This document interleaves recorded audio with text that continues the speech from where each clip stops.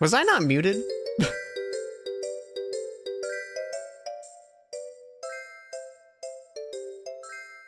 Nah? Nope. Did I say anything stupid while I was making coffee? You heard carbonation? Okay, cool. Hey everyone.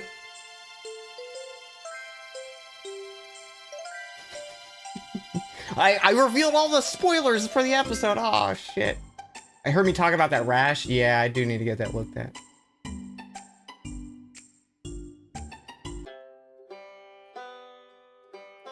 Hey everyone, welcome to the stream. You're welcome to a very, Bryce said yes in the Discord. Good to know. Let me do that real quick.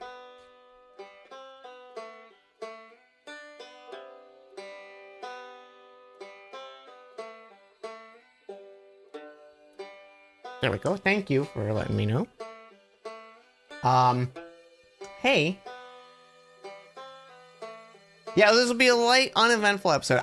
Real talk though, like, I feel like a little kid on Christmas Eve right now. Just, obviously we have some major things to resolve with the campaign. But just in general, I'm just excited. I hope you guys enjoy. Just as a note, know that we are here first and foremost just to play D&D and hang out with each other.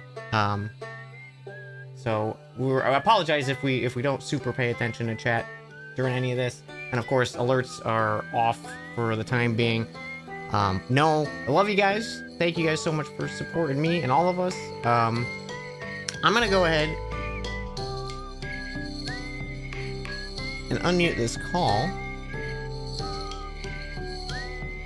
and we'll get into it. Let me actually switch on over to this.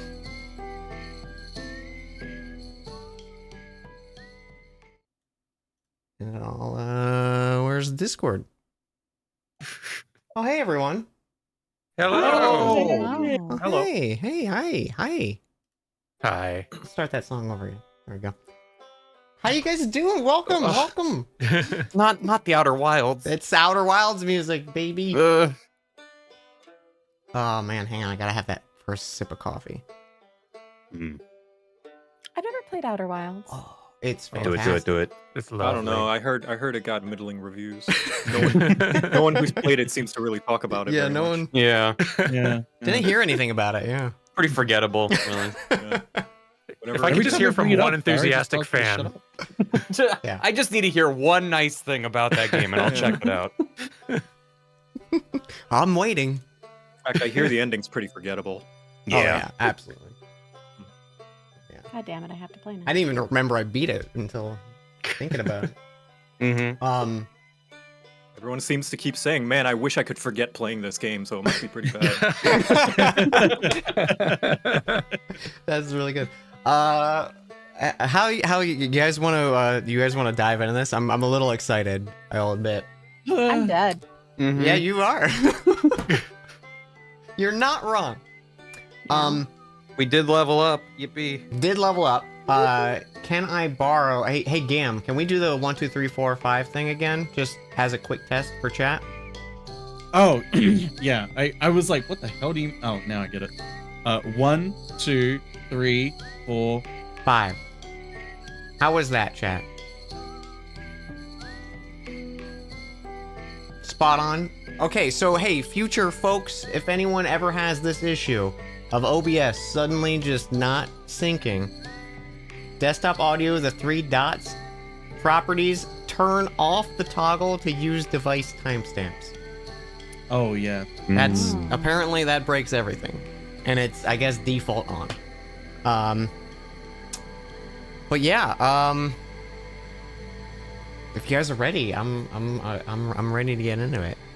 Yeah, I mean, I guess. Let's go. All right. Previously on Dan Jones and Dragons, after arriving in the Ashen Highlands, seeking out another of the lost artifacts, the Ring of Flame, the party found themselves deep in the sunken castle of Olui, lying in the heart of the Voskiri Bog. After rescuing the captured members of the Rift of Flame, a druidic clan that guards the Thin Veil to the Plane of Fire and the volcano nearby, the party began their preparations for their assault on the creature known by the locals as the Hydra, a beholder that had barricaded itself away in the sunken castle, hoarding away its riches and trinkets as well as slowly enthralling those within its presence. The battle began, and while the beast was ferocious, our flower crowns were victorious, but the victory came at the price of Phaley's life as a ray of death struck her down in the beholder's final moments. The party now has rushed to the aid of the Ustenki tribe, Gelnick's once home that he had been cast out of for failing his pilgrimage. We now join our party as they hurry through the swamps, and in the distance they can see the nomadic village of the Ustenki.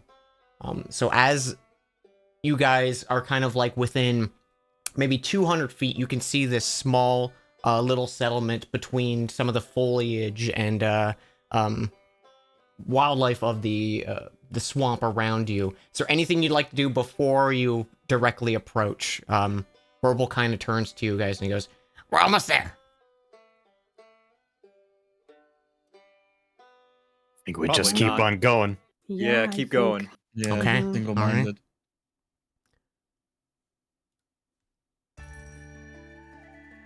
Before you see a small nomadic village. It's set up within a natural clearing of the Voskari Bog.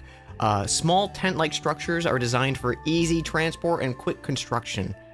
While the location of the village may change at a moment's notice, it does not keep the Ustenkis from making it their home.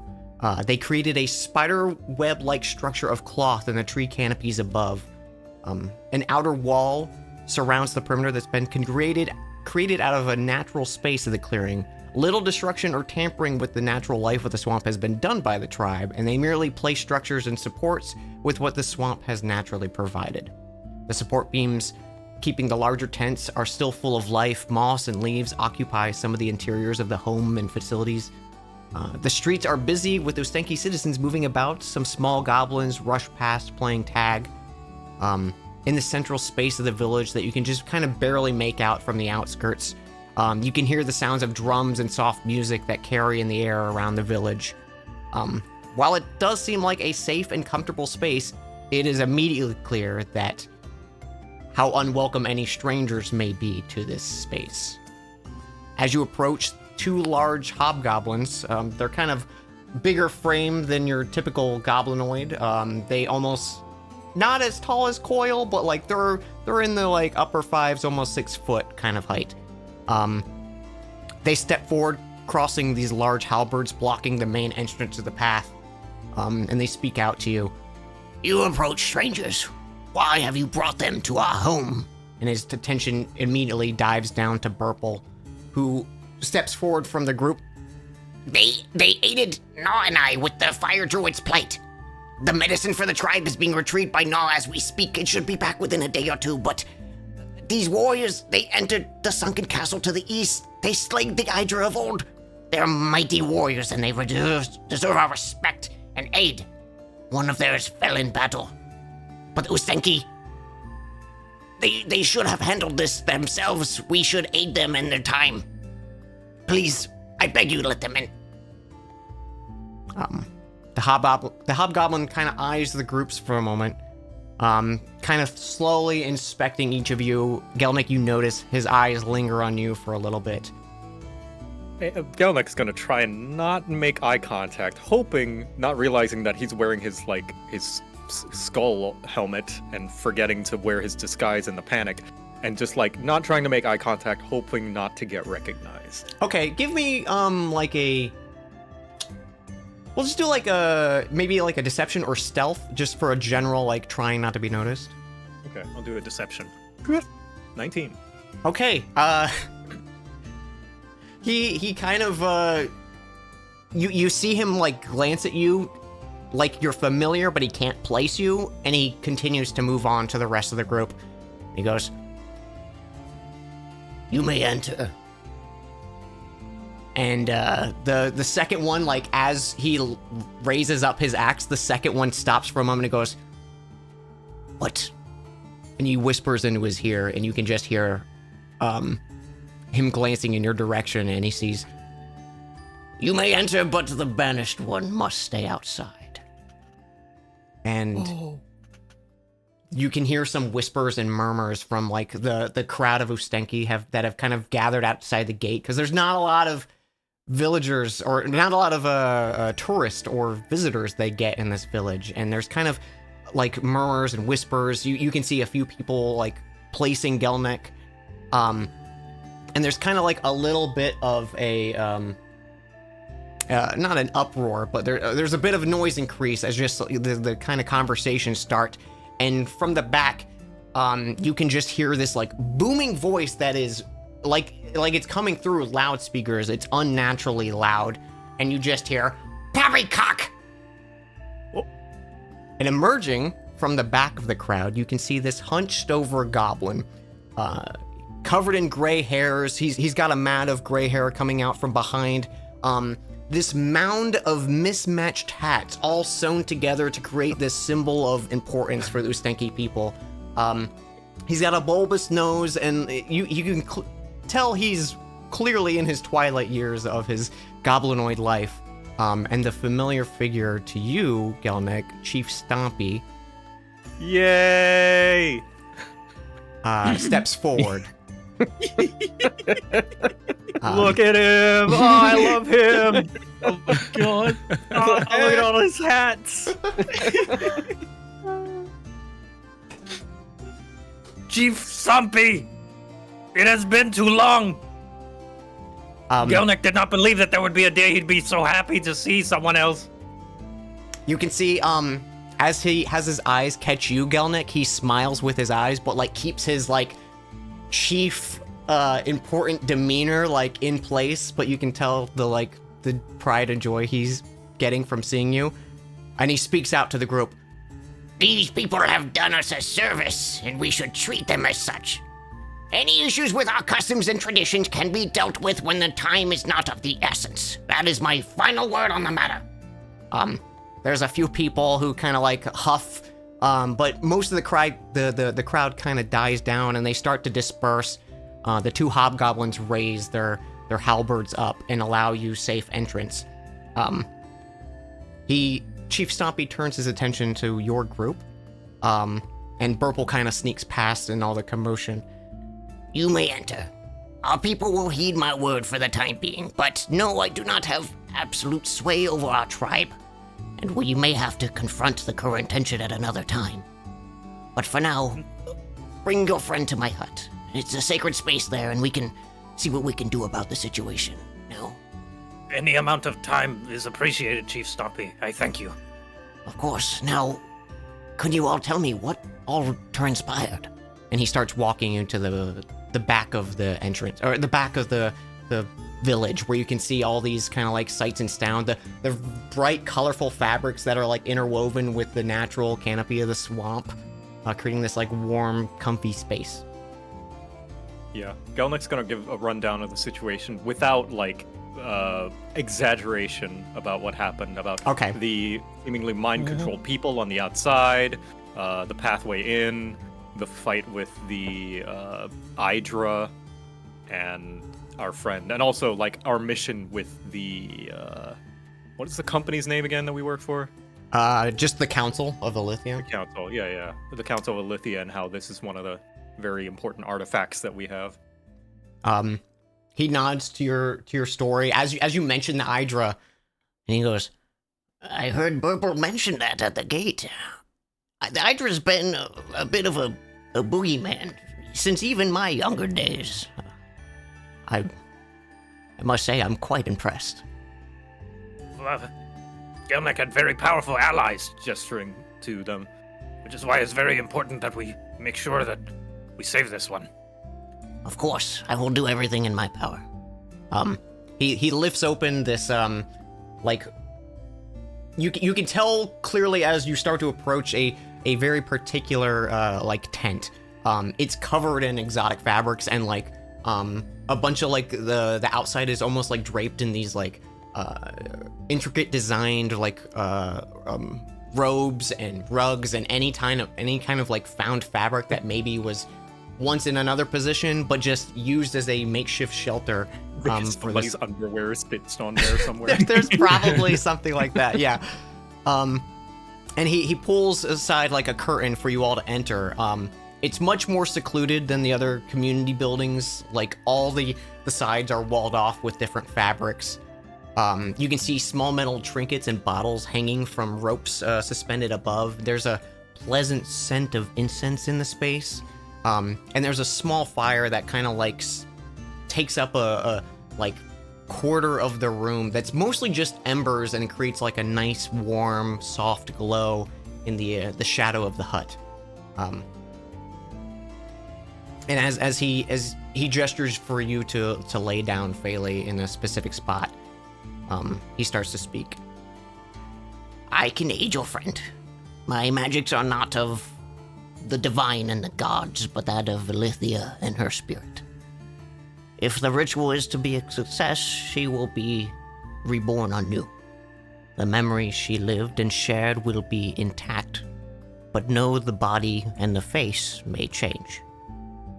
Know that even if you are hesitant in this ritual, or you're not sure of what your friend's wishes may be, it still comes down to the choice of the spirit to return to the vessel. I look to to my allies. Coil will come and bring Phaley's body over and set it down. He begins to like prepare it, which is mostly just like he takes out a small like cloth in a bucket and like starts wiping some of the blood from the battle and like the ash and stuff from being in the volcano and everything like that. And he continues to speak as he does these kind of like small little chores of preparing for this ritual. The process is a strenuous one, but your all's presence can aid in the call to the soul for your friend. Once the ritual begins, you can make offerings to the body and soul by reaching out to your friend from beyond the grave. Whichever offerings you may provide, be they an actual item or words of encouragement, that is up for you to decide. Know that the fates are at play, and even the strongest message may not reach the target, but if they do, the aid will comfort the soul in the process of returning to the body. Within the ritual, up to 3 offerings can be made. You don't have to use them all, but if you wish to, you may do up to 3. As he finishes saying that, he takes like a small cloth off of his wrist and like lays it over Phaley's eyes, and he sits like cross-legged right by her head so he can kind of like cradle her head in his lap. And he kind of takes a few deep breaths, looks around to the lot of you, and gestures for you all to kind of basically sit in a circle around the body. There's the small fire is kind of like in a different section of the room so you can comfortably sit. And he just waits for you all to like get into position or have any questions. Now seems to be the time.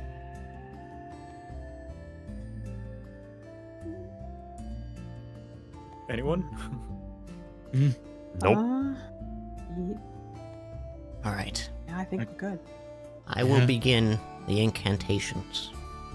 As he starts to chant in this arcane language of rebirth and resurrection, Morinthal, you feel a hand on your shoulder from your comrades that steadies you and weirdly fills you with a warmth and comfort you didn't expect to come in this time of stress and tension. And just from like a small gesture, and as you open your eyes to see who reached out to you, you can see the rest of your companions also in that transfixed state watching Chief Stompy, and no one seems to be there actually giving you this comfort, but it's still received.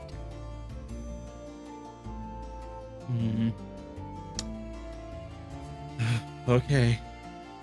As his words kind of continue, they become almost like a natural reverberation happens in his voice, like it's filling the space, this chanting, and the light dims in the space, almost to the point you feel like you're in pitch blackness. The only thing you can see is the circle of the 5 of you surrounding Phaley's body and Chief Stompy. And then a cold shiver runs down your spine. Chief Stompy's words freeze, and just the 5 of you are left in this space of darkness and isolation. Just a moment as I change the music. Also, check your messages real quick.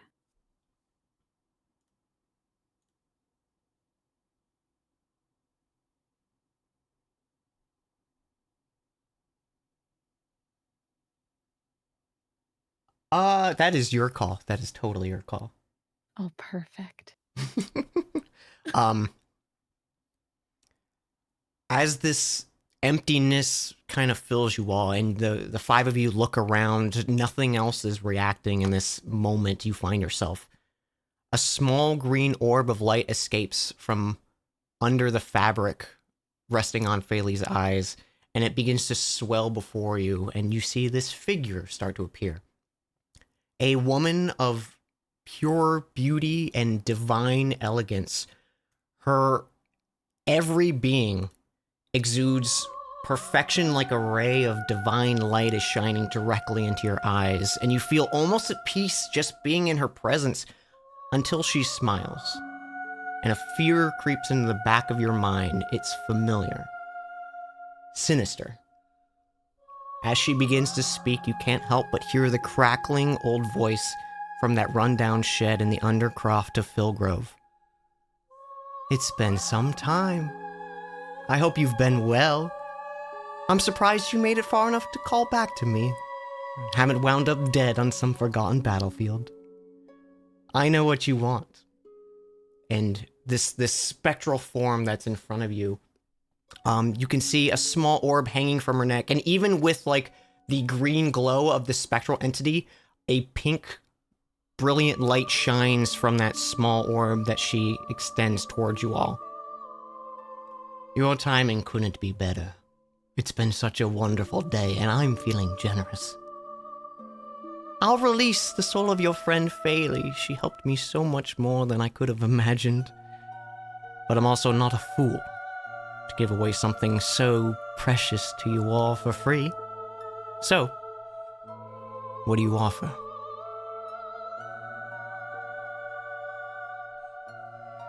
Coil will stand up because you know that even though it's probably not applicable here and this lady Mhm. probably doesn't fear anything, his height is at least intimidating. And he'll be like, What do you want? Well, I imagine something of equal worth. Something like a dear friend's soul hanging in the balance. Someone could simply take her place. But maybe you're feeling creative.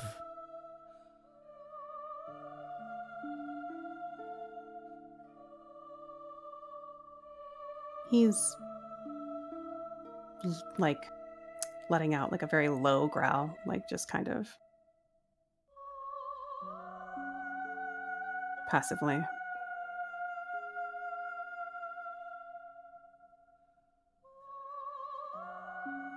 She takes time and like she has this like if this was any other person, the smile would like fill you with joy and comfort just as like a passerby on the street, but you know the deep fucked up sinister nature of this creature. As she smiles at you, it unsettles you in like this weird way you're not expecting. But she takes a moment to look at each of you.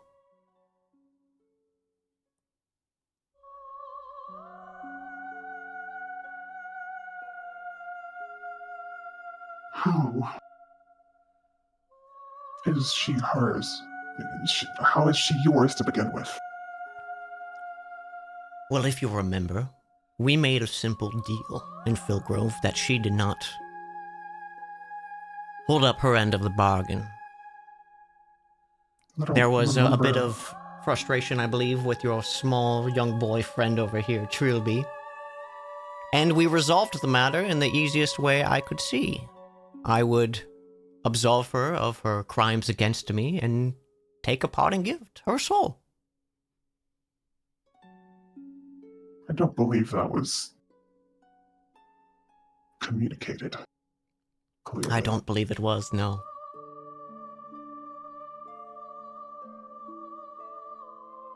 He takes a step forward and he's growling more.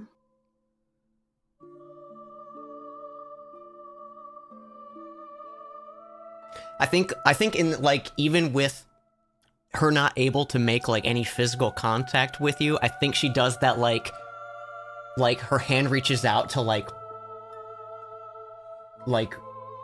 rub against the base of your jaw, like reaching out for like an animal or something like that. Just a like absolute disrespect for Coil. And he like jerks his head away and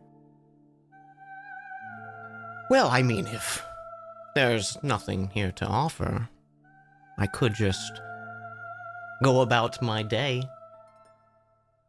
Gelnick is going to step up. And he is going to very just carelessly and just like whateverly doff his armor, kind of whatever belt and like helmet, his drum shield, his maraca hammer, whatever that may have been brought, that he has brought along with him through his journey, grandfathered in from his time in the Ustenki, and tosses them on the floor, leaving him basically in his clothes, like basic clothes, no armor. Gelnick, what are you doing? A life for a life. No. These are my belongings from my previous life as the Ustenki. All of them have aided in protecting me in my pilgrimage and beyond. My drum has sung for her, as her kindness and bravery has comforted and protected us so many times. They were the few items that remain from my time with the Ustenki. But now, I have found a new tribe. And Gelnek is going to look over all of his companions. Which is why you should stay. No. For that life is no more. I found a new tribe and it is about to lose a dear sister in battle. And so I relinquish my tether to my former life. For thanks to these companions, and thanks to this tiefling, it is no more. I am new. And he'll look at Chief Stompy and just kind of like tear up a little bit, knowing what he's saying. That this is goodbye to the Ustenki for good. Mm-hmm. And he looks back at the spirit. A life for a life. No, Gelnek, you cannot. She like pulls forward towards Gelnek, and almost like you feel this like sense of isolation like creep over you, Coil, as like it almost feels like you're getting pulled away from Gelnek, but actually not moving. It's like an artificial distance is being created to give her this one-on-one interaction. And she leans in close to you, Gelnek, and she goes, "Aren't you a brave one? You shouldn't be so dramatic. I simply will just be replacing something. We'll have time to take maybe your new life at a later date, but do we have a deal?" Gelnek, without flinching, extends his hand. And Coil is trying to stop it. give Like, as me much as he a can. wisdom saving throw. Who? Oh boy. Coil? Yeah, Coil, sorry. Him highest stat. Huh? Okay, you kind of fight against this nature, and you're able to react. He will try and step between them. Oh. Gelnek just like, Coil, please. This is my choice. If anyone should be sacrificing things, it should be me. I wouldn't be here if it weren't for her. Such a loyal guard dog. But I'm Shut up. afraid your friend here has something that hasn't already been promised. What do you mean? I guess that's for you to discover.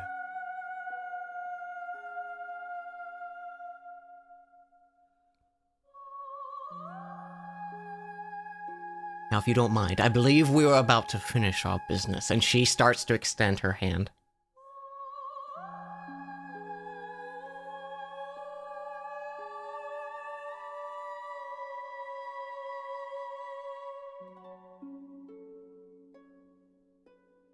Where? And I think in that moment, I think even though there's no physical grasp, on your hand, Gelnek, you just feel like a coldness. And as that momentary connection forms, you see the pink, that pink glowing light coming from the spectral entity. It just shatters, and you see the pink like dispel into the air, and then like time freezes in that moment, and it reforms back into a glowing gem, but it's a bright orange. And as she lets go of your hand, she smiles. Says, "It's been an honor."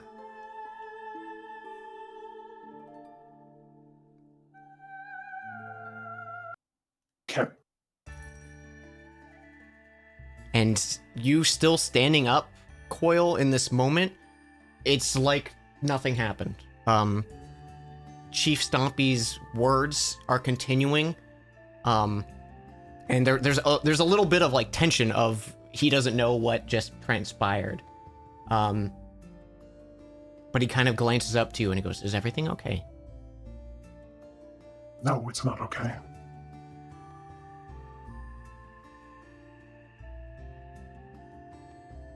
Should I continue the ritual? Did she? He's looking at Gelnek, like seeing if Gelnet okay. looks around.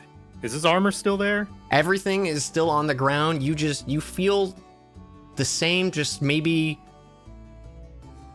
different just for the interaction. Like you feel just like yourself.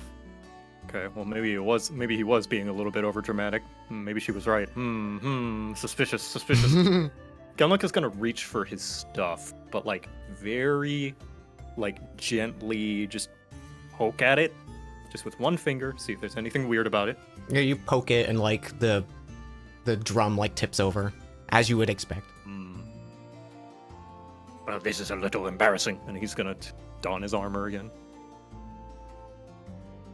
I feel fine so far, but You okay? as she mentioned, perhaps something I may have to pay for later. But I pay it gladly, as I'm sure you would have. Double Gelnek. leader. It is okay. I believe all of us would be willing to make such a sacrifice. I have lived a very long time. And goblins are used to short lives. That's... You should... We learned to make the most of it. And living the entire thing would be making the most of it. perhaps that is true. But the decision is made now. But I do thank you. That compassion, it was coming back here. And just trying to not let Chief Stompy kind of hear it. Mm-hmm. Coming back here, it makes me oftentimes forget such compassion exists sometimes. Perhaps it was being reminded of this place that I may have thought that was the only choice. I am sorry, I must have acted very hastily. You acted compassionate. And he puts like a big palm on his back. I had very good teachers. And he'll look at Coil and then the rest of them. Don't look at me. Double You leader. speak too lowly of yourself. I wish I was brave enough to speak up, Double Leader. Thank you. We're all in this together. Oh, perhaps you... He looks at Coil. Perhaps you will get the chance at the next sacrifice. I'm not going to wait that long, but yeah, we're gonna fix it. We have to see if this works first, though. You glance over and you can see Chief Stompy has been just watching all of you kind of like talk, and there's a warm smile on his face, and he nods as you all like take your seats back again. And he begins to chant those same arcane words. And as that same feeling comes over you of like his voice kind of filling the space, and the lights don't dim this time. There's none of that cold sensation. It's just like I've never, imagined myself being like, one with everything, but I imagine it's kind of in that, like, you feel connected to everything around you in this moment as these words are going, the incense is burning, this low light of this natural fire nearby you. And as Chief Stompy continues the incantation, there's a change in the lyrics, and you can see Bailey's body just slightly lift off the ground as he starts this second verse. And And as his words change, he pauses for a moment and looks to the lot of you. That was the wrong song. I have made connection with the soul. If you all would at this time, and again, if you don't have anything in mind, that is okay too. You may now, 3 of you, if you wish, can reach out to the soul in various ways. For the Dan explaining this to the players method, you can basically make a call to Phaley in a different variety. You can cast spells, you can speak just words, and I'll associate it with a skill check. It can be anything like that, recalling memories, something, and at the end of it, there will be a dice roll. And that dice roll, if it is higher than 10, will add to the chance for Phaley's soul to go back into the body. If it doesn't reach a 10, the words are lost, which is just the fates intervening, basically. But it doesn't add like a negative or anything like that. So there's no fear of like making things worse. It's merely a, how would you like to reach out? Who's feeling it? Coil will step up for sure.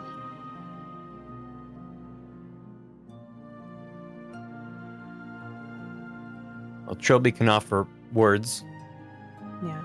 Unless someone else wants to as well. I don't know if he has anything else. Yelnek is gonna elbow Morenthal. He's just gonna look like he's feeling a little sick and just shake his head no and just sort of under his breath just I can't. Yelnek just like, yes, you can. You can. No, I like looks directly into Gelnek's eyes and just I can't. Gelnek is gonna like pull him by like get up on his tippy toes to try and grab him by the collar. You mentioned that you had a chance to do the right thing. You didn't, and you regret it ever since. Now is your chance. You can do the right thing again. I believe in you. But this isn't right. She's. This isn't.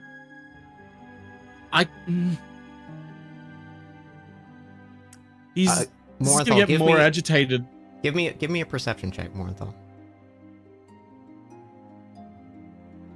20. As Gelnek is holding onto you and reaching out, you swear you see a second set of hands doing the same thing.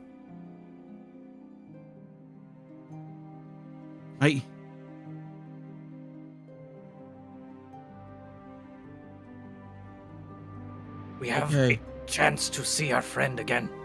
Would you take it? Okay. I'll step up. Thank Okay. you, Morenthal. Who wants to go first? Gelnek, do you have my key? I do, yes. I kept it safe. He holds it up. He'll take it, and he will step up with it. Can I offer this and my words, or just one thing? You can reach out however you wish.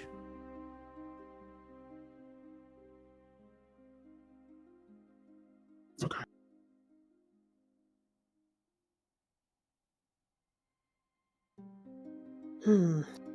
So he'll take a deep breath and he'll put the key, like, kind of, like, in her hands. Mm-hmm.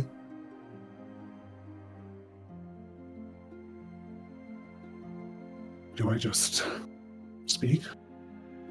He just nods.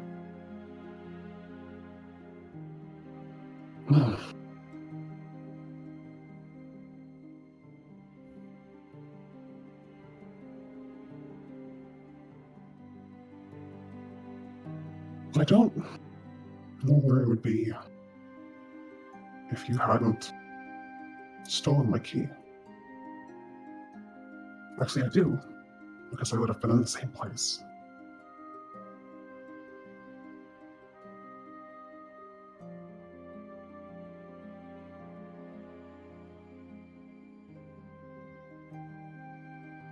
I originally thought you were like them. Just somebody else who wanted to use me as a weapon.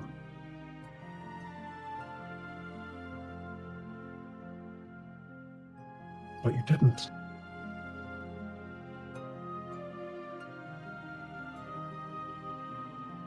And I don't think I would know this feeling if you hadn't been brave and stupid enough to steal that key. So please.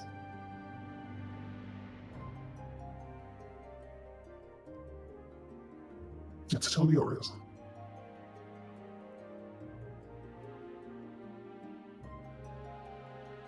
Okay, I would say probably make a persuasion check on this, and I'll give you advantage because of your connection to Failing. Okay. Yay. That's great, because we got 0 charisma. Okay, 18's a Okay. success. He nods and he looks to whoever is next in line. He steps back. I can go. I don't have good charisma either. Well, whatever you do, it might change. It may depend on what the role is. Fair enough. Okay, Trubby will step up.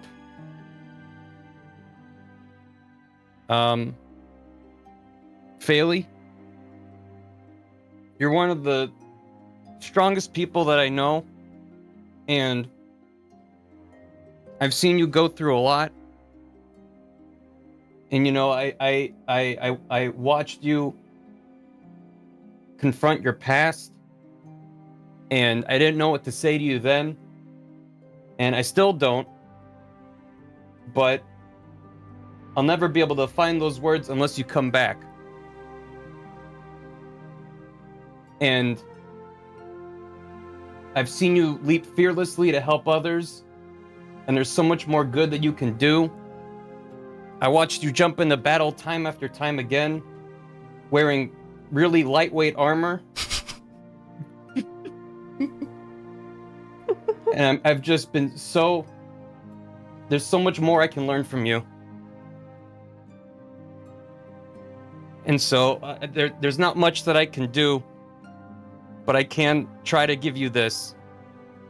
And he's going to take out his healer bee and let it putter over to her. Okay. As you're using one of your magical inventions, I would say give me an Arcana check. All right. Oh.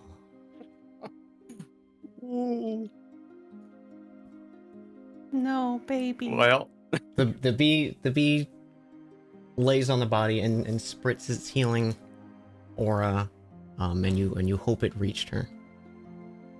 I'm gonna go sit back down. Okay. And he finally Yeah. nods to you, Mournthal. Slowly walk up. You,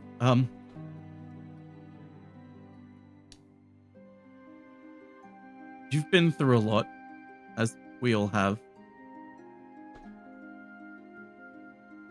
But unlike some of us, you've faced your past and learnt from it. You've conquered Black Hand and continued to go forward in the memory of those you love and stuck with, like Arik. And I feel it's too soon for you to be gone now.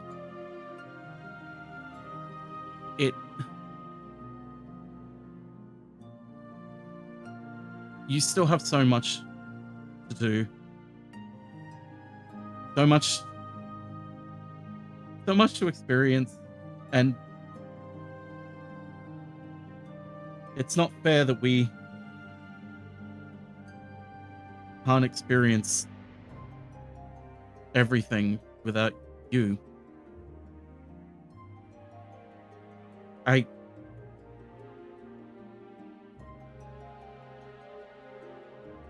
I've grown to miss you, and I don't want to. Please don't be dead. Please come back. He's just gonna look nervously around and just... Okay. I will say either in this situation, persuasion or religion.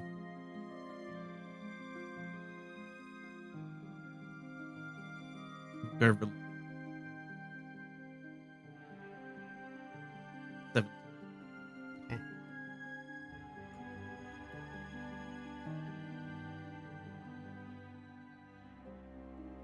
As you step back, Mornthal, and Chief Stompy gives you all a kind of look. I will now try to finish the ritual. And he begins to speak, and the body lifts off the ground. And I'm gonna make the roll. You have +2 to this roll, and a 10 is what we need to beat.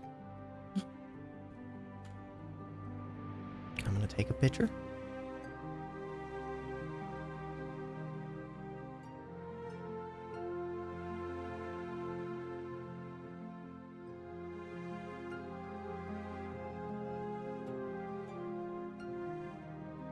I'm so scared. Terror.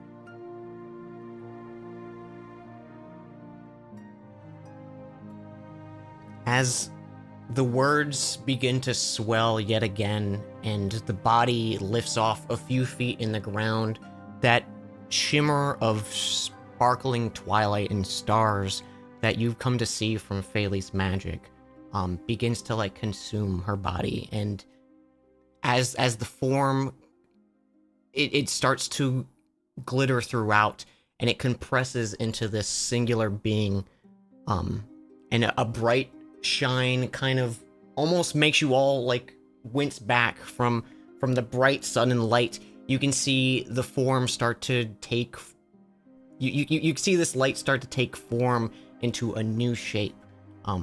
It's familiar, yet you notice as the light starts to fade, there's no tail, there's no antler horns, and Phaley, what do they see? So they initially think they see the horns, but realize soon that it is just a headdress. They see a very similar form in front of them. She's paler. She's got her flowers on her headdress with antlers made of branches. She's wearing a dark black dress with pale roses on it. Her staff takes the form of petrified wood wrapped in thorns. And her lips are parted slightly, and they notice that she's got 2 very sharp teeth. Her eyes are blood red, and her necklace that used to house the crystal map is now a drop of blood inside of a gem around her neck.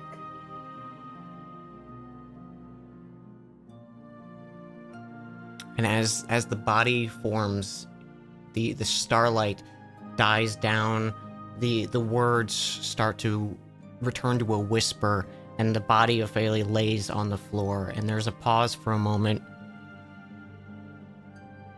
And then Phaley, your eyes open, and you instinctually take in a deep breath. So Phaley gasps, and all she remembers is her last words before dying. And not realizing what had happened, she just shoots up. Coil! And then is very He stands up. confused when everything looks different than what she remembered. Faylee? Where are we? Where?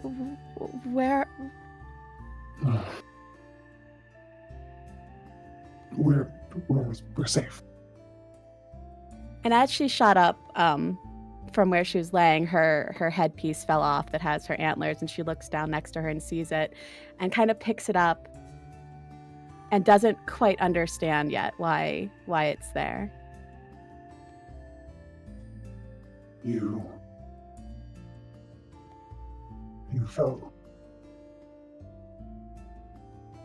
What?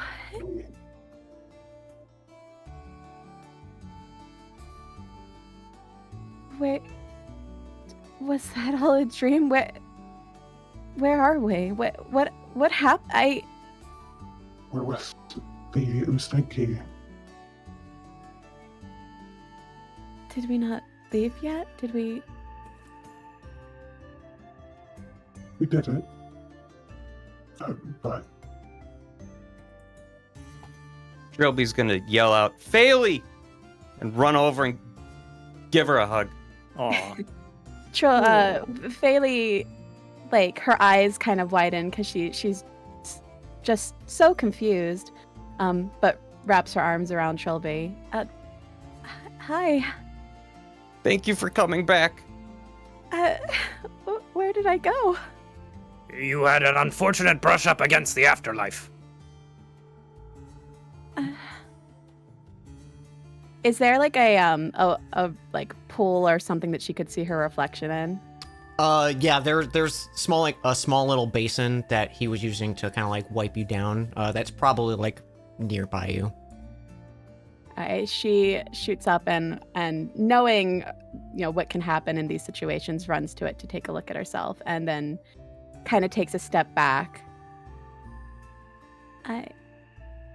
I'm not me. You are different, but still you. She walks back to the bed and grabs the headband that has the branch antlers and her flowers that she had before and puts it on and looks back in the water. This is the best they could do then, huh? For what it's worth, vicious fangs are very attractive in goblinoid cultures. Chief Stomp's just nodding, This kind of viciousness, you understand. I'm sorry. why are you sorry? I don't know what had to happen to get to this point, but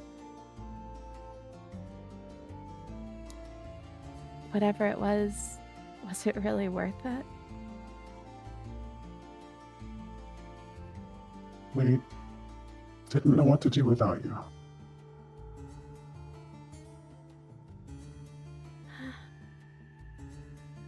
We know you would have done the same. She just stands there and isn't quite sure what to say, and her eyes are tearing up a little bit.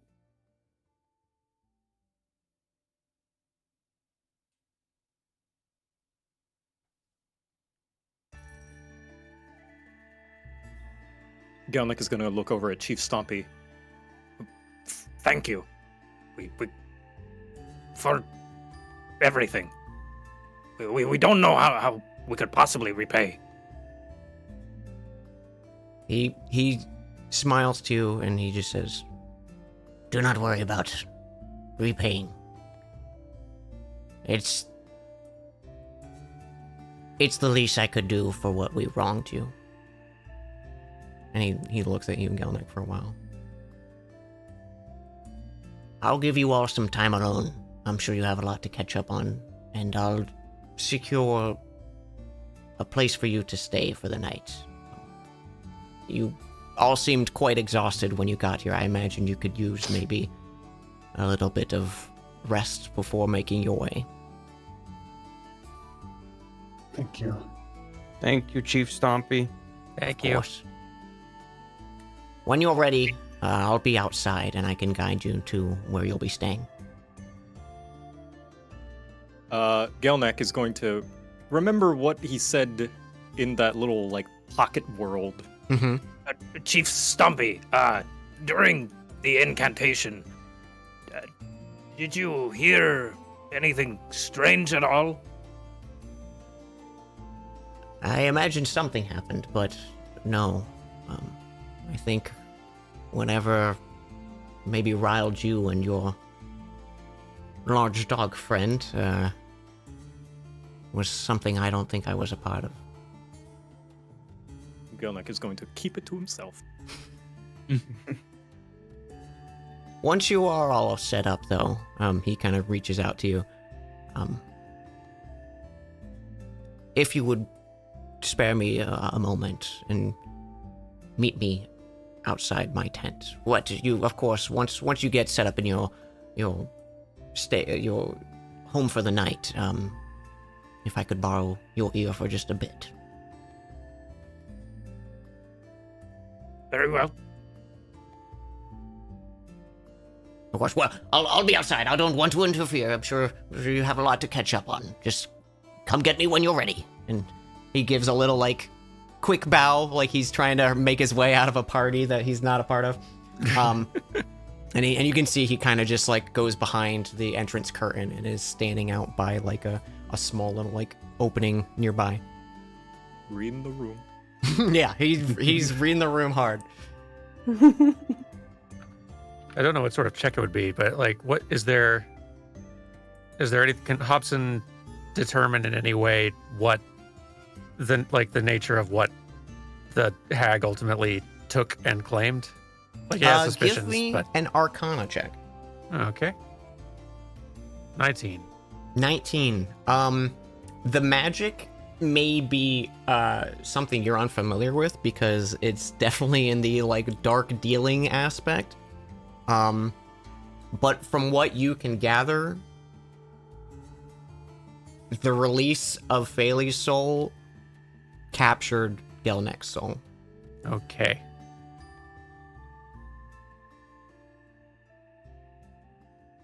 I kind of assumed, but Yeah. But I think you can easily infer that with what transpired. oh, we're gonna have to find her. Well, we know where she lives. I guess that's true. Bailey, how do you feel? Who do we have to find? Remember Rashala. your cards?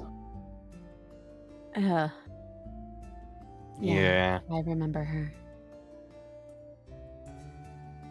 Galbeck did a very selfless thing.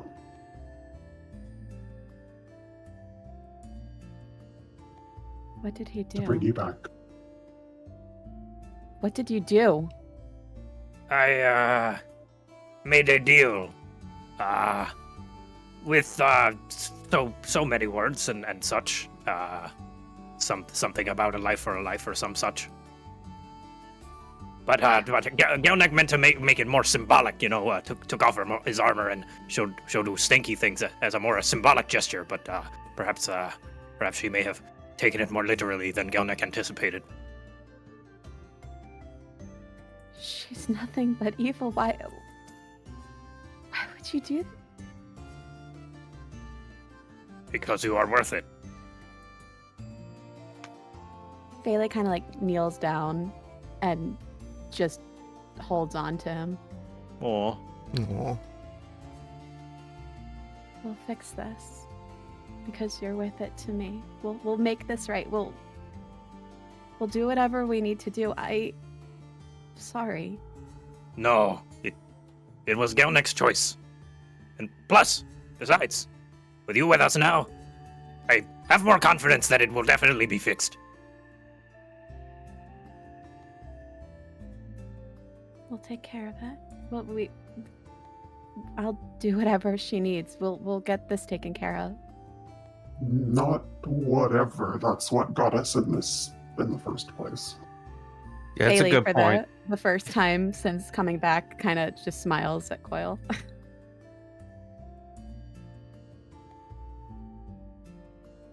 We'll figure it out. Yeah.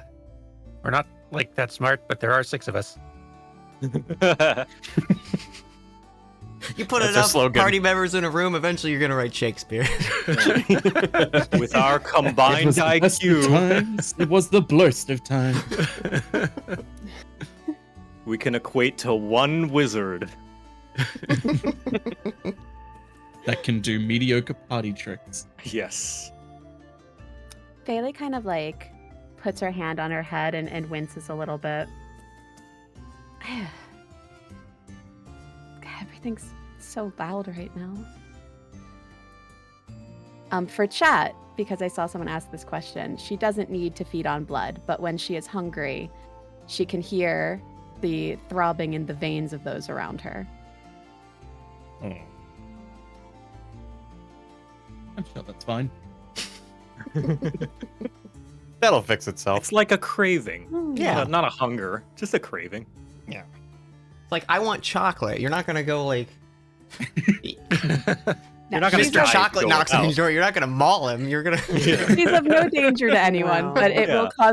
will cause her headaches because of the noise if she gets very hungry, which being dead for a little while, might do to you. Works You're not up an gonna gnaw appetite. on Mr. Chocolate, but you'll heavily consider it. Yes. Also, Faylee, give me a Arcana or Religion check. Yeah.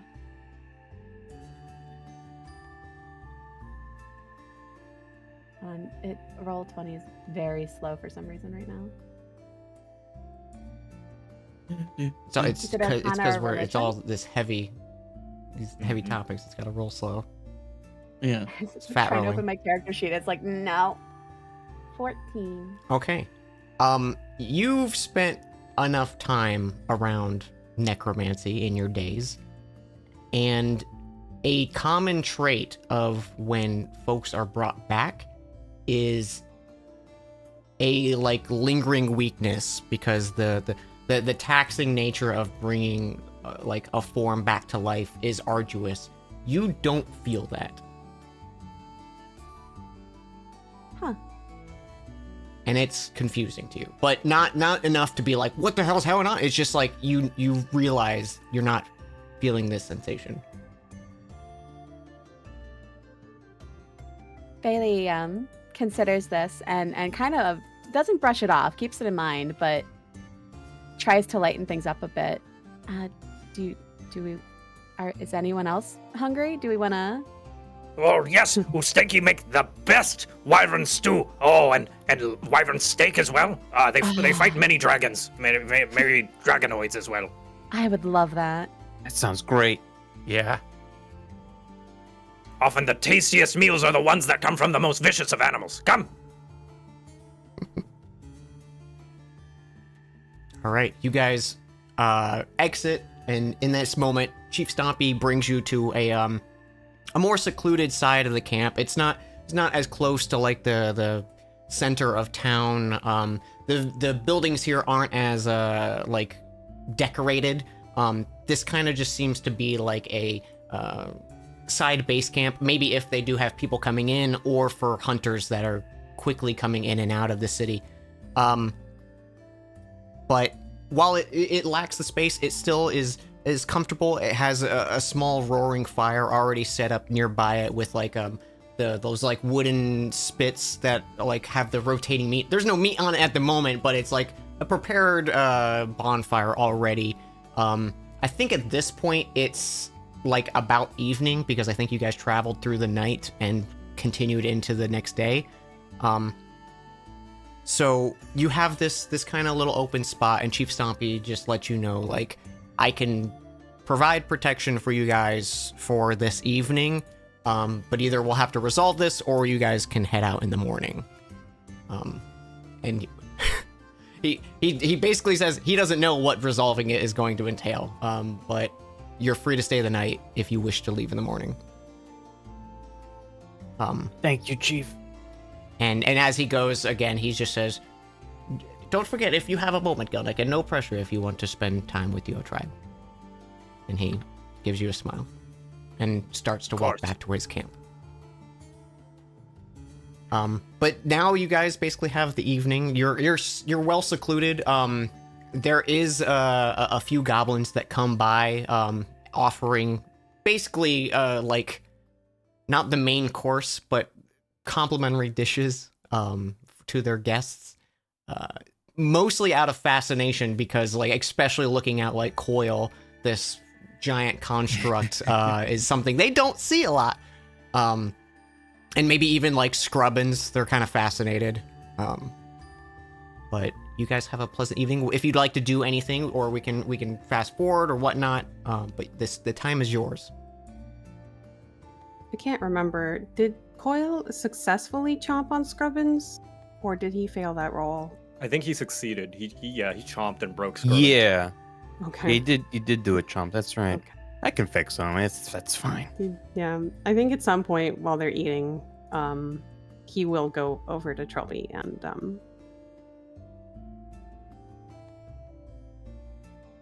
sorry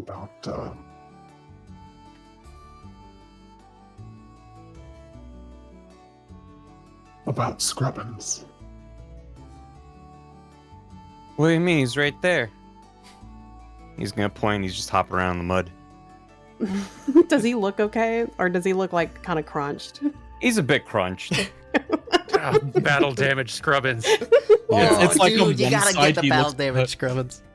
he looks like perfectly fine on one side, but then he hops to the side and you just see a massive gouge He's in like- one It's side. Five Nights at marks. Freddy's on the other side. He's just horrifying. I gave him a bird Punish skeleton Scrubbins. inside for no reason. Battle damage Scrubbins sounds like a skin in the new battle pass. Right? Oh my god. I gotta go grind for the battle pass.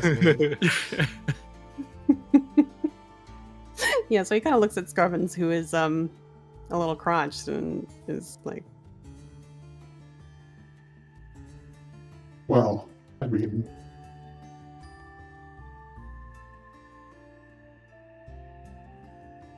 yes, he is. He's quite hardy. Thanks. No, Coil, don't worry. Don't worry about it. For the record, Trilby is about to fall asleep. Yeah, it's okay. It's okay. I fixed him in the morning. You did what you had to do. There's no hard feelings, Coil. Thank you, though. It's okay. It all worked out. all right. All right.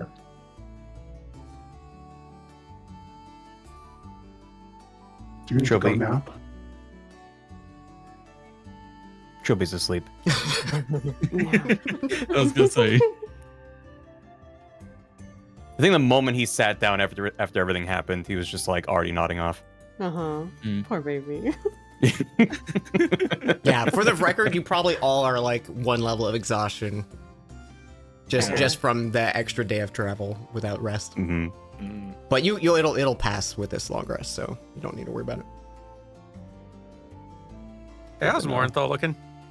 Yeah, I was gonna say. Sounds great. Gelnick, seeing as he probably doesn't want to bring it up with Phaley, Gelnick's gonna, like, during the whole, like, feast and stuff, just gonna lean in. Morinthal, are you okay?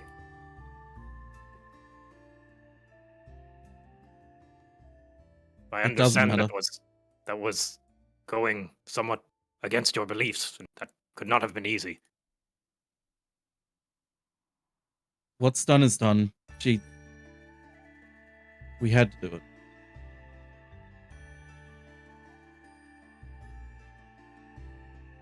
Gelnick getting the sense that he. Oh no, you go for it. You go. It's fine. She's alive, that's all that matters. It is okay if you are not fine.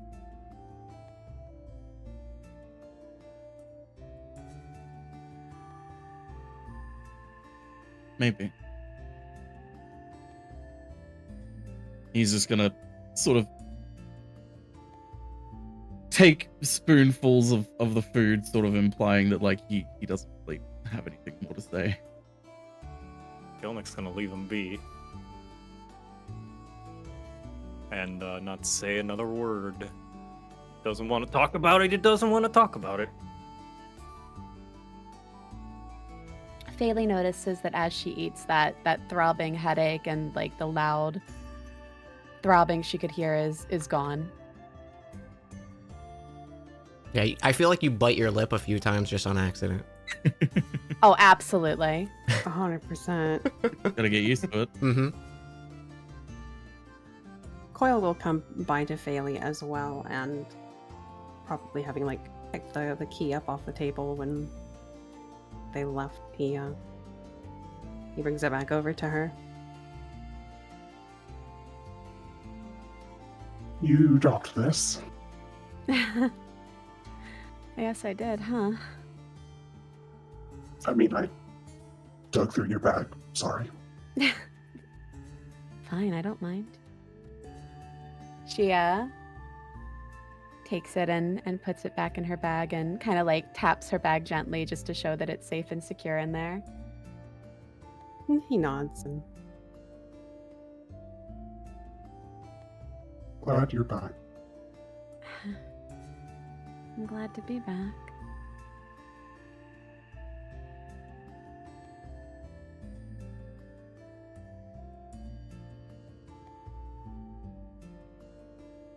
and he's emotionally stunted, so that's about all he's going to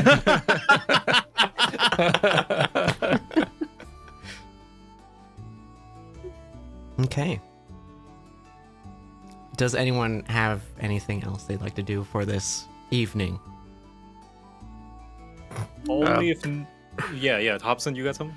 Hobson probably does try to find some moment during the proceedings, but there's not a good one, so he just eventually just chooses one and goes to say, all right, there's this is gonna sound weird no matter how I say it, but we definitely need to find, I know we're all tired, and before we like turn in for the night or go to sleep or something, we need to tie me up or something. Right. We're tying you up. Yeah. I can do that. Thank he seems you. kind of excited and he's Are we practicing our nut making? I can explain more later, but we just, if I'm ever wandering around at night, for some reason, I don't know if I can be trusted when I'm I don't know a short way to explain this. Faylee Morthal, if you see me, if I'm supposed to be asleep and you see me up all of a sudden, hide or run or tie me. I don't know. What if You're just going to be getting tied up. started drink? It's fine. Okay, never. Yeah, it's nothing you guys are gonna worry about then. Is Vals upset or something? So it's weirdly no. It's I seem to be every now and then when I go to sleep, waking up, having very briefly switched places with whoever's wearing he holds up his gauntlet arm, the other one of these, which is very honestly pretty exciting and fun until I realized that the other person is a bounty hunter.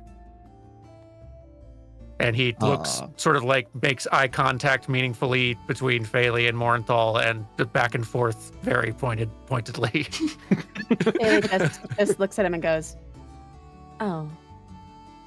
Oh. Yeah. I sort of have a questioning look on my face.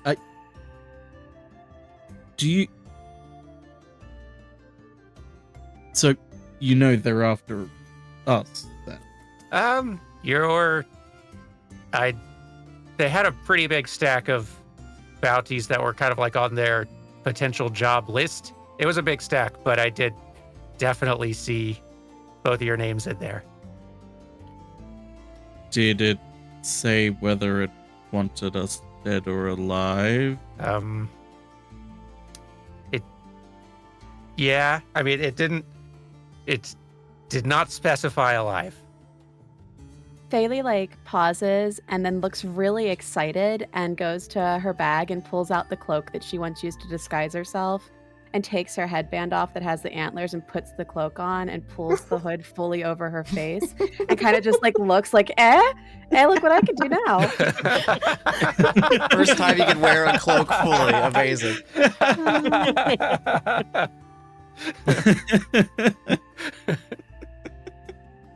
She's seeing the bright side of it. That'd probably work. But yeah, I am still kind of getting a handle on this, and I'm going to try to figure out as much of it as I can. But until I understand what's going on, the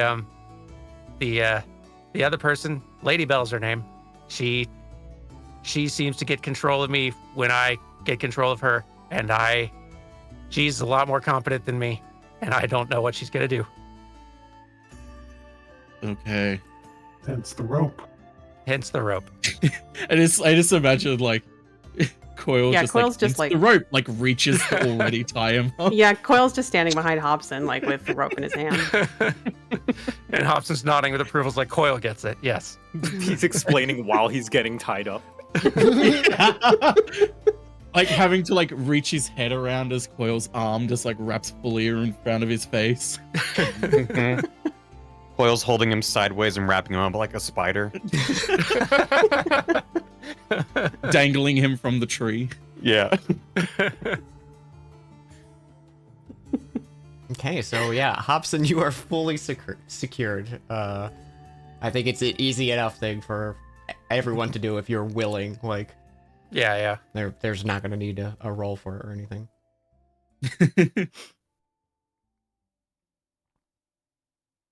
Boy, I hope this works. Yeah. I hope so too. I'll keep an eye on you. Appreciate it. Yep. Plus, if worst case scenario, your perpetrator of your mind does come loose, I mean there's no offense, small man, but you are very easy to defeat. Even Gelnick could beat you in a one-on-one fight. For you have many weaknesses, but that is not to be ashamed of. Also a good point. Although again, I should definitely stress she seems way more competent than me. Even if she's got to work with this, and Hobson just sort of is just looking sort of up and down himself. I feel like I don't know what she's capable of. But yes. It seems like from what I can tell of what she looks like in her usual form, her coming at you in my body is way less threatening. Don't discount her. She could be resourceful. Yeah.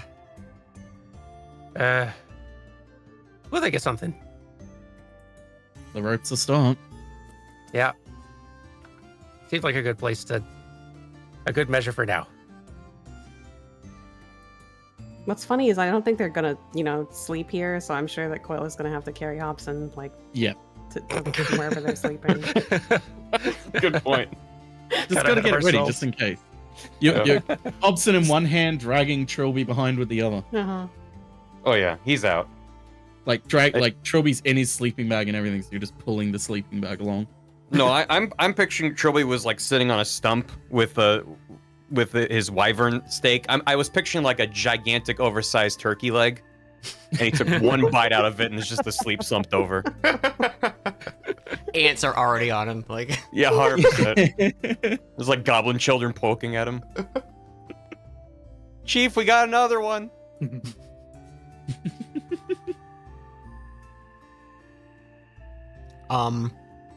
Do you, Gelnick, go to see Chief Stompy or not? Yes, I do. I just wanted to make sure everyone was done with the one. Yeah, they were yeah, doing. totally good. After everyone goes off to bed and stuff, he will go to Chief Stompy's tent, Okay. which he is very familiar where it might be at this Yeah. point. He's grown up here. As you walk up, you can see he's there, just kind of like poking at this fire, which is like a much more like well-established fire ring and stuff compared to the one that is in like the guest quarters, quote unquote. But he's just kind of like poking it, looking into the fire. And he turns and he smiles as you approach, and he pats the rock next to him. Yeah, he'll go and sit on it. And you can see he's kind of got like his fingers interlocked, and he's like twiddling with his thumbs. And he's got like those, you know, like grandpa fingernails, like they're just kind of nasty. He's just kind of like fiddling with them. You can see he's like there's like a sense of unease or nervousness about it, and he turns to you and he goes, Gelnick, I must say, it's lovely to see you again. And as much as the other elders may hate for me speaking to you, I don't want to let that stop me. You've grown so much, so strong since the last time I saw you, and it hasn't even been that long. The Ustenki didn't deserve you, and I'm ashamed of our customs for pushing you away. I wish I could get the others to change their way and go against traditions, but it's a slow and stubborn climb. I just want you... Oh, you go. It is okay, Chief Stumpy. It means a lot to hear those words from you. You were always very, very supportive of me, and much as I was a stubborn child, I look back upon our encounters now and only think fondly, even of all the annoyances. Trust me, I know those annoyances. I just want you to know, whether it's with the Ustenki tribe or not, you always have a place by my side. And I'm happy you found a tribe that deserves and loves you. You deserve them more than everything that we couldn't give you. He kind of like does a deep sigh, and you can see he looks ashamed. Just for the sake of tradition, is like his hands are tied, but you can see he's uncomfortable. Yeah, Gelnick is going to lean in and wrap his arms around him and just like bury his face in his chest. You have nothing to apologize for, Chief Stumpy. You were always by my side. He gives you like a real tight hug back. What happened was beyond your control, and yes, admittedly, our traditions seem stubborn, but I am still grateful for one thing that the Ustenki stood by, and that is our pilgrimage, for it has shown me so much. And without it, I would not be the goblin that I am today. He kind of pulls you back to get a good look at you, and like you can see he's got, you know, marks of tears down his face, and he sniffles them away and he goes, and speaking of which, it has been some time since I heard one of Gelnick's famous stories, and please, tell me what you've been up to, fighting boulders? And Yes, there we were! In the depths of the labyrinth, and the evil boulder, and Gelnick is going to happily stand up and mime all the things and give a very exaggerated recalling of the story of the flower crowns and the rude lady and the stinky drow and the small man and the strangely dressed boy and the strong dog, and basically his entire journey up to this point since he left the Ustenki from banishment. And he eats it up. Like he's clapping and cheering, and he's on the edge of his seat with every word you say. And I think maybe the two of you just spend some time swapping tales like that, or he might just be listening to you the whole time. And eventually, once the evening like starts to get late, and the conversations die down between the two of you, and he goes, like I said, you can tell your friends they're safe to stay here. As come the morning, you'll probably have to leave unless I can maybe convince anything of the other elders, but I'm not positive of it. But I just wanted to at least grant you this moment of respite after what seemed to be a very tough few days. Chieftain, you have done so much for us, I could not possibly ask for you any further. In fact, I think You shall save yourself the awkward embarrassment of having to talk with the other stubborn elders. For, as you say, I have found a new tribe now. I have found my place in this world. I'm very proud of you, Gelnick. And he stands up and gives you another quick, firm hug. Well, if you need anything, give me a holler. I'll be asleep. And he waddles into his little hut. Of course, Elder. And Gelnick is gonna make his way back to where his companions are sleeping. And there you see Hobson's tied up, yeah. Trilby's covered in more bugs. All is well. All is well. And as you guys go to sleep, does anyone have any last minute before we proceed to the next morning? Yes. Okay. Can I sort of move a little bit away from the group and just sort of sit by myself? Absolutely.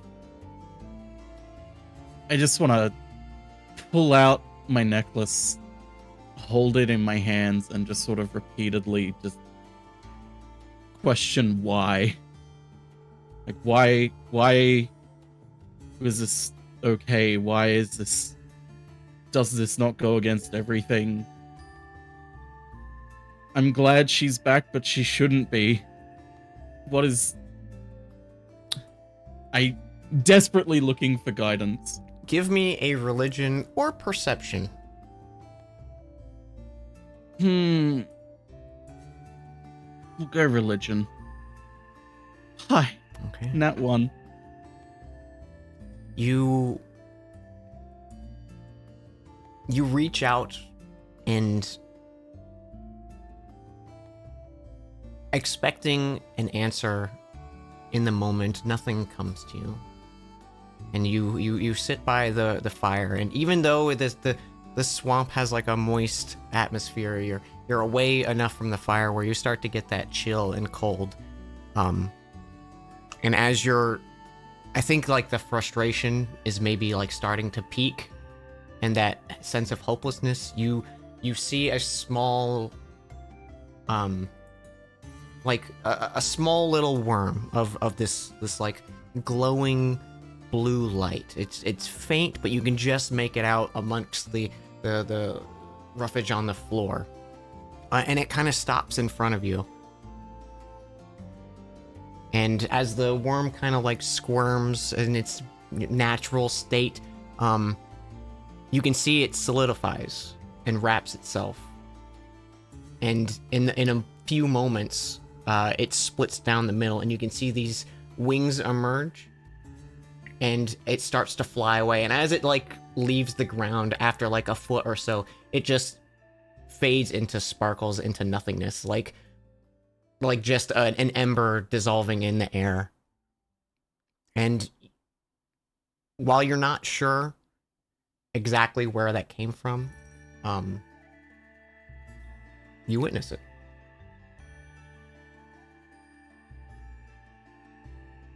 I'm gonna just stare at where it disappeared and just sort of feel a bit more secure that it was the right thing to do, and just sit there in silence staring at nothingness. And just let time pass. Mm-hmm.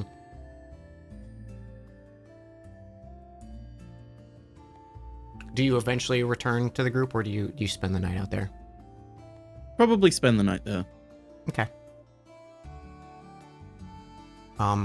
Once the evening kind of gets to a close, you can hear the sounds of the soft drums and music that's coming from the central courtyard. It starts to die down. You see less and less of the citizens, and more of the guard kind of resuming patrols. The firelights start to die down to embers, and you're left there with the sounds of insects and frogs and the croaks and natural sounds of the swamp for a while, before your small trance takes you And the rest of you all get your full rest. Hooray! Yay. And Phelan, No you can more. actually level now. You can you can actually level up to level 8 now. And you Hooray. might have already done it, but I just wanted to make sure.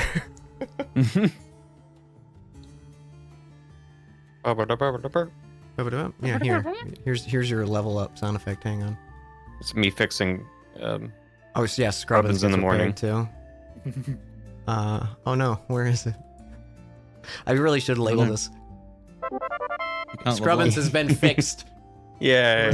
up. Huzzah! But morning comes. There's already the sounds of commotion and the day starting. You can start to smell the scent of breakfast coming through the camp and fresh baked goods. And the Ustenki people are way up earlier before the rest of you. I think exactly with your exhausted state. You're no longer exhausted. You're all healthy and everything's good. And I think after maybe a few moments of you guys kind of gathering yourselves, preparing your day, gathering up your stuff, you see Chief Stompy kind of stand maybe 30 or 40 feet away, just kind of waiting for you guys as like a signifier of like, I think it's time to go. Hmm. Yep. Gelnick gathers his things, is just looking around. Like, he probably would have gotten up early just out of habit, just Mhm. like with the Ustanki, and get ready for the day, but then, like, looking out his tent and then looking down and realizing, oh, wait. And then, That- like, Oh. Those like old lamenting and habits. Yeah. yeah, old habits, but then lamenting it a little bit, seeing that his allies are still asleep, and then the smile and contentness. It's like, oh yeah. A second, oh wait. Where? And eventually you guys are gathered by the main entrance of the small village. You can see Burple is joining you as a guide, also to check in on Gnaw, since Gnaw still went to the Rift of Flame. And a small crowd of people gather, maybe some of the children that were poking at Trilby and fascinated with Coil over the night are there kind of just waving at the unique strangers that passed by. And you can see Chief Stompy kind of hanging back from the crowd, just like warmly smiling at all of you. And for the second time, Gelnick, you leave the Ustenki, but this time with a renewed vigor and purpose that you didn't have last time. Yay. And you all make your way back to the Rift of Fire. It probably takes about a good day of travel, we'll say. We can kind of just skip that because you have a guide at this point, and you're probably familiar with these paths since it's directly by one of the safe spots for the tribe, Gelnick. So you can easily navigate. He kind of points out a few of the things of like, here's a natural occurring spot for the blight. Here's some froghemoth nest. Let's stay away from those.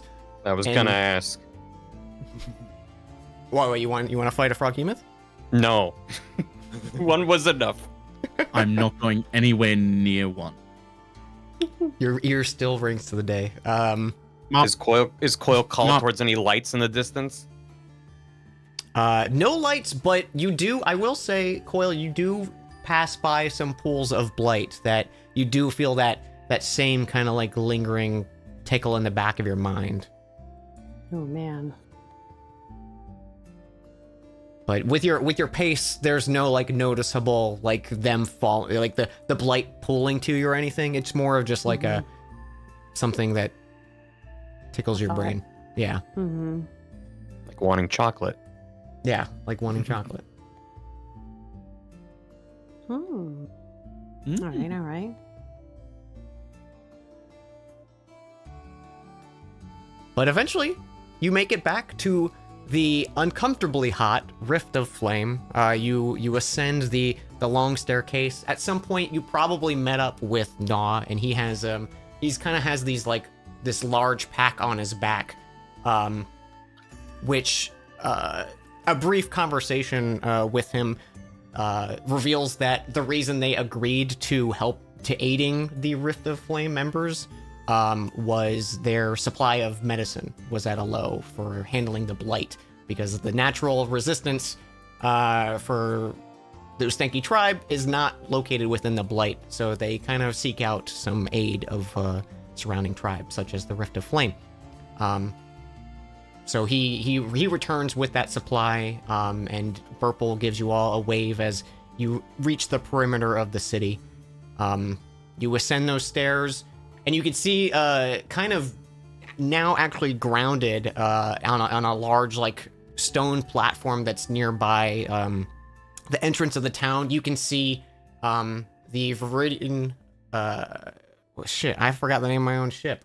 The Viridescent Javelin is sitting there, and the crew is busy at work kind of repairing stuff, and you can see like just some like clearing off of natural like bugs and vines and stuff that started to like creep and grow on it even in the few days. Just the natural properties of the swamp kind of like trying to get to the ship. And Azru peeks over the side and goes, hey, good to see you all.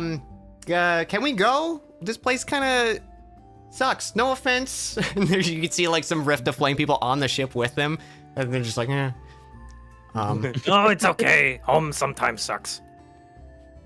But yeah, did you guys get everything you need? I heard there was quite a bit of commotion. They came back like a day or two ago and kind of told us the whole story of this. A bunch of monsters started fighting each other, and you guys went in a castle and shit. Yep. Well, Cool. Okay, Kelnick have that's a great. story for you. Cool. Okay, well let's Push Gelneck forward. let's get out of here. You can say hi to them. I don't think they have anything for you unless maybe you agree to something. But we're ready to go as soon as you guys are. You We can see should it. probably talk to Flint before we leave. Right? Oh yeah, should we? Check in with Yeah, him. probably That's a good idea. true. At least be like, see you. Hey, this is what happened. See ya. Mm-hmm. Yeah, Who can we is report back? carrying You the can, you ring can right now? I am. Okay. How you feeling? Yeah. Well, I don't have it. I have it still on the tentacle, I think, don't I? And it's wrapped- Oh, okay. You just have it on the tentacle. Like I just cut the tentacle with the ring on it and then just wrapped it in cloth really Okay. quick so we could run. So yeah, it's still like, in that case, the ring is like maybe like 7 inches in diameter. Like it seems very big because it's attached to this tentacle still, even though it's severed. But you would know that magical items resize to fit the user properly. So just so you know, it's a kind of hefty, big ring, and it is warm to the touch if you happen to accidentally touch it at any point. Not like burning, but it does have that glowing, like it just was pulled out of a fire property. But you guys can quickly check in with Flint. He doesn't really have anything to offer except for his thanks. He says if you want, we can offer discounts in the shop, but we don't really have the supplies or anything other than their thanks, or passage to the Plane of Fire if you would like that as well. He offers that up. Maybe What? guys We've had later. enough eat. Yeah. Maybe we'll come back for a holiday.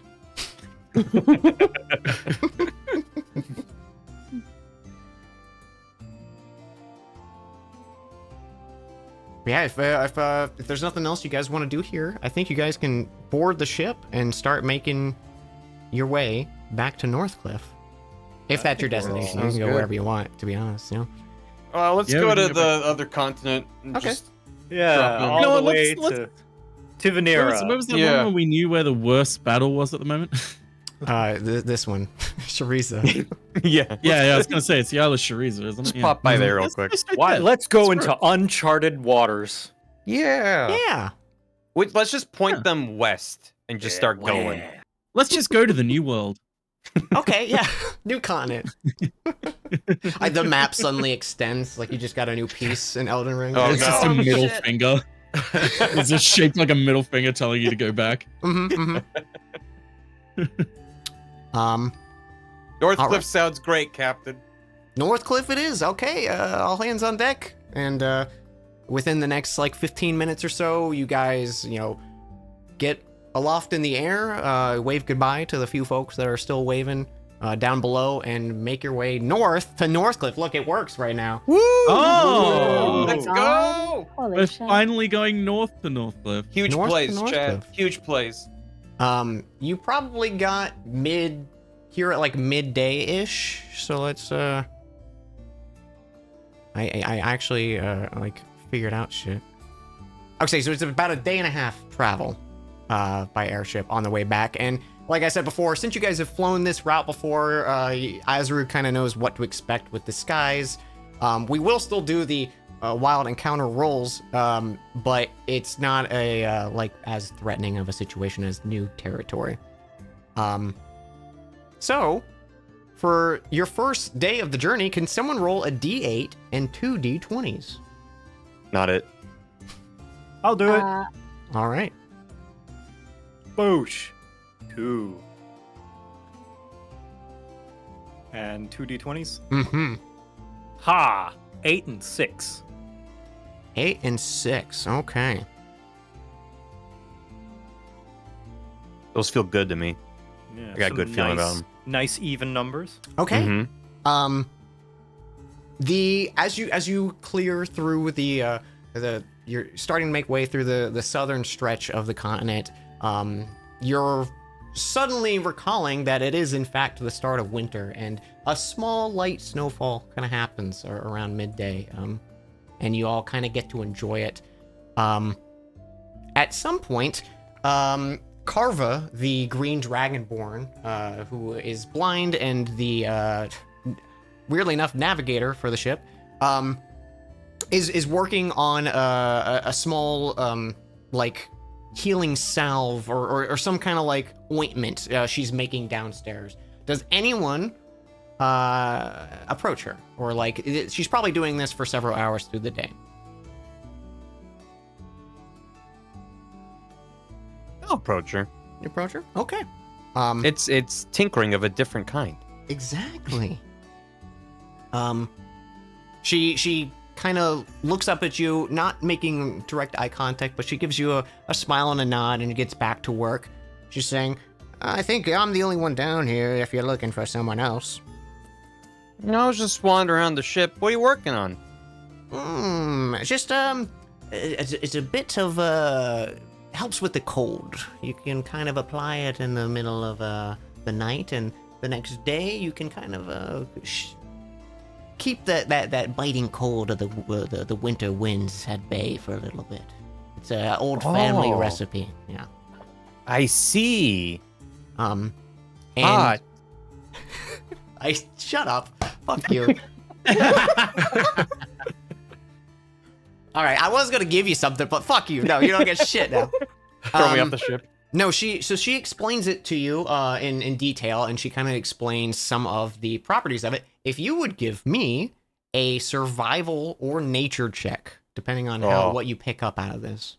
Well, nature takes int, so yeah, 12. Okay.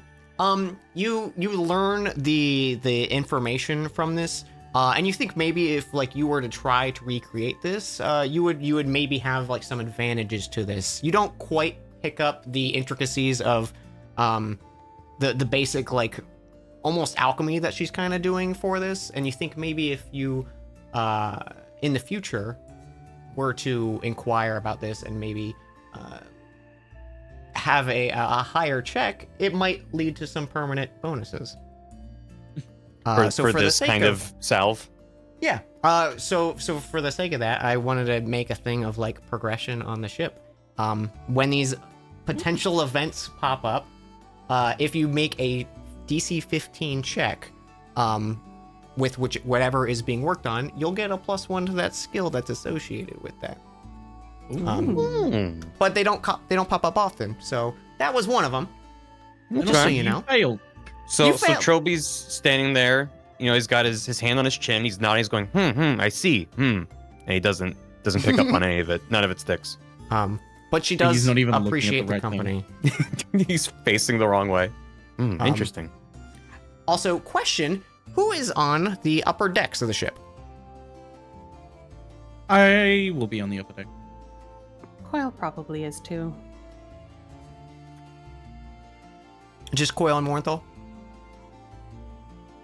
I feel like Phaley's probably wherever the rooms are. Yeah, below Guessing. deck. Yeah. So maybe in the distance you can hear Fraley, you can hear Trilby and Carva having this conversation, because it probably is like maybe Trilby doesn't want to listen that long, but it's like over a few hours she's explaining this, and you're kind of trapped. But you do notice, where's Hobson? What's Hobson up to? Hobson was probably on deck for like the first few hours, and then it got cold and windy, and he decided, all right, I'm going to go find some place below decks that's just comfy. Can you give me a wisdom saving throw, Hobson? I certainly can.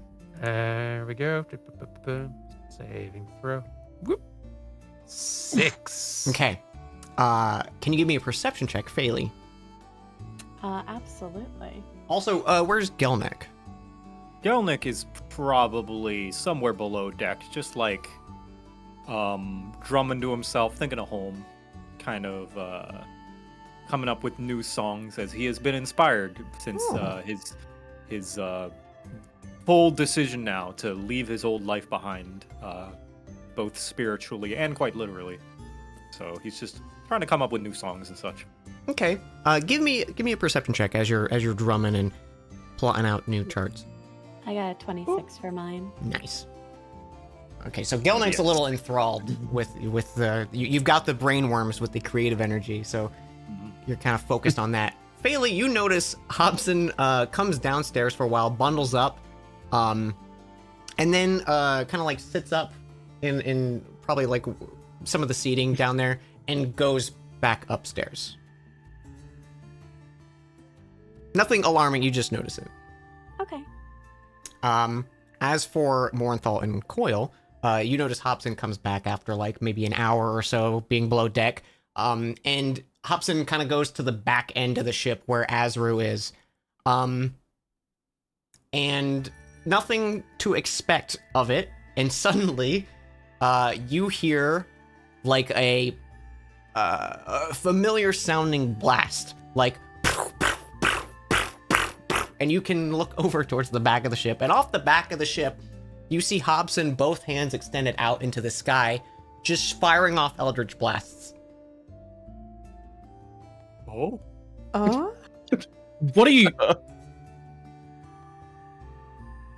And as soon as you like say that to him, Morthal, he puts his hand in and goes, "Sorry." What?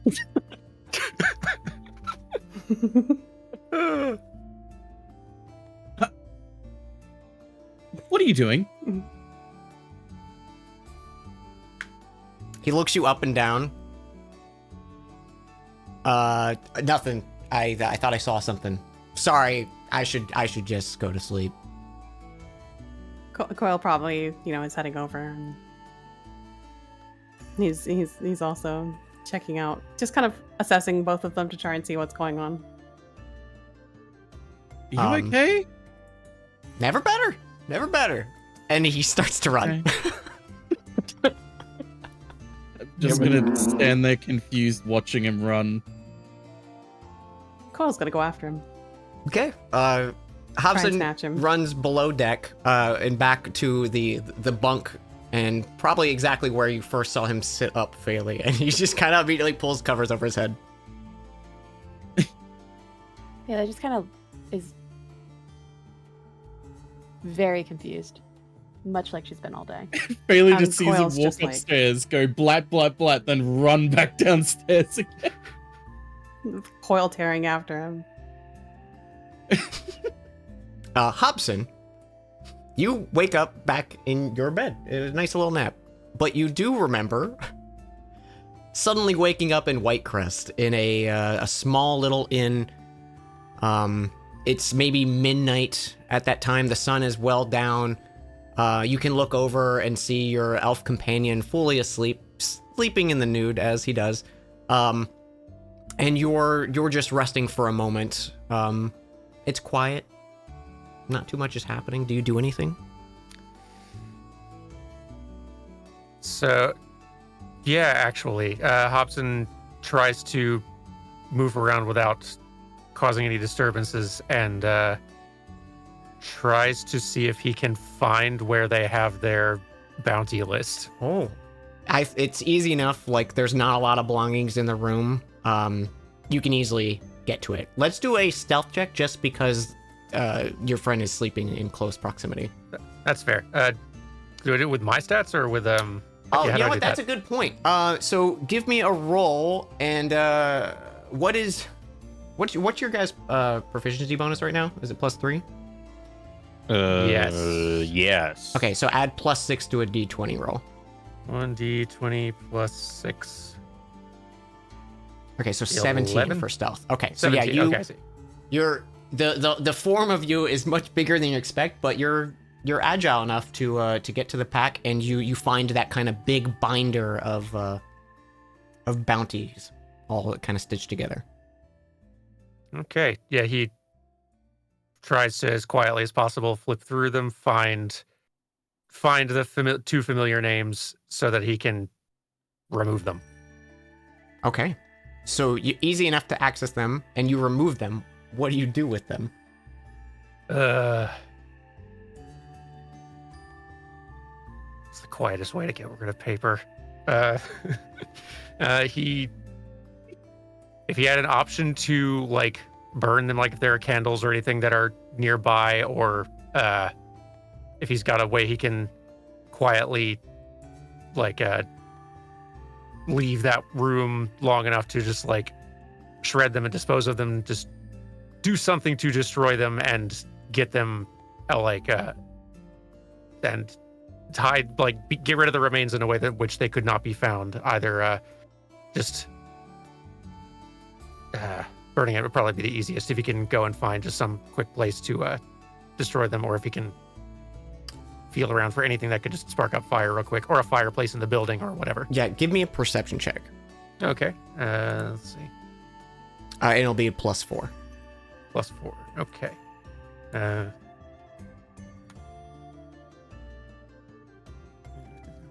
20 +4.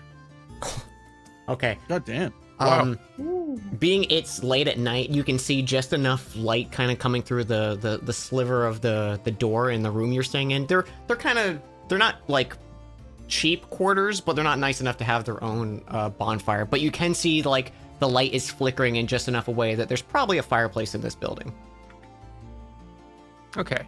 Then yeah, he goes and tries to find the he goes and tries to like get to that fireplace, close enough to where he can nonchalantly throw these in. Yeah. You go outside. You see there's a few patrons still drinking, kind of, or just nursing their drinks, sitting over, hunched over a counter. A few people are asleep at tables. There's maybe like 5 people in the building besides the bartender, who's just kind of silently cleaning and wiping out down the counter and the last bit of cleaning he needs to do. There's a roaring fire. No one seems to care of your presence, and it's easy enough for you to walk in and throw them in.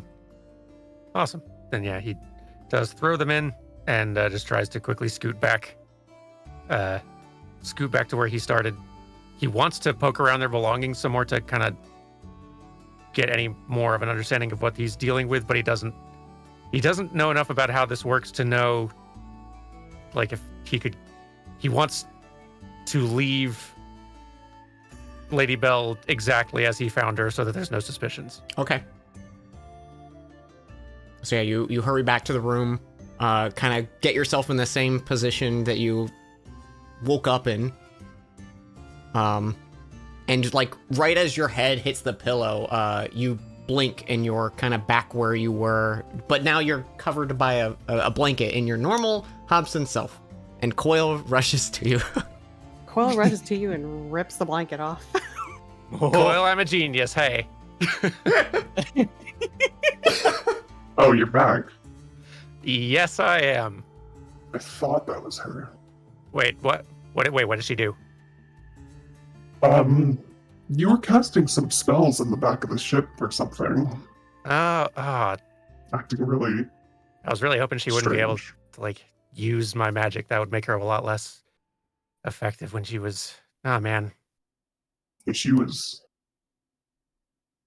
Was she good going at it? nuts. Oh, it sounded like it. I don't know if Time Me Up is that... I don't know if I can cast spells when I'm tied up. Probably some of them.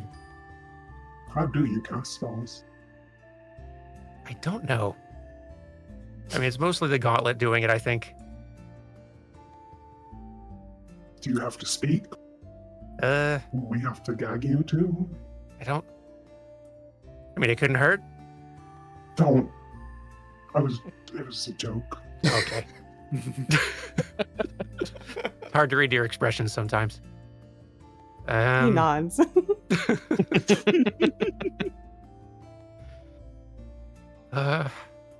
So, why are you a genius? Right. Yes. I was when we were switched. I found the bounty pages that had Morinthal and Phaley on it, and like removed them from their little book and like burned them. So unless they have those memorized, that hopefully that at least buys us some time. Sometime, yeah. Then again, Nice. So who else saw me when I was her? Morinthal. And I think Phaley's sitting right outside. Okay. Then I guess it depends on whether or not she knows Morinthal and Phaley by look. Although Phaley looks a little different. Morinthal, though. Ugh. I mean, she inspected all of them last time while they were sleeping. So I'm sure That's she true. knew. Well, Or maybe she didn't. Maybe she hadn't looked through the bounty list yet, or doesn't have good face memory. oh boy, I hope so. The fact that she hasn't gone looking for them yet, or like messed with them yet, seems like a good sign. But she seemed really flustered when Morinthal asked what she was doing. Hmm. I don't like that she seems like she's up to something. Whenever I get sent over there, I just mostly am stumbling around or getting grilled by her companion. Well, doing a fireworks show on the back of the ship isn't exactly discreet either. True.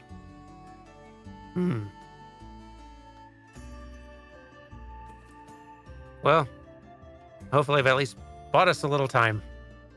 Yeah. Good I thing. gotta stop nodding off in the middle of the day.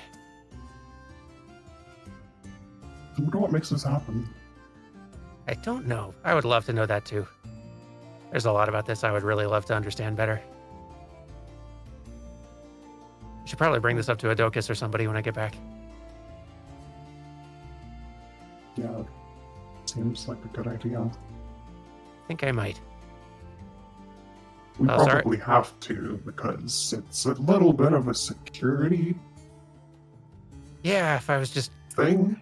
going and just shooting spells off the back of the ship for no reason. Well, more that, like, she might have access to information that they don't want her to have access to. Oh boy, that too. That's a good point. Yeah, I should probably let them know, just like as... I don't remember what our contracts for this gig entailed, but that's probably something that I should probably supposed to disclose. Yeah, I don't remember. Me either. Well, Seems important, though. yeah. I'll let somebody know once we get back there. Okay. Thanks for checking on me, though. He nods and like sort of puts the blanket back down over his head. Back to Excellent. sleep like a bird. Oh, it must be nighttime.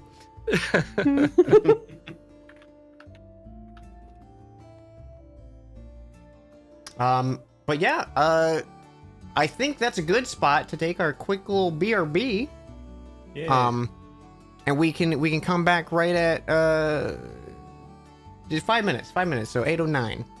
God, what a session, right, guys? It's halfway done. What a week! It's Tuesday.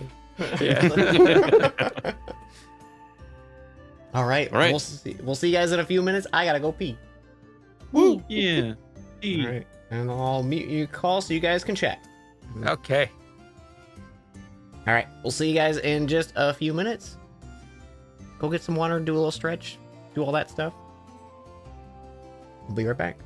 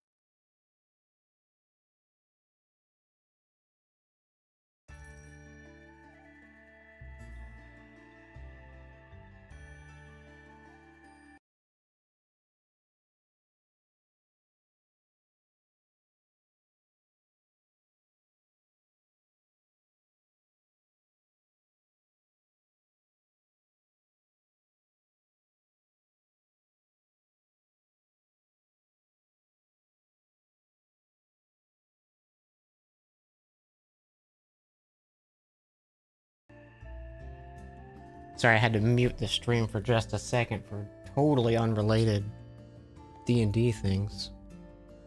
I didn't forget a song at all. Not uploading that song at all right now. Hey everyone. How you doing? I hope you guys are enjoying.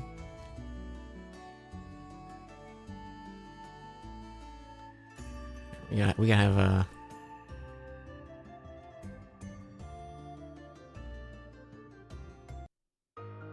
There we go. Skyship music. Let me just put that on loop.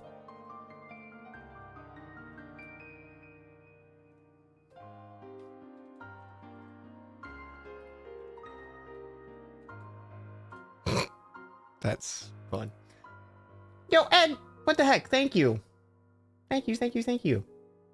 Thank you everyone for the subs and stuff. I'll read off alerts at the end of the stream just so just so you know. I appreciate everything so much. I'm just excited to play games with my friends. That was great. I'm really glad that worked out. For those of you guys wondering, I rolled a 14. They needed a they had +2 to their roll, so they needed higher than an 8. I rolled a 14. I was very scared.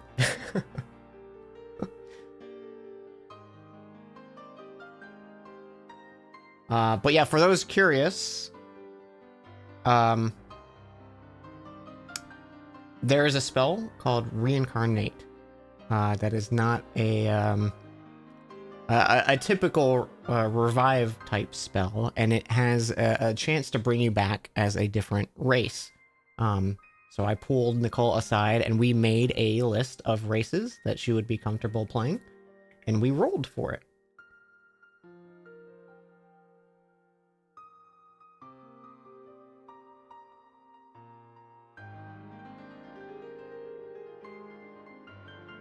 Because one thing I'll never do, I'll never like force a change on a player that is not with their approval, you know? Like I'm never gonna be like, you're this now, you know?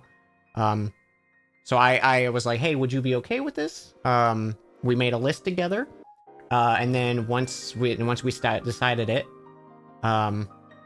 did she know what it landed on before it happened? Yes, because as soon as we were in a call together, we rolled it together, and then I asked her what she would look like so I could make some art for it.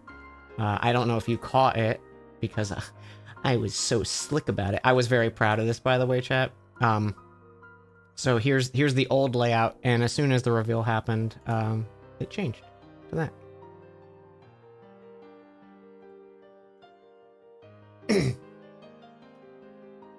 You saw? I'm glad. But yeah, I'm gonna go ahead and unmute the call. I'll probably talk more with you guys about stuff once the session ends. What is she exactly? I'll wait to see if she says. Some of you probably have already figured it out, but it is a D&D race.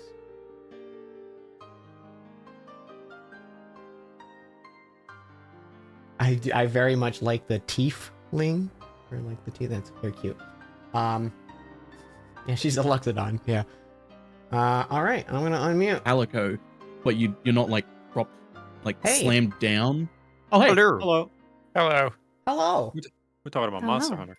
Oh, Let's talk As about we Monster do. Hunter and eating cashews.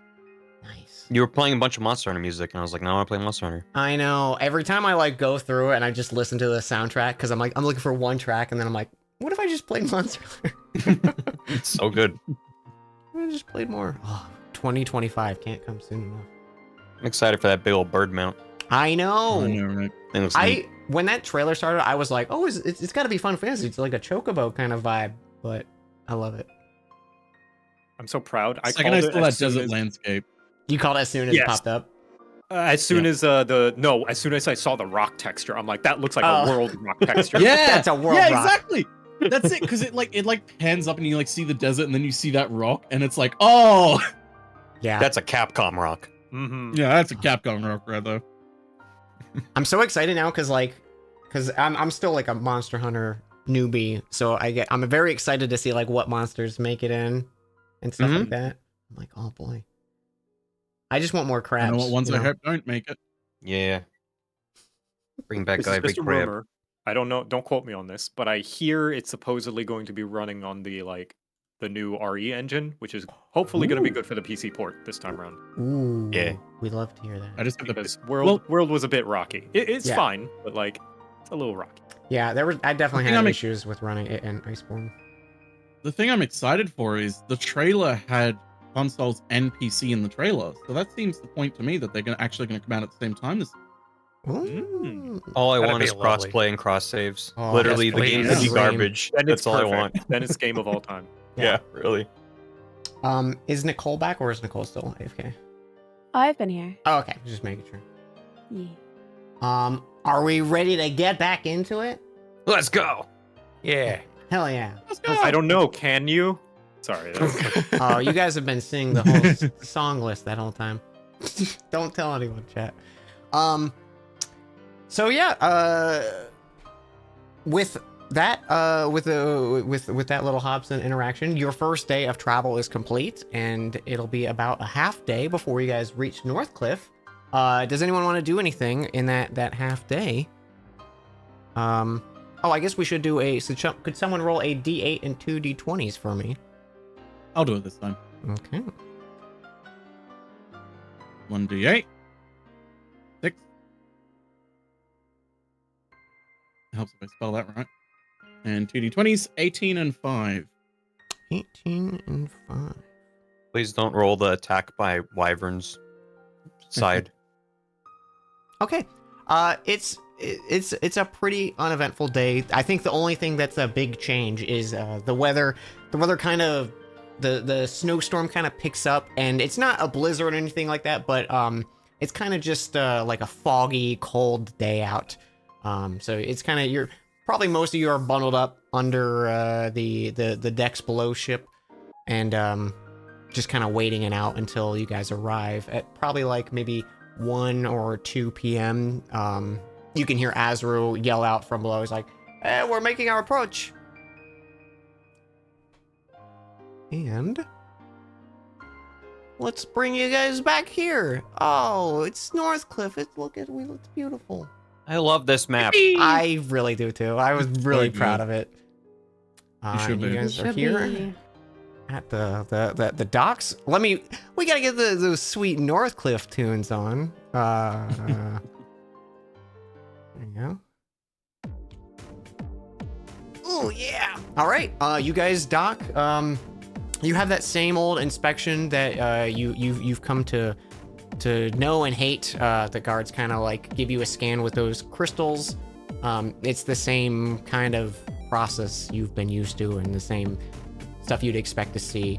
And then they immediately start going to work on the ship, and you can see Azru starts pointing the crew out for refueling, any maintenance that needs to be done, and he's like pointing to a bunch of, you can still see like remnants of swamp on the underside of the ship where just like growth of vines and stuff started creeping up.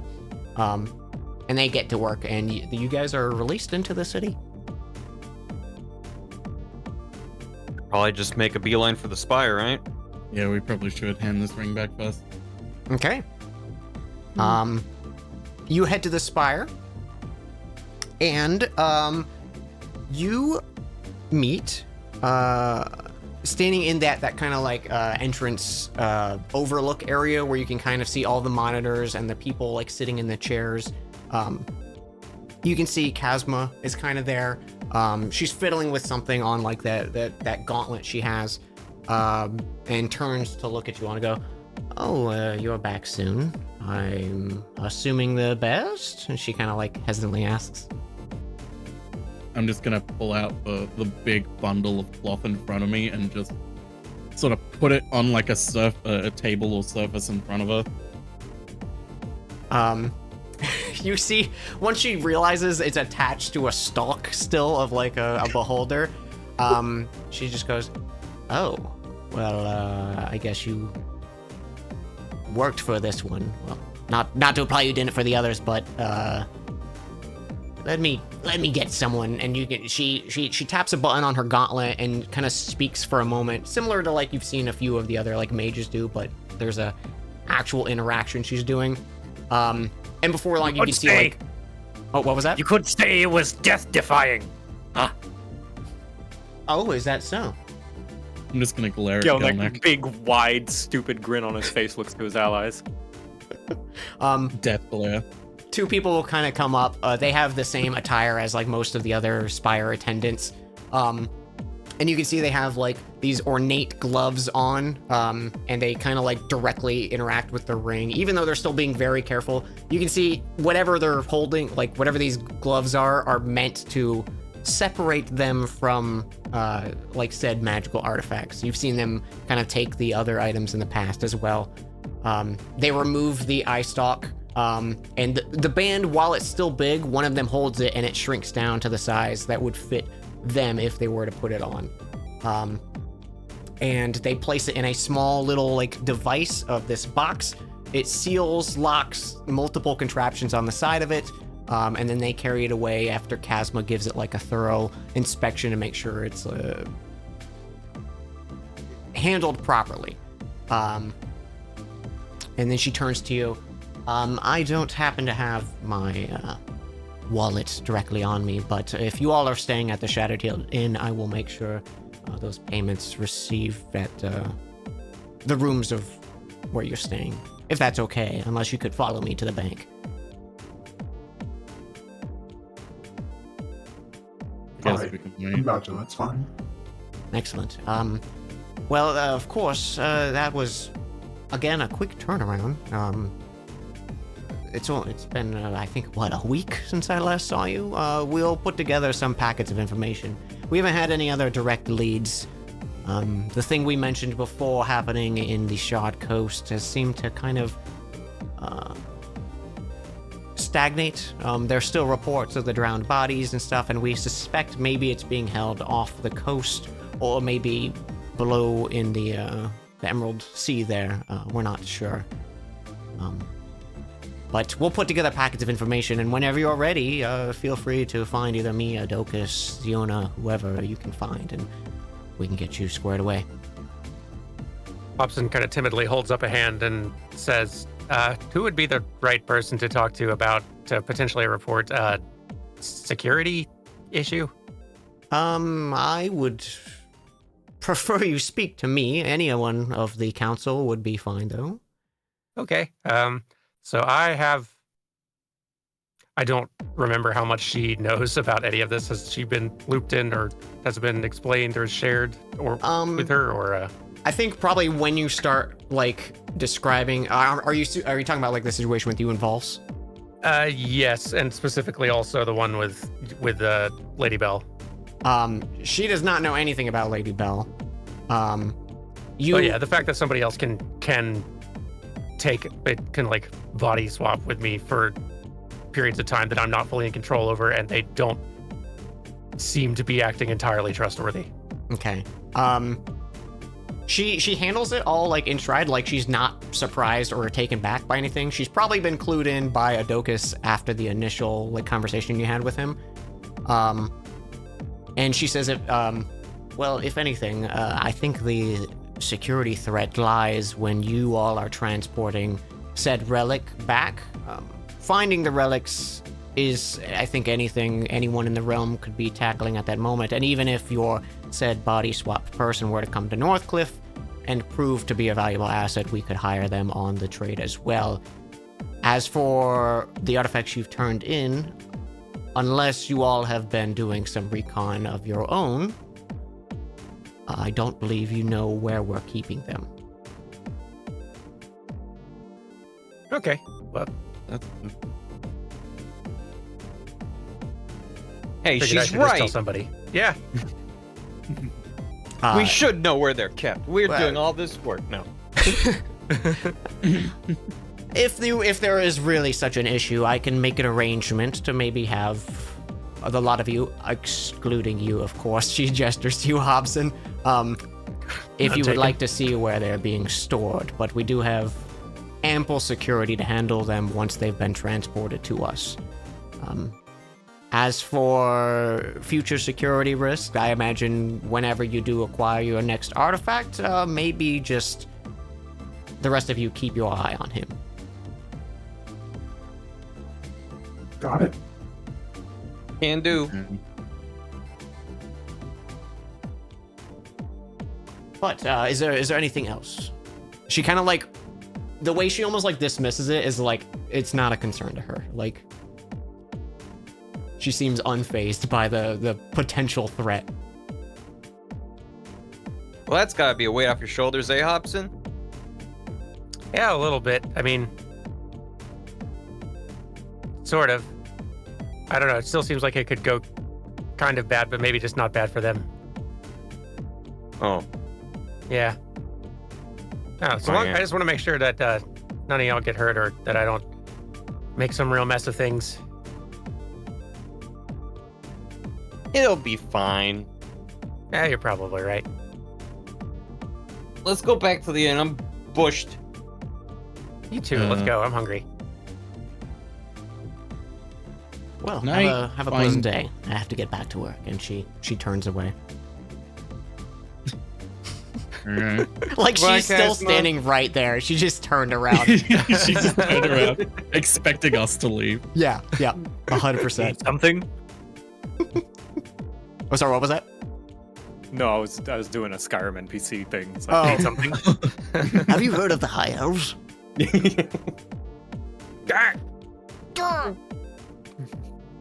Guess it was nothing. What are you doing that for? Someone steal your sweet roll. Okay, do you guys make your way back to the Shattered Shield Inn, I'm guessing? That's Yeah. my vote. All right. Can I Yeah. go find a blacksmith to fix my armor? real quick? Absolutely. You got, yeah, Is you, it Same, please.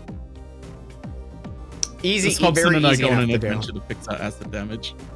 Yeah, there were definitely a few things from the oozes, I think, that hit you guys. You can go in there. The repairs are like maybe 50 for all the things that got broken total. And they'll take a day. So if you want to either leave whatever the item is with them, you can come back tomorrow and pick up the repairs. Yeah. Did we I'm fine divvy with up? Did we divvy up the gold from? No, I've the still got it boulder? on me. Yeah. This was a priority for me first. Mhm. I'll walk back and after dropping off the armor to get it fixed, I'll walk back with Hobson to the inn where everyone is. Okay. Just as a note, while you are in the trade district dropping this off, I imagine you go to the Forge of Forestry because that was like the Costco of Northcliff, you know? Yeah. You do see that familiar pink Vardo established set up there, and the chameleon peddling his wares out. He doesn't directly call out to you, but you do see him. He's there. I'm just gonna put my hand up as like a single wave and just sort of walk past, just like, I don't know if I want to deal with this. He gives you a nod, like mid like snake oil salesman selling his shit to the crowd. Like he's just like, yeah, I see you.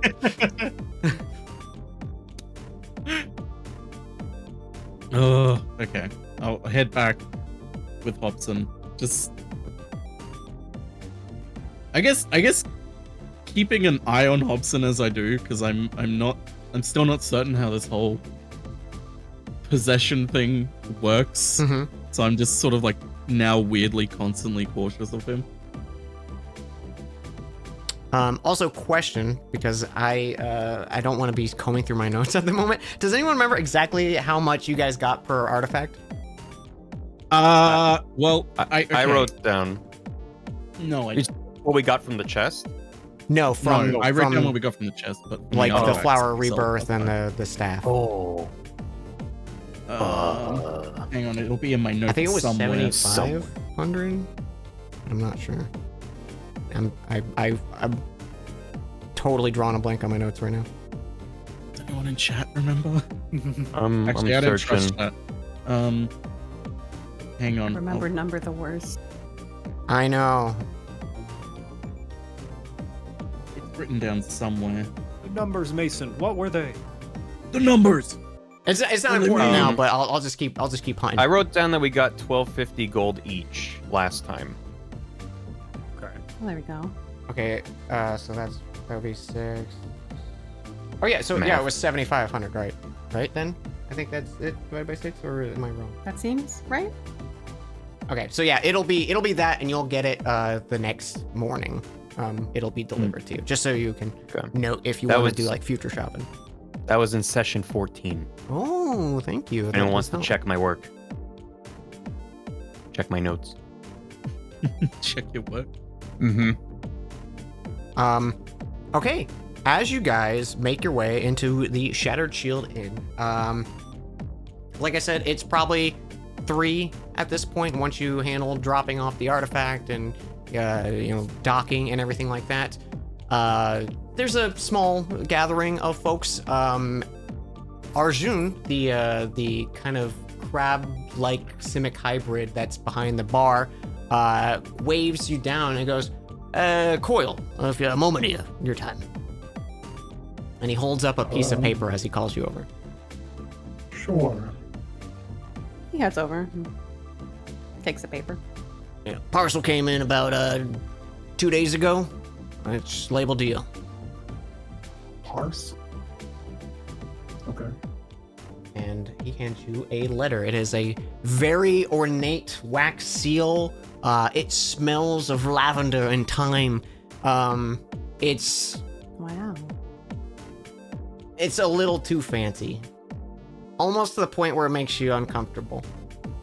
Yeah, he's like, I shouldn't be touching this. But on the front though, it says Coil in quotes. Hmm.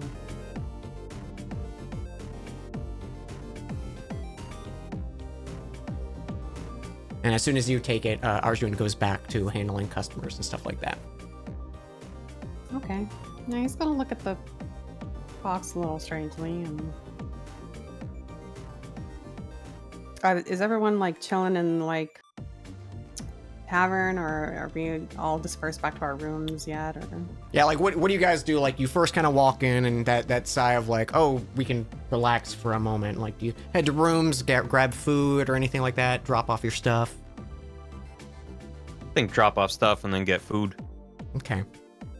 So yeah, maybe like everyone kind of like you go to the counter, everyone goes to their rooms real quick, and you know everyone takes a shower and freshens up before grabbing basically dinner, I guess. At this point. Honestly, a shower after the swap probably is a great. Good idea.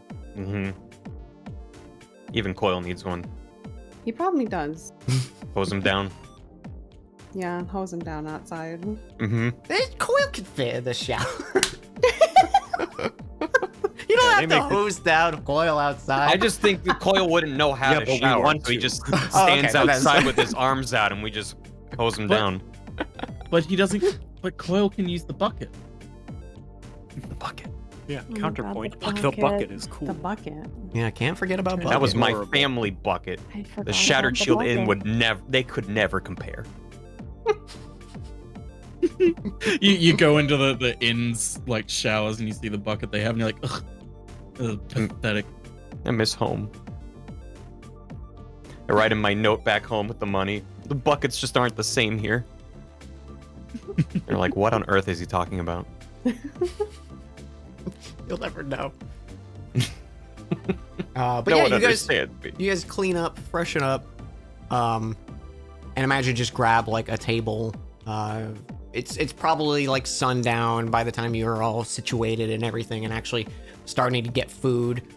Or if you wanted to like dip away for a moment before sitting down, you can also do that. Yeah, just let me know if you guys want to do anything. I'll just keep rolling forward. Yes. I mean, I'm good to sit down at a table and split all the items from the Hydra when you're all ready, but whenever. Go off to what? Yeah, I think Coil will come back down and with the package still not opened. Oh, it's just a letter, by the way. Sorry. Oh, okay. Just a letter. Yeah, he'll sit down, and pop it open. Okay. I sent you something on Discord. Mm. Oh. Message that just says you're dead now. If the font sucks, I can just also copy and paste. Shit. Okay.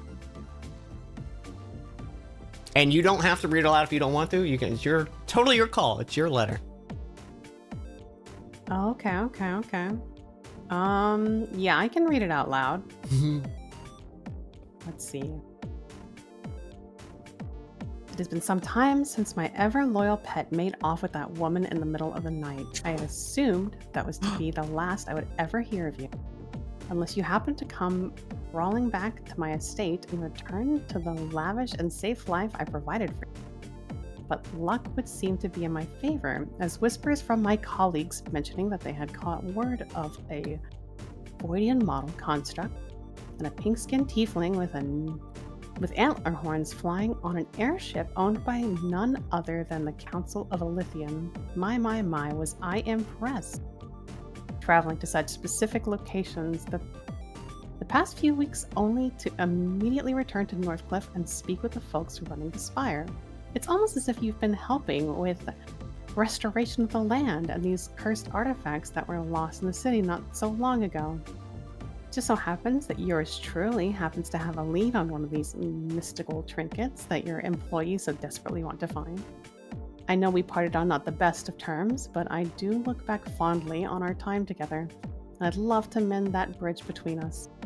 If you need further convincing, I've included something else in the letter to perhaps sweeten the pot.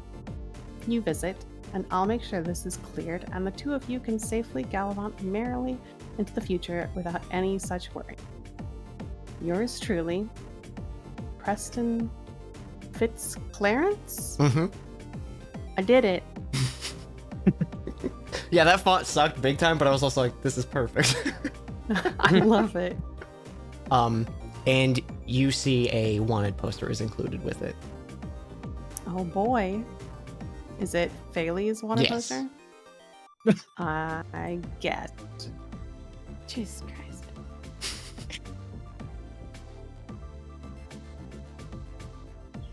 Everyone's got a copy of this, it feels like.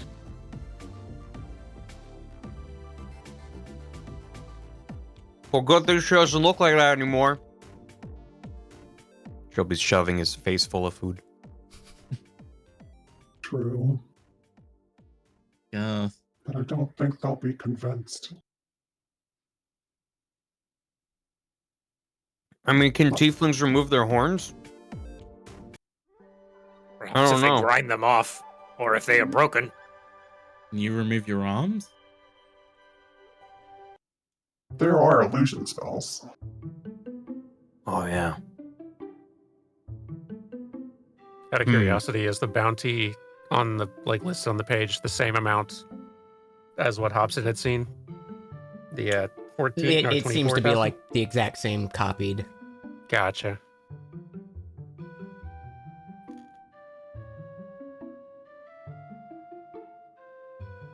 Well, without So- going too deep into it, they're saying they have a lead on one of the artifacts.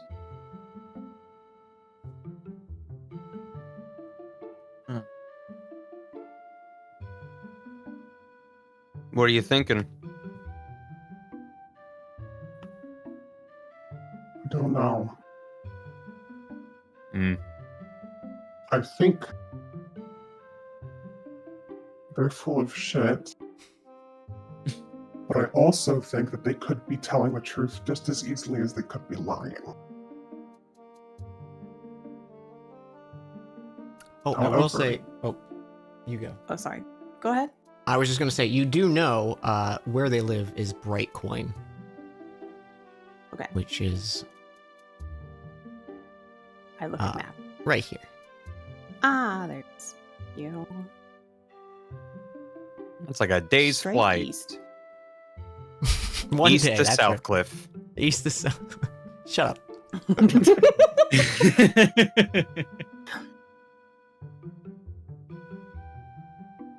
However, they do know what we're up to, and they do have access to a lot of resources, and they do know about this. He holds up the little wanted poster.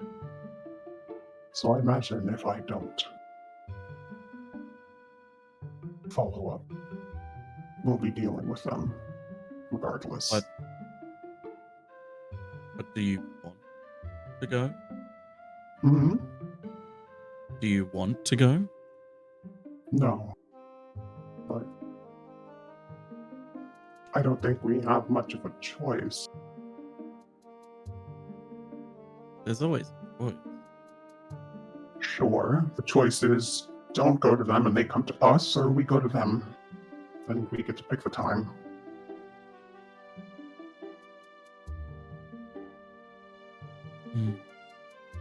Just Well, it also sounds like the sooner we try to resolve this, the better. if we can. If we can. He's a powerful man?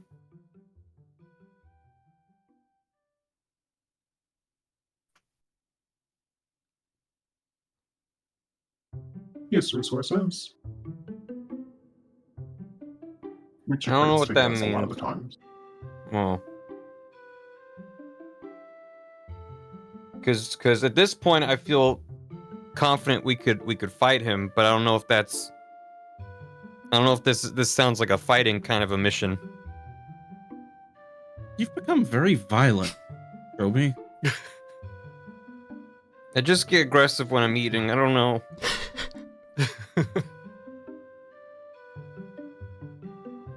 Don't touch my hash browns.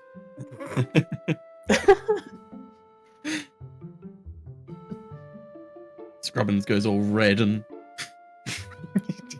He's in defender mode. Yeah. He's patrolling around my plate. Such aggression can only be sated with blood.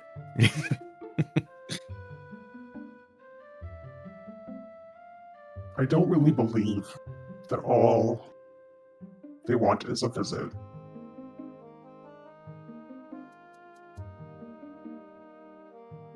Well, wherever you go, Coil, we all go. And I trust you. Guess we'll see what Fairleaf thinks. Sounds like If we we need a can- party meeting. Yeah. I mean, if we can get this cleared, that would be helpful. Mm-hmm. I think we can get it cleared. And if they actually know something, that's just a, win-win. It makes me uncomfortable. He's giving us two things. Clearance Words. on Thales. It's a clear trap, Yeah. but the But if only we real way know- to deal with the trap is to spring it.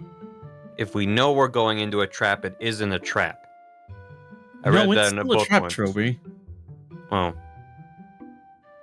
But in the story, the mouse jumped out of the trap. In the letter, he only mentions myself and Phaley. I don't know how much information he has about the rest of us. So Maybe if we're quick, we could use that to our advantage.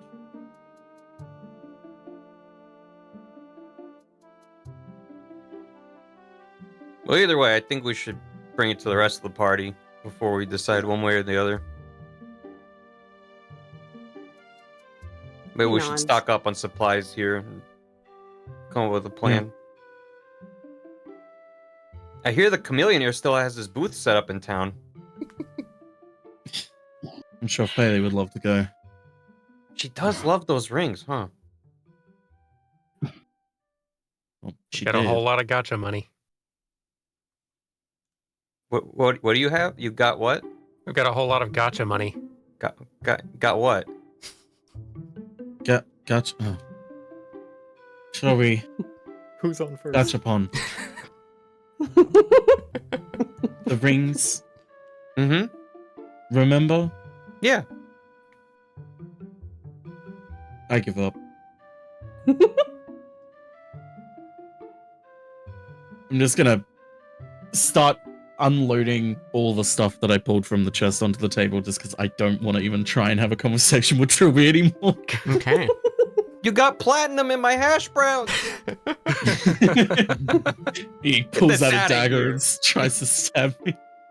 Pushing more money than I've ever seen in my life before, out of the way. Get out of here. All right. So yeah, you make some space on the counter and unload these mounds of treasure. I imagine the coins and stuff. You have a count of those, so you don't need to. In case folks don't remember, I'll just go over them real quick. There was 3,223 gold pieces, 398 platinum pieces, which a platinum counts for 10 gold. About 1,300 gold worth of various gemstones, like candelabras, pieces of silverware, anything covered in gold and stuff like that. It's just kind of loose bobs and trinkets and stuff like that. And then there are the other 4 artifacts that, or the 4 magical items that stood out. There was that wand with the kind of 3 little like bolts attached to the top of it. Boots with the like winged carving stitching on the side of them. Those fingerless gloves that were kind of like go up to like mid forearm that has like this ornate arcane pattern on it. And then that purple stone that I believe someone identified as an ion stone. I think I did. Yes. Which is a backup mana source. Yeah, so that one I think you guys successfully identified. It is an ion stone of reserve. It requires attunement. It can hold up to 3 levels of spells, so either 1 level 3 spell or 3 level 1 spells kind of thing, or any combo with that.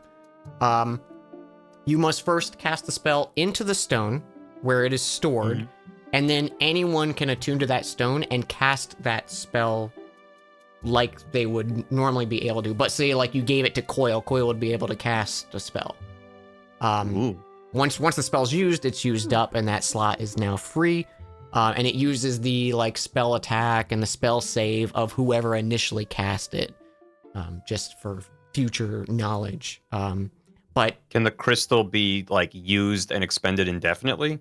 No, it just once it's empty, you have to put new spells into it. That's what I mean. But once you put a new spell in, it's refreshed. It's not like a one-time use thing. Right, yeah. As like whatever you put into it is a one-time use, but then you can do that. It's just like a water skin, but with spells. Like you just keep refilling it. Yeah. You guys can do. I don't know if anyone has identify, or if you have high arcana, you can give me rolls for those items as well, or you can go visit someone who knows magic in town. I want to take a look at them gloves. Okay. I'm gonna like as I pull this all out, I push the like gloves and wings and wand towards Trilby, just like you'll probably know what these are. I want to look at the gloves. All right. Oh yeah, 20. These arcane patterns in the stitching and the kind of like woven in pieces of leather. These are gloves of missile snaring. You can safely assume they require attunement as well. When you are wearing these gloves, they kind of feel like almost like a second skin. When you're hit with a ranged attack, not a spell, but like an arrow, a bolt, a bullet, kind of stuff like that, you can use your reaction to roll 1d10 plus your dexterity modifier to reduce that damage by however much you roll. If that is reduced to 0, you can catch that item. So if so say it's like 8 damage and you roll and you get an 8, you take no damage and you catch whatever it was. Yeah, so you can like catch an arrow mid-flight that would have hit you. Holy shit. I push them back towards Morinthal. Like as he's describing what they are, I'm sort of pulling them back as he's pushing them forward. So it's I was like you can't really tell who's doing what with the gloves right now. You push them towards me. I'm like, oh, this will let you do that, and then you're just like, done. Yeah. It's like you're like, oh, this you'll be good for you, and you're like pushing it, but I'm also pulling it. So it's like you no one can actually tell if I'm fully pulling them or if you're actually pushing them. You're it's just like our hands are warring. both on them and it's moving. Yep. The It's a reverse Ouija tug of board. war. Yeah. Hobson takes a look at the boots. All right. Nice boots. They're nice boots, yeah. I also look at the boots. Nice boots. Nice boots. Wait, what are boots? Well, you see, these boots are boots. Yeah, Nice they're kind of just, they look like boots. I mean, they have like wing stitching in them, so the 3 of you can infer maybe there's something like they let you fly, or they maybe increase your speed or something, but you're not sure what they do. I'm not. I have an idea. Right? Yo, you're there, Trilby. I imagine, unless you want to be in your room. Trilby, what if you put these boots on? Hang on, I have an idea. Trilby, you put these boots on and jump off of the inn's roof, and Okay. I think you'll fly. I like Really? that All right. Bailey gets a high check, and in the background, despite her high check that would probably give info, we hear the story of how Trilby's gonna die. Oh yeah, this is like just before you look at the boots and figure out what they are. So like I'm fully expecting you to go stop. You're Yeah, already do like that. down helping me take off my shoes and put these on. Yeah. I think like with that check, as like they're putting on the boots, you can immediately notice, Phaley, even if they did work, they require attunement, so it would take Trilby some time to sit. So So just putting them on's not gonna do anything. putting them on is not gonna do anything. The other things that you can infer, Phaley, these, if you are attuned to them, which again, attunement takes a period of at least an hour focusing and merging your natural magical energy with an item. They give you a flying speed equal to your walking speed, and it allows for a maximum of 4 hours of use. You can break that use up as much as you want, but it'll always be at least a minute used. So say like you only use it for a few seconds, it'll use a minute. And once you run out of those 4 hours, you'll safely descend if you're mid-flight. Damn. Well, what? It would be really funny if you didn't safely decide. I was about to say, Yeah, did you yeah. say damn? I did say damn.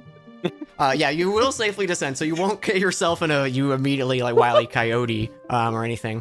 And do the the thing boots is, make you fly, or if you are flying, they give you a better speed? they allow you to fly. Oh. So you put them on, and they are winged boots. Like the stitching basically like comes to life as wings. And for every 2 hour or for every 12 hours they're not used, it regains 2 hours of like how much they can be used. So instead of like recharging once per day kind of thing, it builds up to a maximum of 4 hours you can use them. These are really cool. But yeah, you realize this as you're kind of watching these boots on the table, and Trilby starts to put them on. Phaley just runs over to Trilby and like yanks at the just no. Spoils sport. She just takes them off, puts them back on the table. Oh. Wait, do you know what they do? Yeah, you can fly. But don't Put them on. It takes time, Morenthal. Are you trying to get someone else killed? So, I think he'd just break his legs. Wait, Morenthal, It's you knew? Trilby. You know he'd go too high. Sorry, Trilby. You know he'd go too high. I absolutely would. Yeah. Mm-hmm. Morenthal? it's gonna lean back in my chair. Just fine. Do you remember the I time you tried know. to dangle him off the boat? Do you remember that? That worked really We well. tried. It worked. But this is different. I'm gonna look at the last thing, the wand The thing. wand? All right, yeah. Yeah. Look at that wand. You know, it looks like a wand. It's a nice stick. Yeah. Probably You can bops see him there's over the like head with it. 7 little like glowing spots on it. Okay, Fraley and Hobson, it's not that complex of a wand. You've kind of maybe seen something like this before in other shops, and Hobson definitely, and maybe like several of the mages that you like either worked under or nearby in Silverhill. This is a wand of magic missiles. It has 7 charges. You use an action to spend 1 charge to cast magic missile from it. You can increase the spell level for each additional charge you put in. And if you use up the last charge, there's a chance it could be destroyed, just like any other wand. And it regains charges each day. Cool. Hobson helps explain, but then pushes it away to suggest that someone else should take this one. Does not require attunement as well. It's just anyone who holds it. Neat. Well, I don't like magic. you should probably go to someone who doesn't have good range, right? In case they need it. Maybe? You want to give it a shot, Coil? You want to do a little magic missile? Mm, Could be pretty cool.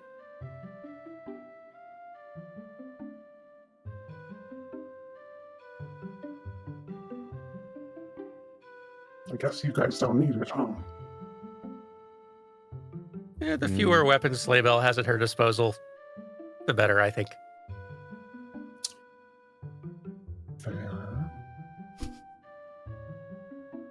Lady Go Bill, on, sorry, Cole. habit. Old habits. He takes Also, it. who's taking the boots? Because I'm not taking them. I don't trust Trilby with those. Trilby doesn't trust himself with those. Safe to send or no?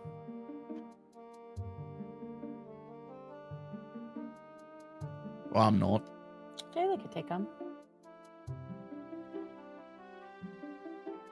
Bailey A- wants the boots. A Bailey wants flying boots? vampire? Though she can she fly if she wild shapes at this point, or still no? What level is it for flying wild shapes? I don't remember off the top of my head. Wild shape covers pretty much all animals, ground or flying. It's based on CR instead of whether they can fly or not. Yeah, level 8 max CR is 1. Yeah, so I mean, Then yeah, even you should probably be able to at that point. there's even CR like 1/4 that can fly sometimes. Oh, okay. Like a So, swarm, yeah. Maybe someone else should swarm take of it. flies or something. But this you're- way you could fly in your normal state. This is true. Well, if no one else wants them, she'll take them. Go Also, for keep it. in mind, you guys have 3 attunement slots you can be attuned to max, and some of like the magic rings Yeah. and maybe other stuff. You don't have to have them like currently attuned, but just be aware you're gonna max 3 at a time. Are you still a druid, Bailey? Is that rude to ask? Yeah, Is that what it yeah, I am. Okay. How do you know? Checking. She kind of pauses because she thinks about that question and doesn't really understand how she knows. I just do. How does a fisher know they are a fisher and not simply another hunter by another name? Because they Well- fish. A fisher is a kind of a hunter if you think about it. Exactly. Oh. You understand me? See? Trilby half nods, but he's not quite sure.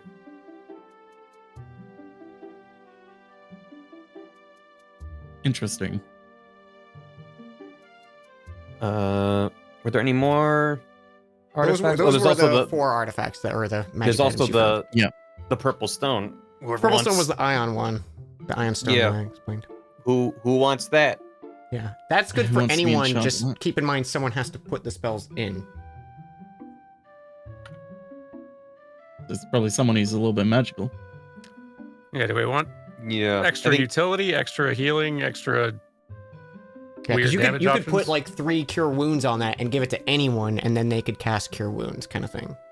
So I feel like either we give it to someone who isn't adept with magic, so they have some spells, or we give it to someone who does a lot of spells, so they can do even more spells. Right?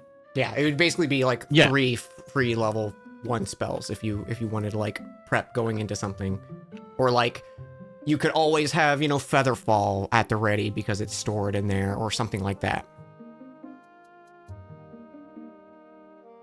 or like an enhanced ability cast or a thunder step or Right. Well, actually, what's the spell level cap, or is there one?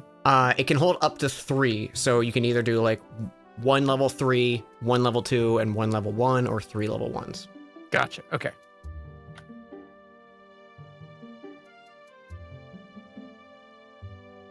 But you also don't have to give them out right now. You can just kind of sit on it if you like. No one seems to be jumping at except for Yeah, the I know. gloves. I'll only give those to What gloves? Morthal. There are no gloves. The ones that you're wearing. There you go. What? You should have a card for that. I've when always you been get wearing these gloves. Oh, thank you. They require attunement. And I can see you're attuning them. Like he's sort of like looking up while looking at the glove. I don't know what you're talking about.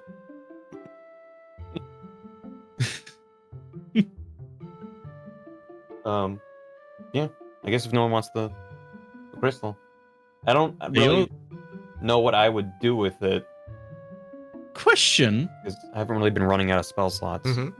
What if? What? I'm curious. What would happen if you gave the crystal to Scrubbins? Well, it's not a void crystal.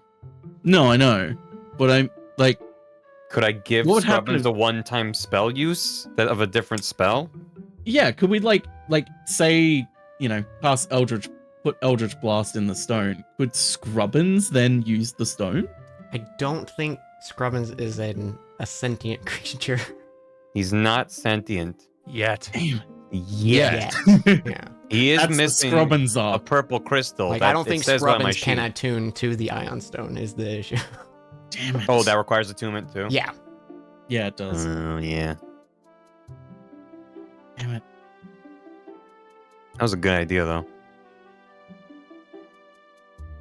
That would make Scrubbins a little bit OP, though. I should be like, okay, like, I'm just handing Scrubbins a gun. I'm like, go off, do a crime. You got this.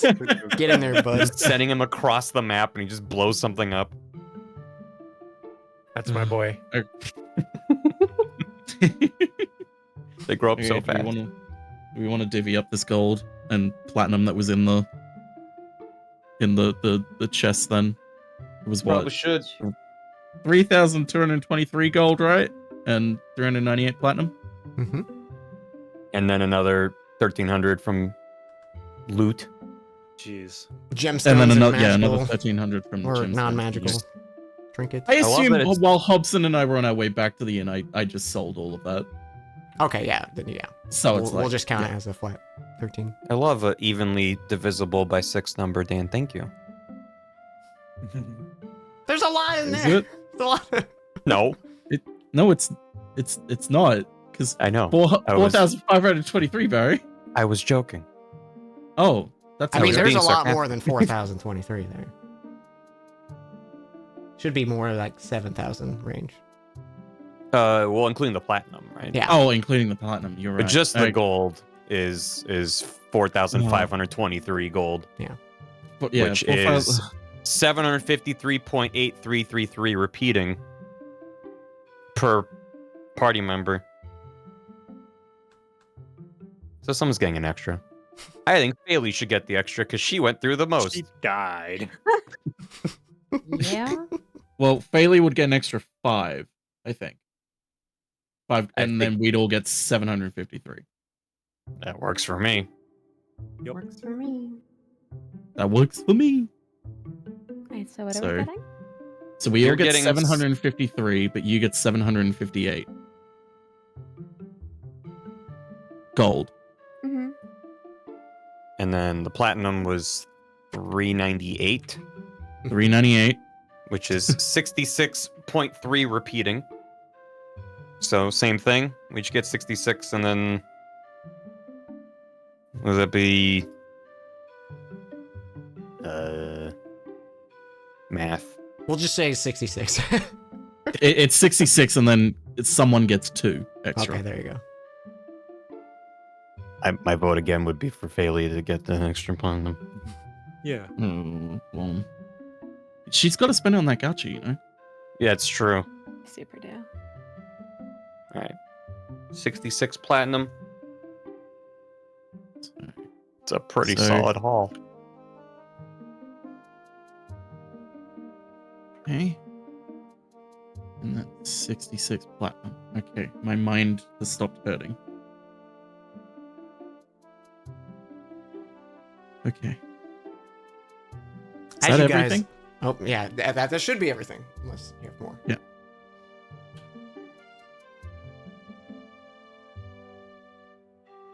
So, as you guys are discussing and identifying these items, and the kind of tables covered in magic and gold and stuff you're dividing up, and also food and Trilby's hash browns. Are we drawing attention to ourselves? too? Maybe a little bit.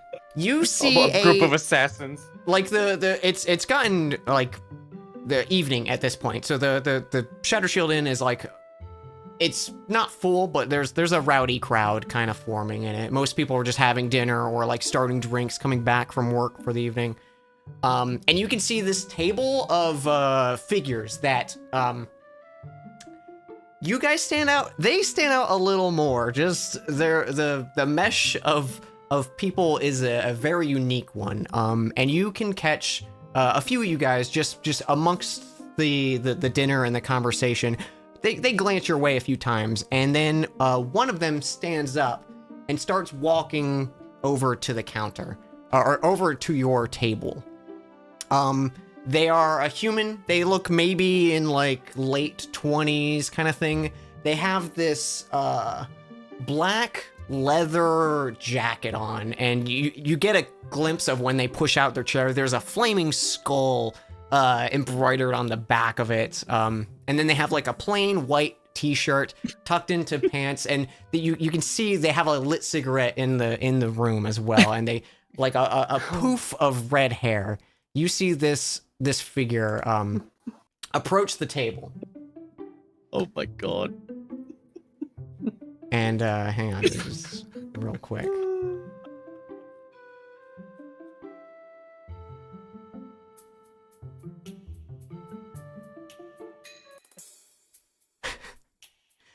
He slowly walks up, he very confident with his little like swagger.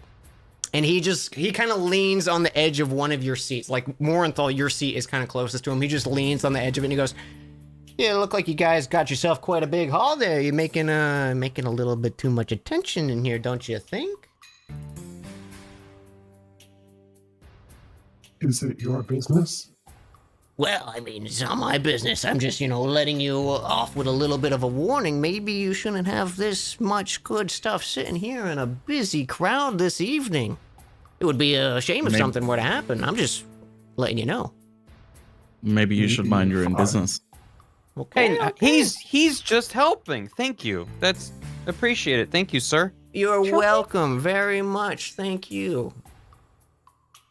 He just kind of takes a moment and like he's eyeing up each of you, and he just goes, "Well, I thought I'd be a nice neighbor and help, but I could see I'm not wanted here, so enjoy your evening, each of you." And he steps back, and his hands are both like up, like the fucking like I don't know meme, still with like a lit cigarette, and he just kind of like starts to swagger back to the table. You can see this little patch on the edge of his arm of just catching the glimpse of the letters in this patch of the Crystal United Mercenaries, and this crystal with two skulls at the base of it. God, it's come again. Oh no. What a nice man. At the table, since you are now kind of just drawn to the attention, you can see there are 6 figures, including this man you just saw as well. Hobson, you recognize Ida, I'm drawing a blank on the name of the race right now. Cat people. Tabaxi. The Tabaxi woman you saw kind of talking with Adokus outside of his dojo. You can see she's sitting there. She has both hands kind of like steepled up over her drink, and she's just kind of like eyeing the group of you. They're all kind of just like hot shit and like staring at your table, like they're maybe like whispering to each other occasionally and like giggles amongst them. You can see sitting next to her this small frog-like creature. He's really out of place, and he's about half the size of anyone else in the group. He's got this bright, vibrant red skin with like orange and yellow eyes. He's holding this staff that it looks like you're not sure if it's actually bone or not, but it looks like a skeletal arm that's probably longer than his body, and the hand is at the top of it with the finger out pointing, so like it's just constantly in a pointing motion. And you see this form sitting next to Ida. Oh, I hate him. I love him. I love him. Across from him, you see a Cobalt Dragonborn with kind of like a very unique presence. They have like an elongated neck that you've seen in maybe a few Dragonborns, but it's not a common trait. He has no tail, and you can see this large like metal shield on his back and a sword sheath at his side. And he's kind of just eyeing you up suspiciously. You can see this Oh figure. God, no! Oh no! Yeah. Yeah. Good boy. Oh my God! You can see this figure sitting there. And his head kind of moves like in a it's a constant motion. But he's just like daggers pointing at your table. To his side, you can see there's a masked figure. You can clearly tell they're an elf with the pointed ears and kind of like the pristine blonde, almost like platinum blonde hair. And for a moment, they stare at you and they pull the mask to the side, and you can see what would appear to be the world's most tired and over it elf that you've ever seen. Even with the like pristine nature of like elf appearance, he looks tired. He has bags under his eyes, heavily scarred face, and he almost looks disgusted at the lot of you. You can see this figure also staring out at the group. Ooh. And finally, almost like seated opposite, like their back is to you, and you can see them turn around to the side. You can see this bugbear. They have like a black fur, and you can see as they kind of move, they move a almost like a what's a like a poncho. They almost move like a poncho kind of out of the way, and you can see the glint of a clockwork or flintlock pistol at their side. They have these big golden bracers around their wrists, and in their hair you can see these red highlights amongst the black fur. You can see this figure is also sitting next to them. Oh no. And a lot of them just kind of eye you up. They don't really do anything other than kind of just look like asshats. And they Did you make Shadow the Hedgehog? No. Wait a minute! Wait, she's got guns! Yeah, he did. Oh no! I'm I love so happy. Prepare her. I love her so much. Oh. I ask for her hand in marriage. Thank you. Have a good night. But she's married to the president. And a lot of them just kind of after a while, once the humanoid walks back to the table and pulls up his seat, they kind of turn their attention back to each other and continue conversation. And just through the night, you can catch stares and glances, but they don't really bother you anymore. It was just kind of that initial first impression from the one wearing the leather jacket. And you finish sorting out your gold and magical items, and you guys have the rest of your night to do whatever you'd like as you continue eating and having drinks. You know, like after that encounter, whispers to the rest of the party. Well, they were very rude. I thought they were just looking out for us. Trilby. Trilby. Wait a minute. Oh. Dan. Mm-hmm. They're sigil. Mm-hmm. Yeah. Mm-hmm. Okay. Here, hang on. Yeah. I can. Yeah, they're sigil. It's exactly what you think it is. Wow, it's quite the design. Got quite the logo. It's a crystal going. with two skulls next to it. Yeah, it's just a crystal with What do you think it is? Very marketable design. Very marketable. Stickers. buy I a might pet. have to make stickers. I might. Please, I will buy stickers. Oh. Iron on patches. Yeah. Yep. 100%. I wanna now that everyone's like telling Trilby to pay more attention, I wanna like squint at them.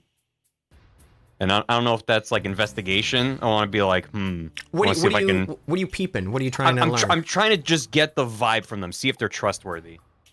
Okay. Give me an insight check. Insight. 15. It's clear that the way they're presenting themselves and the way that first one came over, you get the feeling they want to start shit, but they want to make it your fault. You guys are bad news. I think they're bad. You just realized that. Well, now I'm looking at them. Trilby. To be fair, Gelnick was also curious, but he understands that he has a different culture, so misunderstanding often happens. Good to have confirmation. I think we should not fight them. That's a good idea. We have no reason to. I feel like we'd kick their ass. I'm not wearing my armor right now. I mean, not right now necessarily. Good.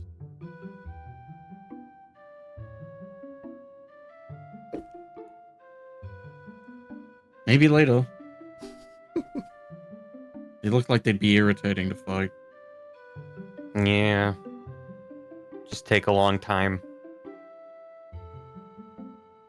Well, Emma just meant they probably wouldn't shut up. Oh, yeah. Trilby crosses his arms and tries to look tough. You see one of them look over and then they turn and laugh. Like, I was gonna say, you like try to intimidate them.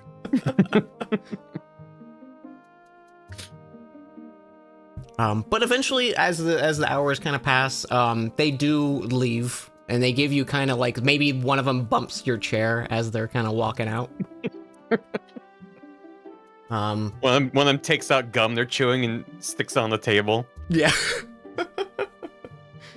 And you guys are not bothered by their presence after too long. More and more people kind of come in, and it gets to the point where conversation's a little hard because it's loud and the rowdy crowd. But if you guys like, you can settle in for the night. You can probably still go to the trade district, but chances are most things will probably be open tomorrow when it's light out. Or you can go on a nice walk individually by yourself. That's always fun too. You can go out by yourself, unprotected. Yeah. Well, now you mention it, I don't think we need to necessarily like play through it all, but I think Trilby is gonna go over to Byfar's house. Oh yeah? We have to play through this. No, we don't. He just wants to check in on his new best friend and get him caught up on all the misadventures they got up into. And do you do this? Do you want to do this today, or do you want to do it a different day? We probably have more time the next day. Okay. So Yeah. maybe the next day then. You guys just came in, settled up, and figured out all your situation, and now that you're kind of like back in your current home base, you figure you probably have a few days of downtime and leisure if while they're preparing packets of info for you. Yeah.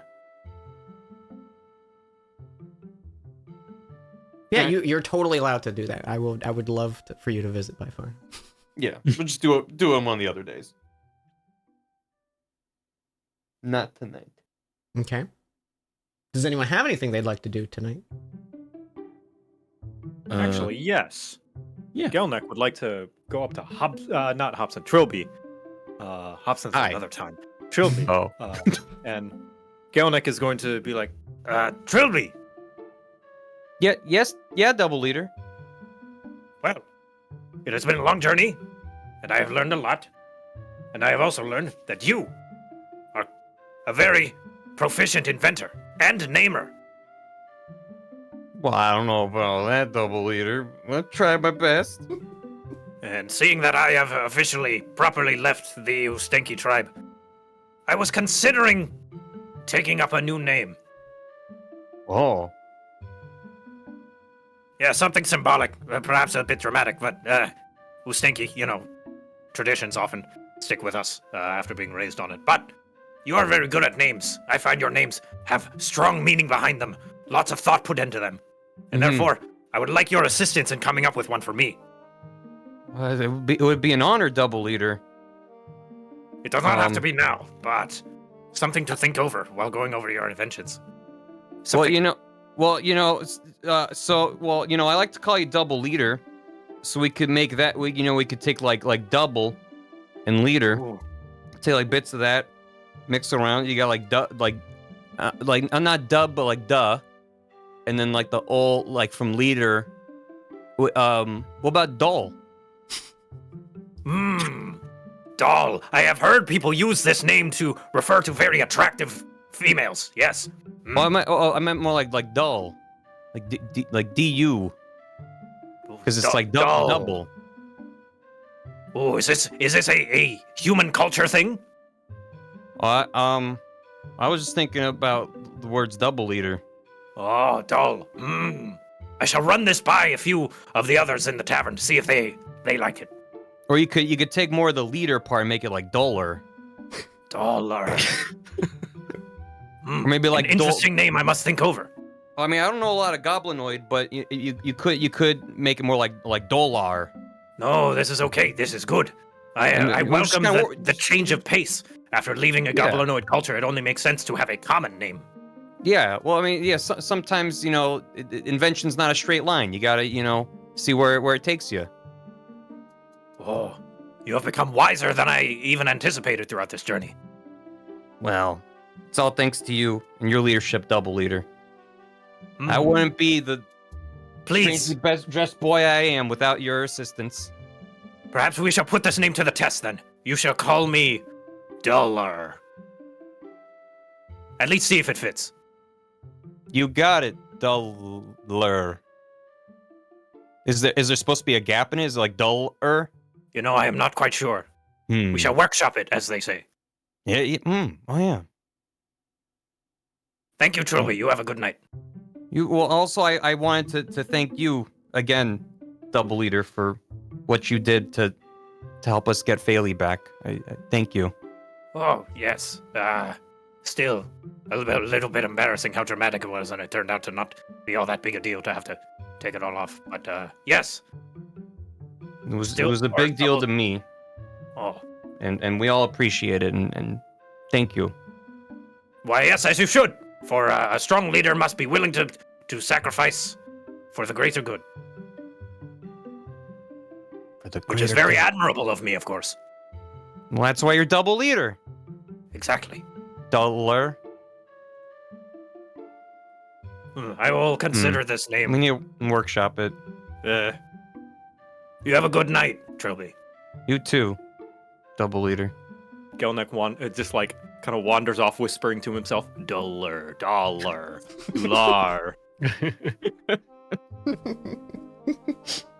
Trying to figure out any pronunciation that might be good. Mm-hmm. Okay. Does anyone else have stuff? No.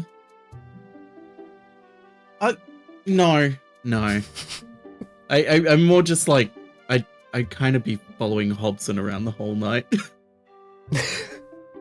Just like still genuinely confused and like kind of concerned about this whole possession thing still. Can I roll perception to see if 9. Hobson notices at any point in the evening? Like you just realize that I'm just sticking to you a lot more than normal. Yeah, go for it. Go for it. Give a perception. Yeah. I don't know if Morthal's being discreet about it. Not really, no. Hey, what's going on, Mornthal? You tell me. Well, I mean, compared to the last few days, pretty much nothing.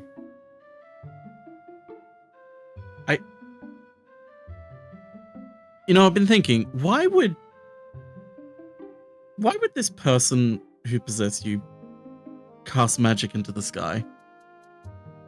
I've been kind of wondering that too. I can't think of any reason other than practice or signaling. I don't know who, like, she'd be signaling at that That's what worries elevation, and the fact that like, I don't know, nothing came after us, or at least nothing that's made itself known. I wondered if she was just like, I don't get the sense that she's much of a magic-y type regularly. I wonder if she was just kind of figuring it out and practicing. But if she's a bounty hunter, she'll be resourceful. Yeah, that's kind of the impression I'm getting. She does seem way more on the ball with this stuff than I am. Out of curiosity, why do you have a bounty on you?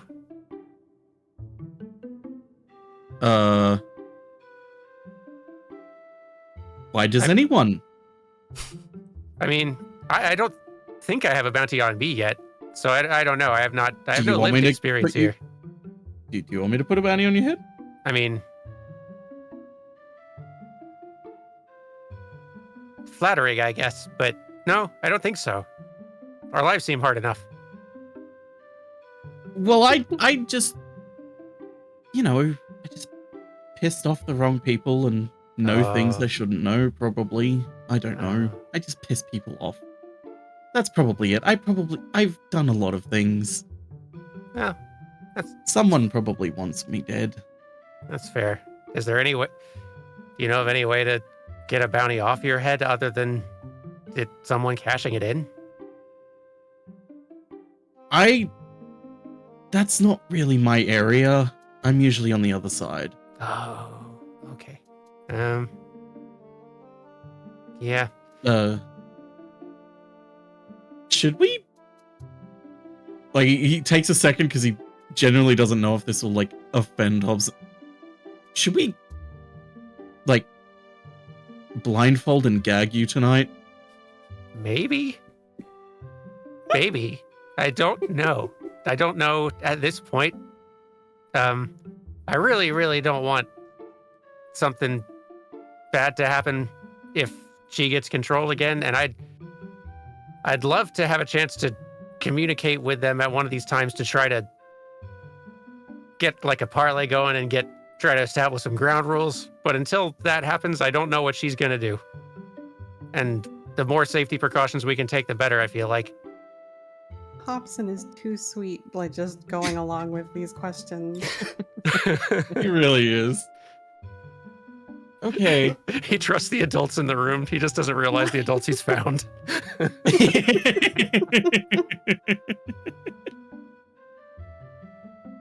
That sounds like a plan of action. Yeah. Hobson thinks that Morenthal is as a well-traveled and much more experienced individual, just assumes if Morenthal thinks something is a good idea, generally Hobson trusts Morenthal's judgment. That's such a bad idea. But he'll run with it. Yeah, no, but I'm for it. I don't know how she'll react to the restraints, but I'm more afraid about what she'll do if she's completely unchecked. Yeah, I guess I'm more worried that she'll Where was she when you went to her again? Oh, yeah. I think she and her partner are out in Whitecrest. So pretty far. Pretty far for now. Yeah, for now. They're still there, fortunately, it seems like. Her partner's an elf named Vindalay. I don't know if name rings bells. It sounded like at one point Vindalay mentioned a Tyvanera or Tyvanara or something like that. I don't know if that's the name of their group or if that's some other organization. There's a lot of information. Would any of these names ring a bell with me? You guys, that's the name of the continent. Continent, right? Yeah, Tyvanara. I was like, that sounds like. You're good. You're all good. They're made up words that I made. Do you? I'm just gonna. Do you mean the continent? Tyvanara. Yes. Right. Sorry. I'm just gonna look over at Coil and just sort of gesture to Hobson, just the rope. He's getting sleepy, Coil. Should I tie him up now? How tired are you, Hobson? I mean, Hobson looks up to see where the sun is in the sky. Is this as bedtimes go, where are we between Trilby's bedtime and everyone else's? It's past Trilby's bedtime. So it's probably like 10, 11 at this point. Evening? Kind of yeah, evening. Yeah, that's probably not a terrible idea, just in case. Well, I mean, it's up to you if you want to go to sleep. Imagine Coil tying him up as he says that.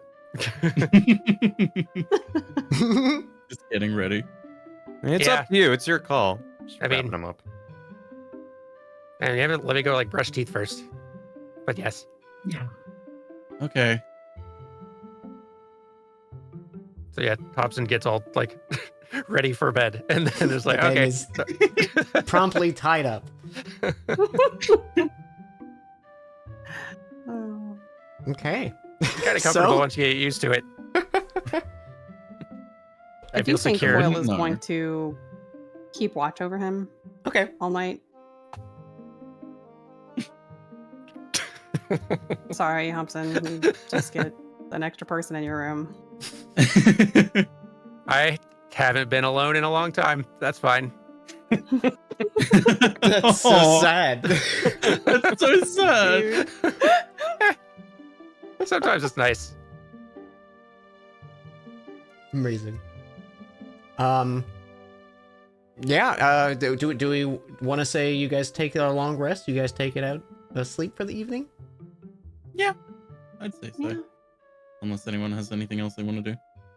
The only thing that I have is that in the middle of the night, Trilby wakes up with a start and goes, Dalar!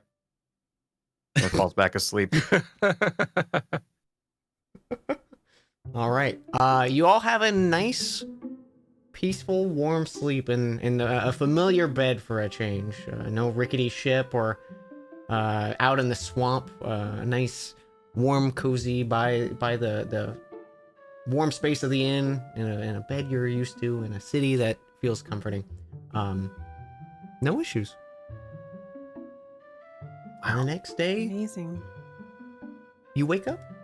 The inn has its normal, breakfast out. A small crowd of people gathering and getting their stuff ready or coming in and unloading. You notice as you glance up, there's just a faint little bit of snow coming down. It's actually passing through the bubble, which you're noticing for the first time. It seems to maybe not be affected by weather of the city. So there's a small bit of snow sticking in some spots, but it usually starts to like melt before too long. It's not like frigid or anything, but it's pretty cold. It's the first time you're actually noticing the winter kind of starting to set in. At least this far south in Northcliff. Well, now that after all the harrowing adventuring is at least at a brief break, Trilby is going to hop into the bag of many things. Oh, he sure is. He was preoccupied for quite a while. Let me give him a roll. Yeah, you can't reach in that bag when you're stressed. Yeah, well, No. it's good to not. I rolled an 11. An 11. All right.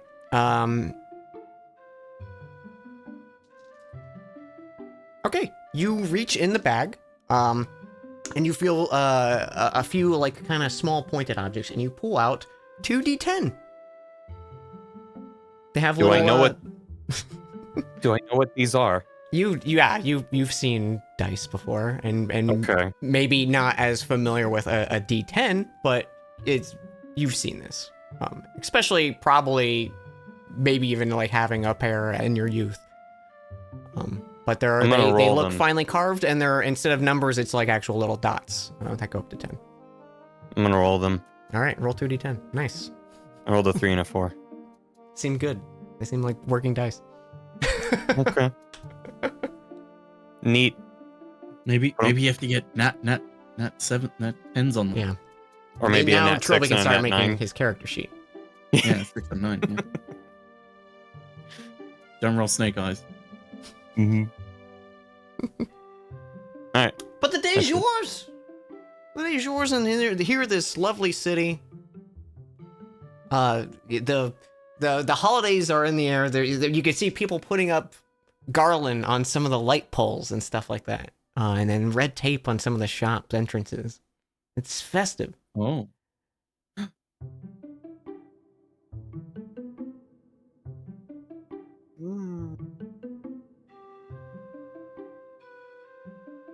What time of year is it? Damn. You know, you're probably like 2 weeks into winter at this point. Because when you were approaching the Ashen Highlands, that was the start of winter. So you're maybe like a week and a half in. Well, I might try doing some shopping. There's I'm also plenty of gonna- shopping. Oh, yeah. I also am gonna send off a letter back home with a bunch of money. Okay, No. very sweet. Tell them one of us Do you died, do it but in she the got letter better. again, where it just like it can't carry the gold itself? Yes. Yeah. Okay. 100%. Except I'm dropping in platinum this time. Oh. You can only send 1 gold per letter. Yeah. That's the max it can carry. Just keep sending like 100 individual letters.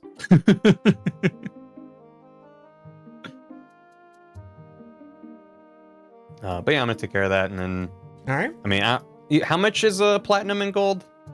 It's 10 gold. 1 platinum piece is 10 10 gold. gold.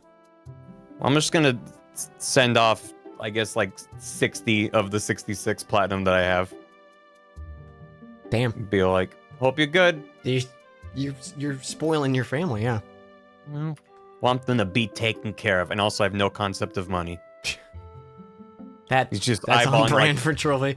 Exactly. He's just like, this seems about right. Anyone watching him is like, what are you doing? Okay.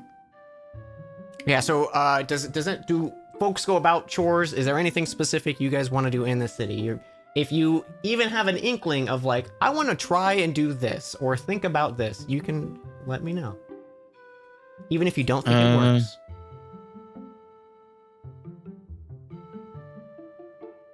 I think all I want to do is pick up my armor and then try and find a place where I can get some more thieves' tools. Okay. Easy Oh, yeah, enough you to did do. burn through all of yours, didn't you? Yeah. Oh, yeah, and yours. I'm also gonna re-obtain thieves' tools. You're not allowed.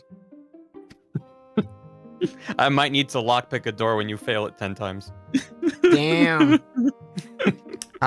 Thieves tools easy up to find. You can actually probably find them in the Forged Forestry. They're 25 a pop. 25 gold. gold. 25 a pop. Done.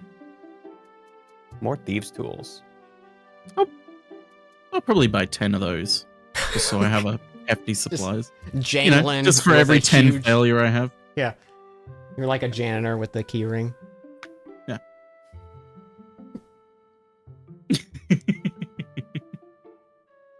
Listen, I know my rate of failure. Okay. Does Morinthal go shopping to pick up their armor and stuff by themselves? Yes. Oh. You said yes. Well, I'm just kidding. Yeah, I probably would just go by myself because I'd say I'd go with Hobson, but I think the armor would take priority over untying Hobson. I imagined you guys untie Hobson as soon as you wake I up. think Coil at least would. Hobson needs to go to the same shop. Yeah. No, yeah. If we're untying Hobson, like first thing, he'd go with Hobson because he'd assume that Hobson would need to go as well. I do love the idea of Morinthal trying to sneak out of the inn and Trilby sees him and forcibly tags along.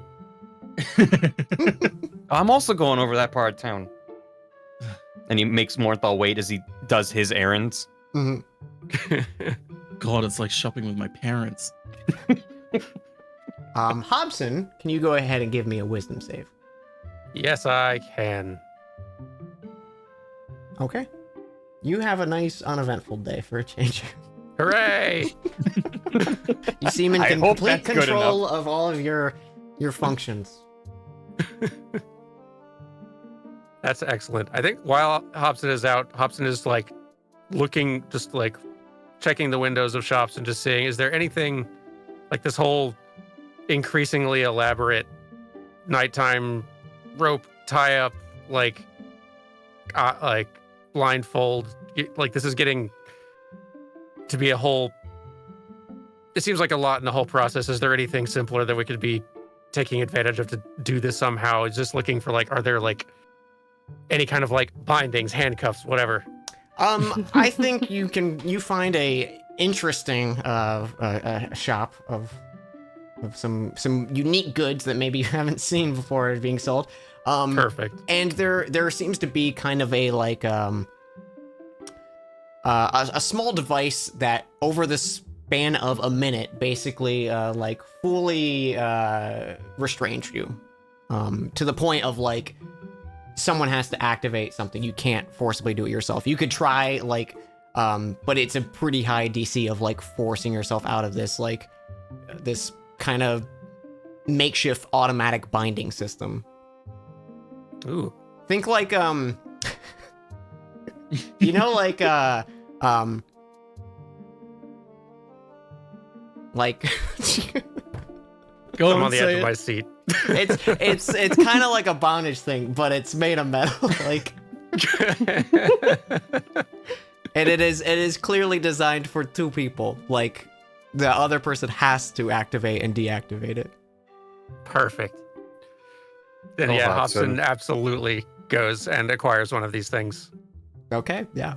It's probably like 10 gold for this contraption. Cool. Oh, I want to play out Hobson interacting with the shopkeep there so bad. I am more excited about what happens when he goes to coil later to hand coil whatever the key is. I imagine it's probably like it's probably like a metal ball that you place at like on the small of someone's back, and then it like does its thing. Okay. And then like you would twist it to loosen it or deactivate it. Perfect. Yeah, it has a I safe see. word. Of course it does. You say that, but it might actually be a good idea. probably to does have a some safe sort word. of phrase. Be like, just to make sure it actually is Hobson.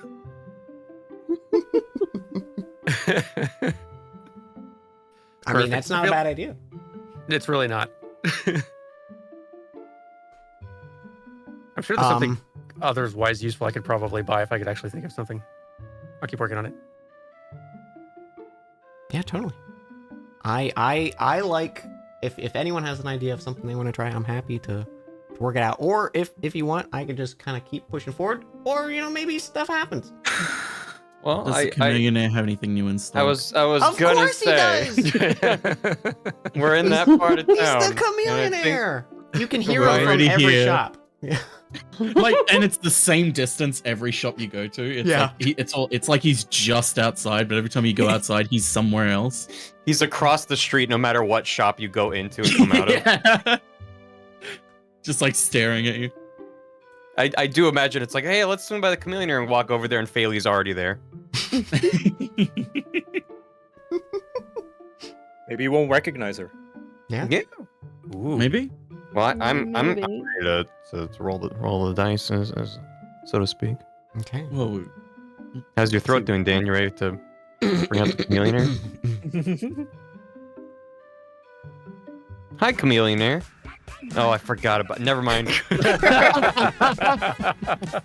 Hey, it's good to see you, good, my friend. Good friends, it's good to see you. Hey, I don't have much new in stock, but I do have a few items I think you all might be interested in. Good to see you too, Chameleonaire. He pulls a few of the like hanging cords nearby him, and you can see like parts of the shop panel rotate and show you a few items. He's still got that face mask of the turtle lung. Is still there. Those big heavy boots are still there. You also see the boomerang, the staff of the magpie, and the wingwear and the blizzard armor, or the blizzard sphere are all still there. Those are still in stock. But he does have 1, 2, 3, 4. He does have 4 new items in store. The first one, he goes, this one just came in hot off the press, and he pulls, and you can see, it's like a thin metal gauntlet in that, like, from forearm all the way to fingertips, and it's like fully encased, almost looks like a solidified metal arm, and just like the fingertips are exposed. And there's a little placard by it that says the Fist of the Gorilla. These require attunement, and he goes, Hey, so this just came in. You put this bad boy on. It fits. It's a form-fitting kind of magic item. It's really a unique feeling. But once per day, you can hit the ground, and a big boom shockwave happens, and directly around you. Anyone nearby, boom, they fall over. It's a good laugh, good times. Love it. So that's the Fist of the Gorilla. That'll run you 500 gold. Just so you know, for specifics, once per day as a bonus action, you can slam the ground and cause all targets within 5 feet, excluding yourself, to make a DC 14 strength saving throw or be knocked prone. And it requires attunement. I think I already said that though. The next thing you see, there is this white cloak that it looks almost like lace. Like it's very thin, and it even on display it looks like it's barely there, almost like it's a little bit spectral to some degree. And it says the Cloak of the Gentle Wind. Excuse me. When you wear this one, you can freely move around, and you know when people, they take side swipes at you when you run away from them? They can't do that anymore. The bad thing is, though, when stuff hits you, it hits you really hard. And this requires attunement. While wearing this cloak, you do not provoke attacks of opportunity from movement in combat. However, you become vulnerable to bludgeoning, piercing, and slashing damage. That runs you 1,000. The next one on store is you see these two wristband bangles. They're kind of like silver, and they have like these intricate colored gems that are in the exact same pattern on each of them, and it looks like they're sold as an item, and they're called the Bangles of Retrieval. Okay, so this one, it's a little fun. It takes two to tango, because two people gotta wear it. Anyways, each person wears one of the bangles, and then once a day you can hit the bangle. Other person immediately teleports right next to you. Ooh. Keep in mind, though, it has to be a willing creature, so you can't just, slap that on the old bad guy and then go throw him in a pit of lava. It's not that strong, but maybe say your friend's in a dicey situation, boom, they're back to you. And they basically do what they say. Once a day, as an action, one of the bands can be activated with a command word to teleport the other bangle within 5 feet of it. If there's not 5 feet of space available, the spell fails. And if it's not worn by a willing creature, just the bangle will teleport by itself. That's 3,000 gold pieces. And finally, is there a maximum range on that? No. Ooh. There is not a maximum range on that. And finally, my personal favorite. He flips over one of the things, and you can see this this small little creature. It looks like it's maybe 2 inches tall, and it has like plant-like qualities. And you can see there's this stone whistle hanging from above, and it goes, "This one, it's new. It's a little weird, but trust me, listen it out. This is called the little guy whistle." This tiny creature right here, this one, he's pointing at him and tapping the glass real hard. He responds to whoever's holding the whistle. He can lift up to 500 pounds. This guy is incredibly strong, but he moves really slow, and he can only kind of listen to basic commands and kind of stuff. But hey, he can fit in little places that are a 1 inch tall, and hey, if he does, bite the dust, a new one will come back in a few days. What does the little guy look like, Dan? He's all color is yellow, and he's got these little white eyes, and the little plant on his top is kind of like this unique, almost like a lotus flower, kind of on a stem. Is he laying on his side? He's doing a little bit of a seductive pose right now. Yeah, it's weird. Okay, all right, okay. But yeah, the little guy can support 500 pounds of weight, but with a movement speed of 5. So he can move 1 square in battle. He cannot attack. He has 1 HP, but he is very tiny, so he can fit into spaces up to 1 inch wide and tall.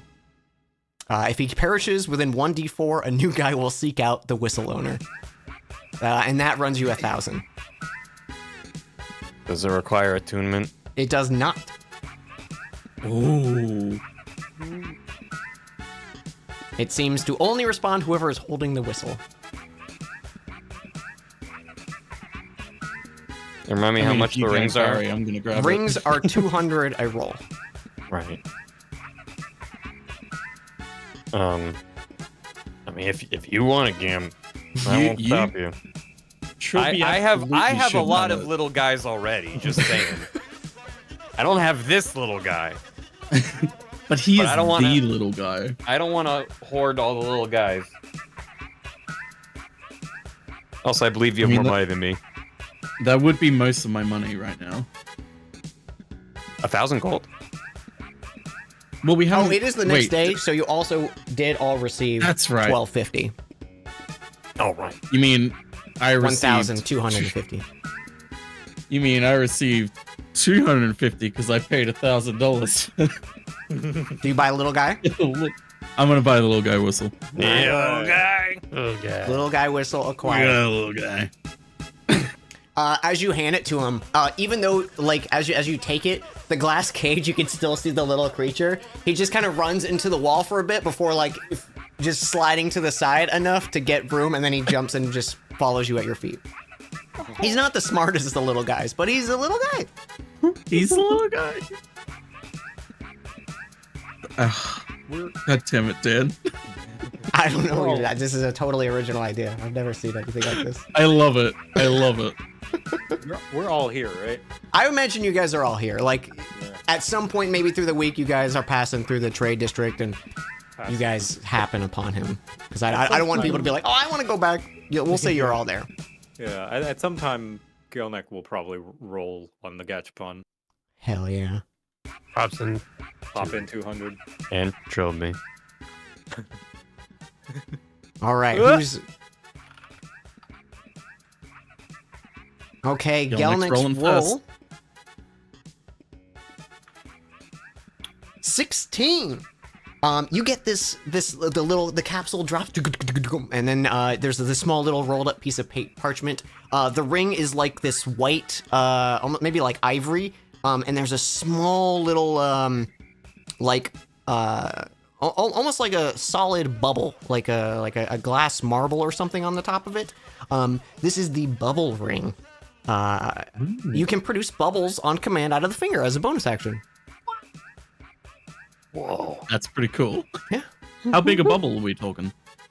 You have to gonna try it out. You know? Whoa. It's like I imagine Chameleonaire says that, and I just look over to Gelnick and like, how big are bubbles? Gelnek is too busy running around, like, kind of waving his arm around, making smaller bubbles to hear. Yeah. He's like, Finally, don't fear me!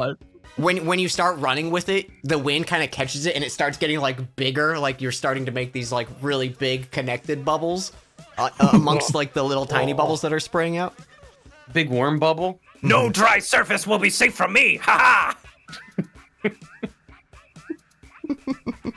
ha! I love D&D. bubble ring. Bubble ring. No attunement, just as a bonus action. That's great. I love you Anyone guys. else You want guys one? always fill up my coffers if you know. Just keep pulling that lever.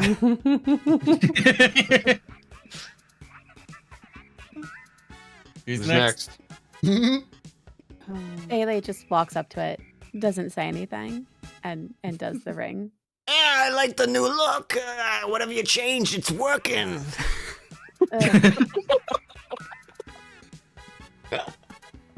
She ignores him. Oh my god.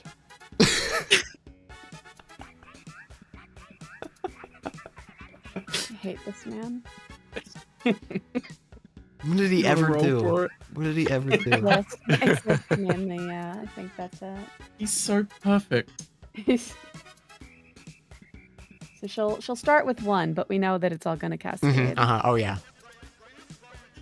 Yeah, you put in the coins, crank it.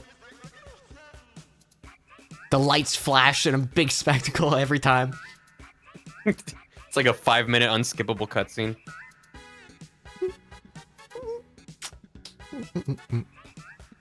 Is Roll20 being slow? Yeah, I was also typing Ring of in preparation. Oh. Damn Almost it. nice. Almost nice. Oh. Oh. Oh, so close. Oh, okay. This is fun.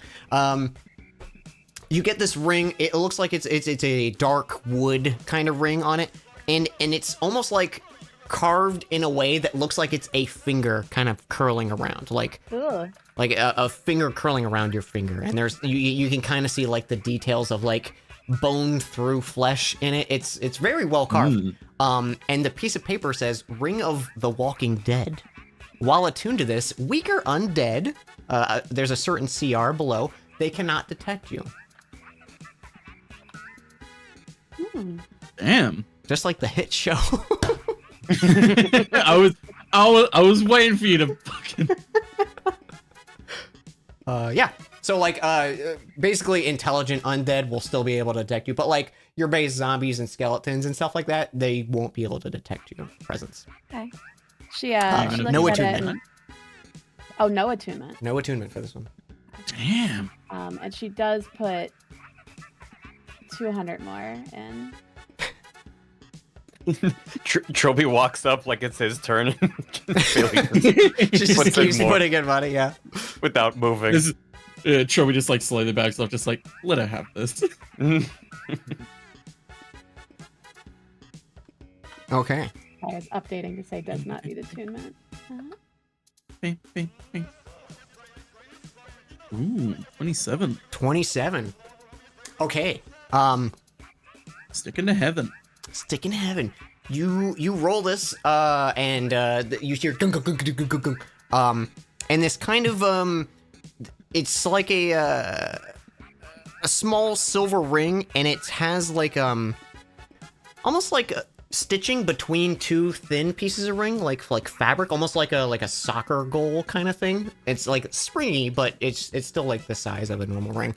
And this is the Ring of Flat Feet. Your movement is not hindered by snow or quicksand. Whoa. So you basically can freely walk on surfaces in snow or heavy sand without having difficult terrain. That's not bad. And Faylee just, like, to no one, she's speaking to absolutely no one, just says one more.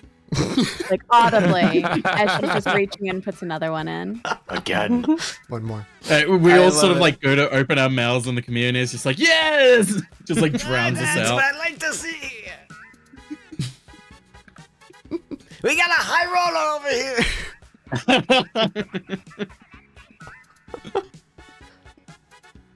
Does he have a system where 10 rolls gives you a free bonus ring? God, I'd have so many. Gives you a punch card? I've rolled this thing so many fucking times. Okay. This one. With his face on it. Yeah. You can see like the normal track that they go down where it's like bum bum bum bum bum. This one kind of like smoothly comes down in a separate tube, and you open it up. And it's like a pure glass ring, but the top of it is this like bright red that has like almost the slightest bit of glow, or it could just be sunlight maybe coming through. This is the Ring of Explode. It breaks on use. When it's activated, in 1d4 rounds, it will detonate as a fireball. Oh my god. It's a bonus action to activate it. That's cool. That's insane. One-time use. Free fireball. So sad. It is a one-time use Well, not ring. free. 200 Another gold for a bonus fun city. time. Faylee looks like she desperately wants to roll again. But she does back off and is kind of like surprised to see Trilby standing right there. And then just kind of moves aside. Trilby keeps watching her for a moment, then doesn't move forward, waiting to see if she doubles back and goes for another one. Faylee notices and kind of like does the little hand forward thing, like the go on, go get in there. He takes a half step and still is not sure. Okay. All right. Then Spacey pushes him out of the way. And rolls. The next one could be the good one. I don't know. are you actually doing one more? No. Okay. Trilby is gonna do 2 though. He's gonna get Oh 2. snap! I love that you guys love this. By the way, this is my It's favorite. great. It's so much fun. Nice. 5. I had another campaign where I like started doing this and I only had like 60 rings at that point, and they did like 3 and they were like, we're good. And I'm like, no. You gotta get them all. Okay, Trilby. You get this little ring. It's like a blue carved band of maybe like some type of bone or crystal or something. There's no design on it, but the piece of paper, it says the Ring of Dryness. In rain specifically, it will keep you shielded from it. So it's basically like a ethereal umbrella while you're wearing this. Ooh. That's nice. Just a nice, No just a one will nice little pick dry them in one. training. No attunement or anything? No attunement. Sweet. Again!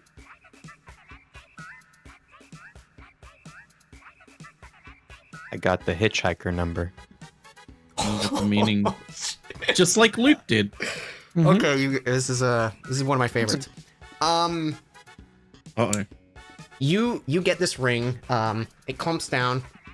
And on top of the ring, you can see just like a hand grasping out. Like it's a small carved out of this like white material.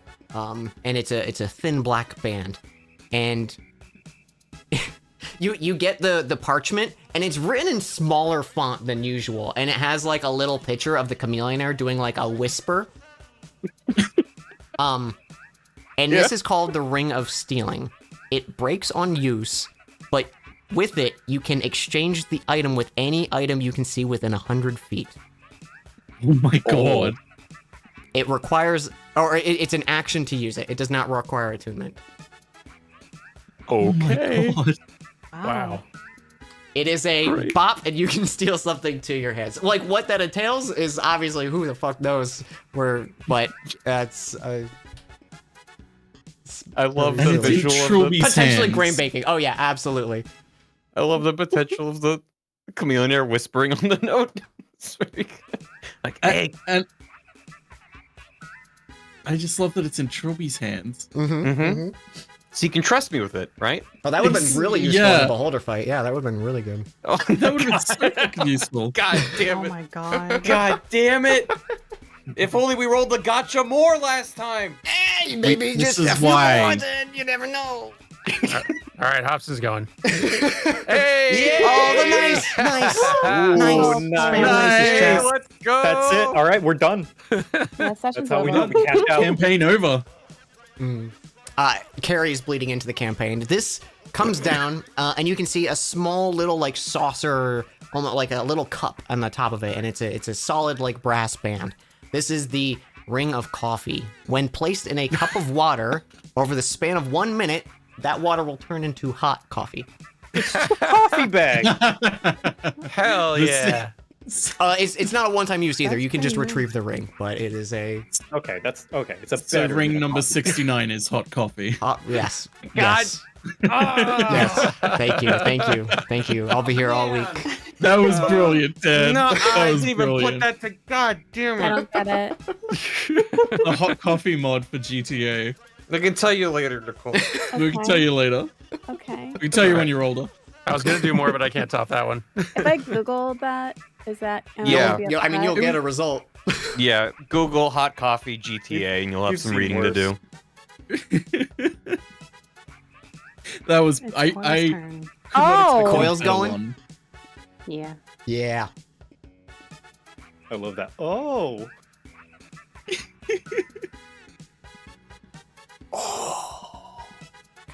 Ooh.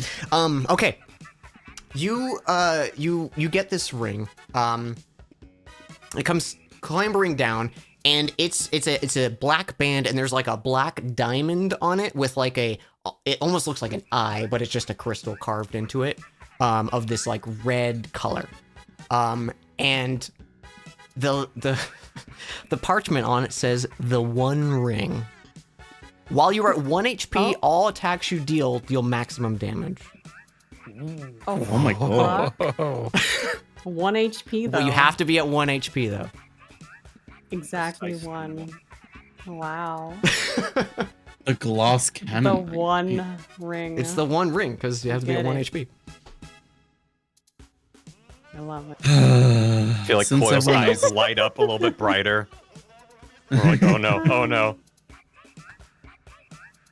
Since everyone else is drawing one. Since everyone else, of course, you know. Oh sure. Since everyone else is drawing one, I'll draw a few. I'll put 200 in. For now. Yeah. Well, for now. Okay. Oh god, it helps if I type this correctly. 15. Uh-oh. You get a band, simple metal, and at the clasp where you would expect like a gem to be, it's two hands like put together, like crossed over each other, like they're clapping. And this is the ring of applause. When you clap while wearing this ring, it sounds like a studio audience is applauding. Does it require attunement? It does not. It does not require attunement. So it sounds like this. That's exactly what it sounds like. It's not like a increased volume or anything like that, but it sounds like up to 10 people are clapping when you clap. Damn, that's good. I like that.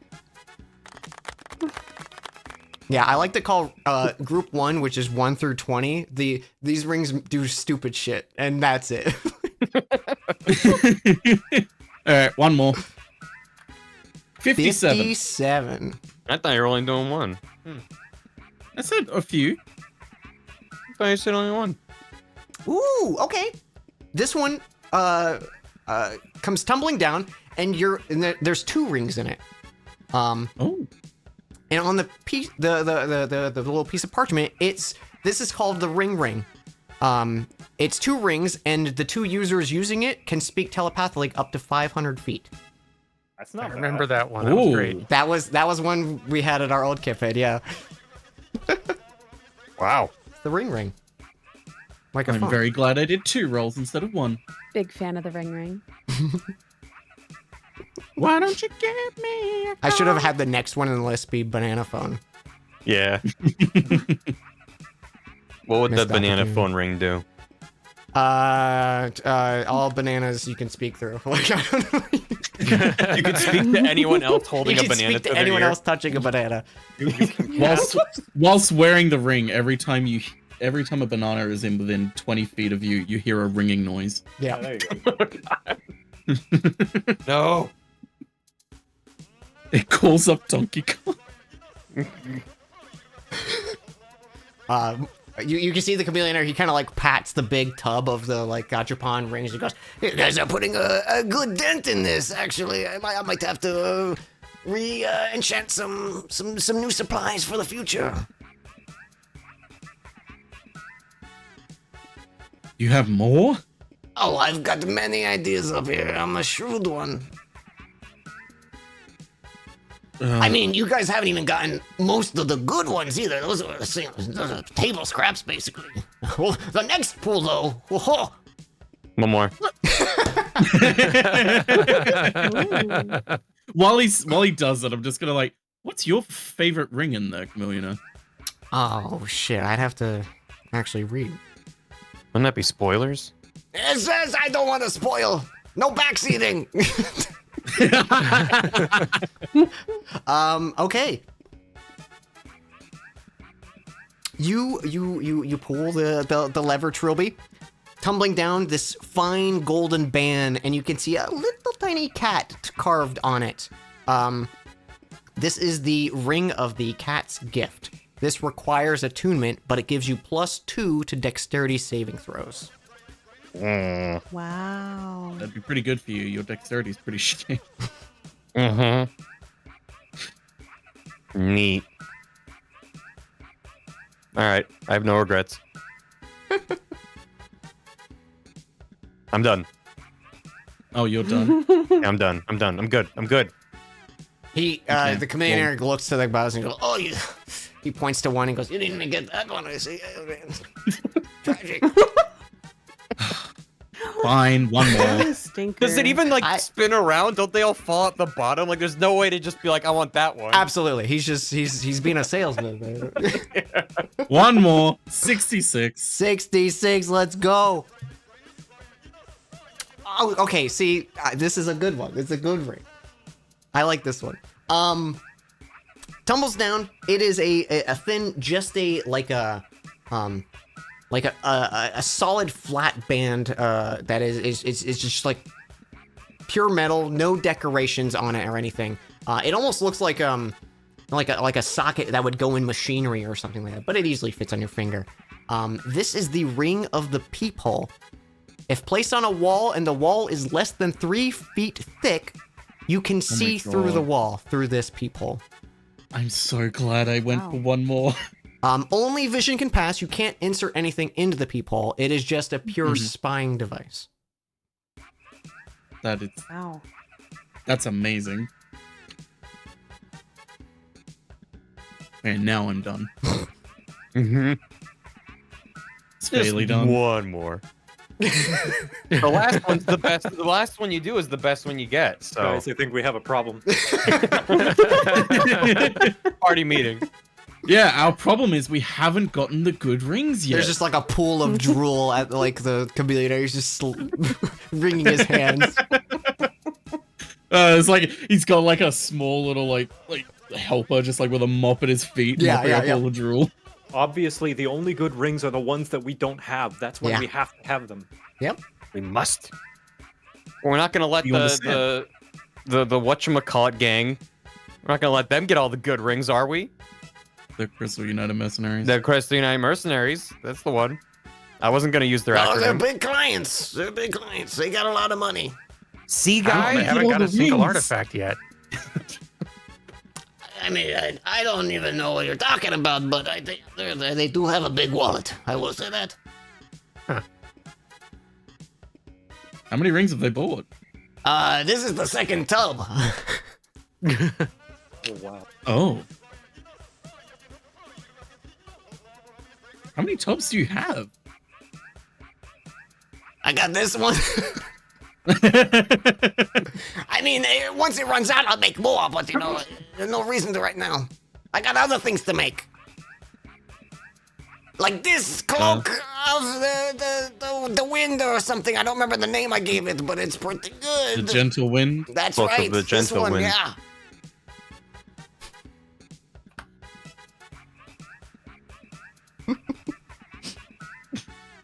I'm walking away. Okay. I have to be strong. You have to be strong. I believe y'all. So what do you guys want to do? What do you do as we can kind of start wrapping up this session? Is there any errands that you want to run or do anything specific? Hmm. Hmm. I'm gonna go say hi to Byfar. Okay. You guys wrap up your shopping, start heading out to do whatever you guys want to do through the day. And Trilby, you start heading to the western quarter, where, you know, Byfar's house is. Can you give me a perception check? Gladly. Yeah. 8. Can you give me a wisdom saving throw? Gladly. Yeah. 9. Okay. Can I flash of genius that? Sure. All right. So 13. Okay. Can you give me Wait, no, I another... leveled up my intelligence. It's +5 now. Okay, 14. Ooh. 14. Can you give me another wisdom saving throw? 15. Oh Okay. man, that would have been so funny. So you get to you get to Byfar's house. Oh, great. It's later. than you remember it being when you left. But you knock on the door, and they're not the chameleon hair. Hang on. Oh my god. Oh, peace. Millionaire's there again. Hey, I got more rings in store.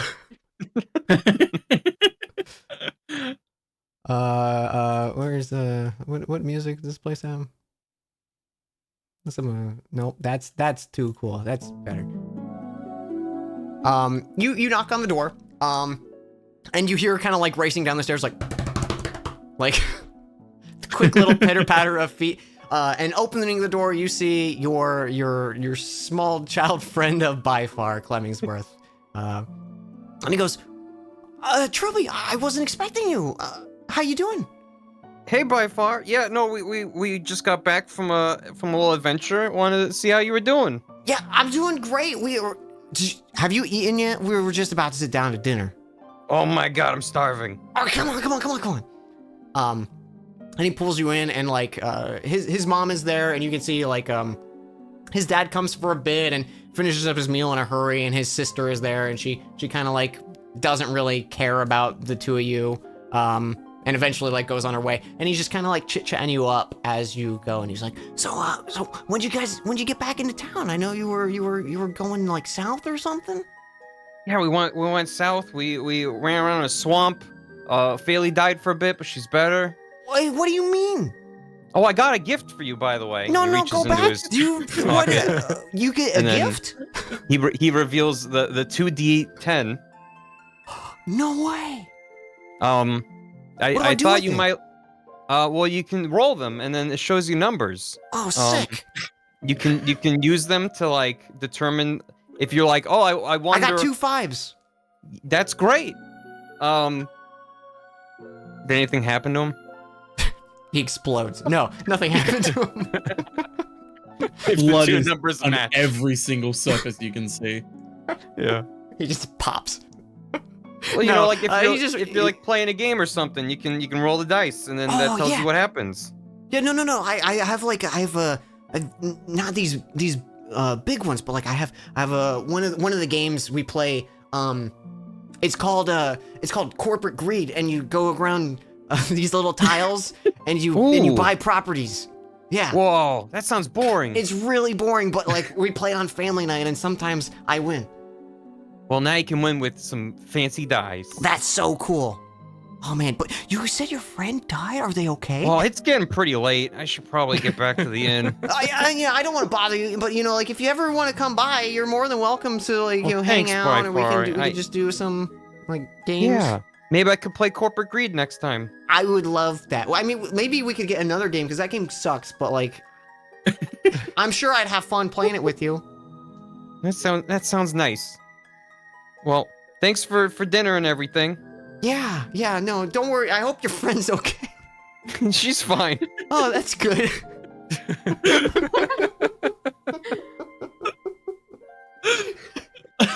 Goodbye. Yeah, bye. Waving. You guys have a nice little pleasant evening, and eventually you make your way, I'm assuming, back to the spire. Yeah, no, we're back to the tavern. Yeah. The inn. I'm not going to the spire. What do I need to do? Oh, at I'm the sorry, spire? not the Shattered Sealed Inns. Yeah, there's Yeah, a lot of yeah. S's. Right. But yeah, you gather there. You guys probably have like a table and readying for the evening. And thinking about approaching Adokus or Kazma and seeing maybe what's the next step of your journey of recovering the lost artifacts. And I think we'll wrap the session there. It went a little long. Sorry about that. But thank you so much, guys, for playing. I love y'all so much, and this is my like favorite thing. Thank So you. fun. Fantastic. Thank you, Dan. Thank you. Yeah. I'm relieved at how things have turned out and afraid of God. what happens next. Yeah, Yeah, same. Mm-hmm. Mhm. Mm. I am too. Oof. I'm sure. Did those you wisdom did you saves share will- with chat the dice roll for reviving Fayle? I in middle of the break, I did say I rolled a 14. Chat. Mm-hmm. He posted a picture of it. Yeah. In our chat here that chat can't see. Just wanted to make sure I'll chat post knew. it in the Discord, Dan Jones and Dragons. That was room. terrifying. I know. I was very nervous about that. But we did it. Bailey's back. Yeah. Hooray. I don't have anything closing. I'm just gonna say thank you to chat and thank them for alerts and stuff like that. Do you guys have any closing remarks or anything? Merry Christmas. Merry Christmas. Yeah, we'll see you guys next year. Mhm. Next year. Yeah. Yeah. So long from now. But love y'all, and I'll talk to you guys in a few minutes. See ya. Goodbye. Bye-bye. Bye. Bye. All right, chat. That's it. You're all in trouble. I'm bringing this over here so I can actually see my Twitch stuff. Excuse me. I got all burpy. Let's see.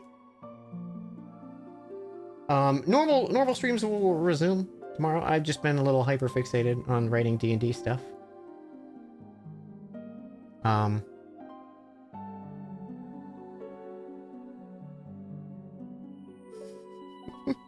Thank you everyone for all the kind words. That was a stressful and very exciting session because I was like, I had a lot of stuff planned and I wanted to get to. And most of it we got to. So I just get to be excited for the next session now. Phaley does not have a tail anymore. No, Phaley doesn't have a no tail and no horns anymore. But yeah, that was a heckin' wonderful time. I'm gonna thank folks real quick and be reading chat, because I didn't get to talk to you guys today. Let's see. Starting with Absolute, thank you for 13 months. Barry, thank you for 61 months. What the hell? Tier 2 even, thank you. Universal, thank you for the 100 bits. If no Christmas holiday miracle, this stream will be very sad. Justice Court. Sorry, no Christmas. It's not the canon Christmas time yet. They just started winter. Lynn, thank you for 15 months. Thank you. Ankimana, thank you for 31. I'm not Jonathan. Thank you for the raid during that. I really appreciate it. Kevlar, thank you for 37.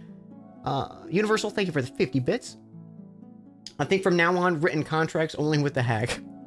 Like a hag is going to agree to writing. Lord Smudge, thank you for 31 months. Ed, thank you for 5 gifted subs. Yo, thank you, Ed. Ed, you're great.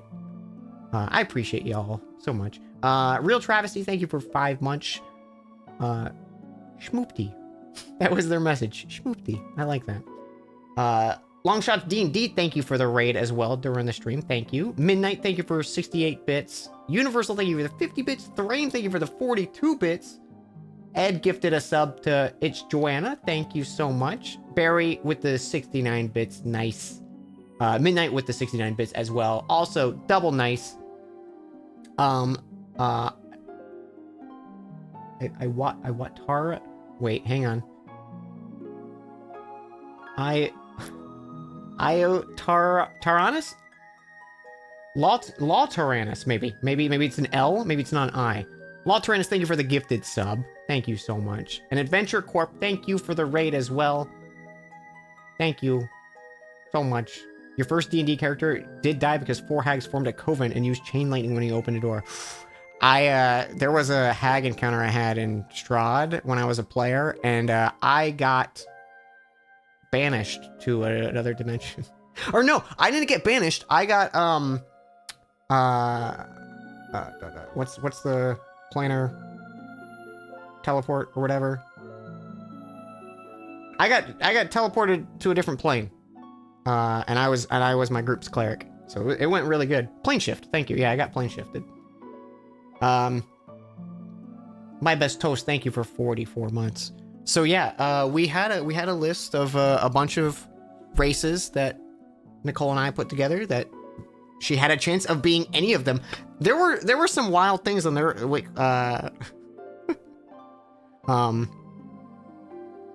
here, I'll go through the list. Would you guys want to hear this, or maybe not? I don't know. The list of potential races that Phaley could have became. you're curious. There was a high elf, wood elf, half dragon, half tabaxi, tiefling again. There could have been another tiefling, vampire, changeling, satyr, fairy, eladrin, Asimar, a naga, Yanti, shifter, and drow. What are the options? Which half of the dragon? Just the wings. I don't know. I don't have a good bit. But yeah, we made a list and rolled it and got vampire. Which is awesome because I think that was one of Nicole's original first ideas. Actually, drow might have been crossed off. I think we crossed off drow and replaced it with something. I don't remember, but I forgot to write it down. But I think it was 15 total.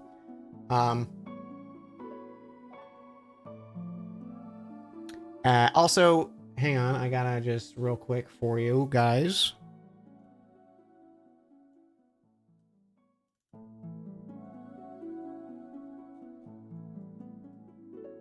Here's full art of the Crystal United Mercenaries.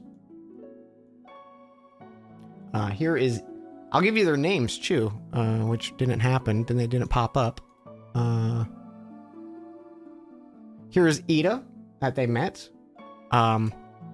This is Josh. Just Josh. It's a very fantasy name. This is Zoran. This is Shade. Very unique. OC, do not steal. This is Quinn. And this is Glurt.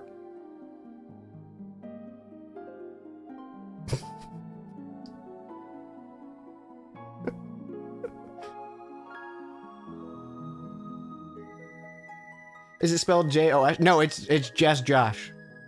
It's Glurt with an E at the end of it, chat. Which is an anagram for another character.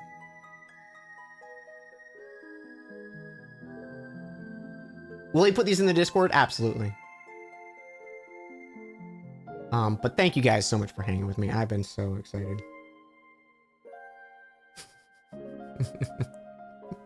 I had a lot of fun with these guys. Real talk though, I hope they don't fuck with them. They might be silly, but there's a reason they're assholes. Let's find someone to raid, shall we?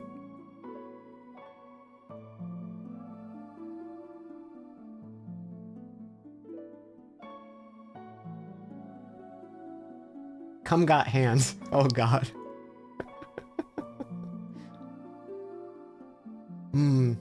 Yo. Is that Mr. Inviso guy streaming right now? Doing some Lethal Company? Let's go say hi to Viz, y'all.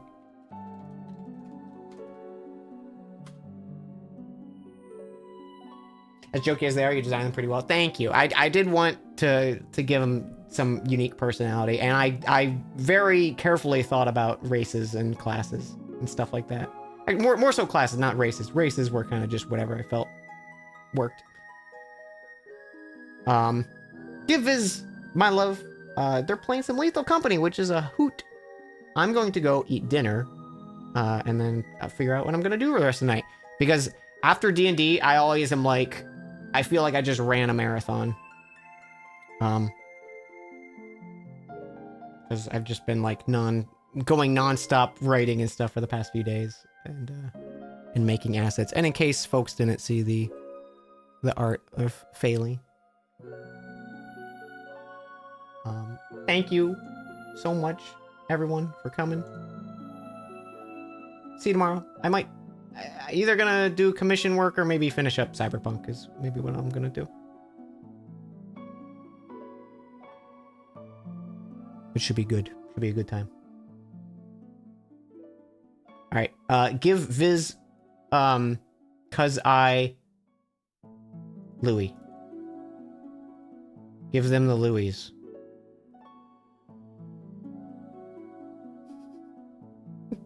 Goodbye.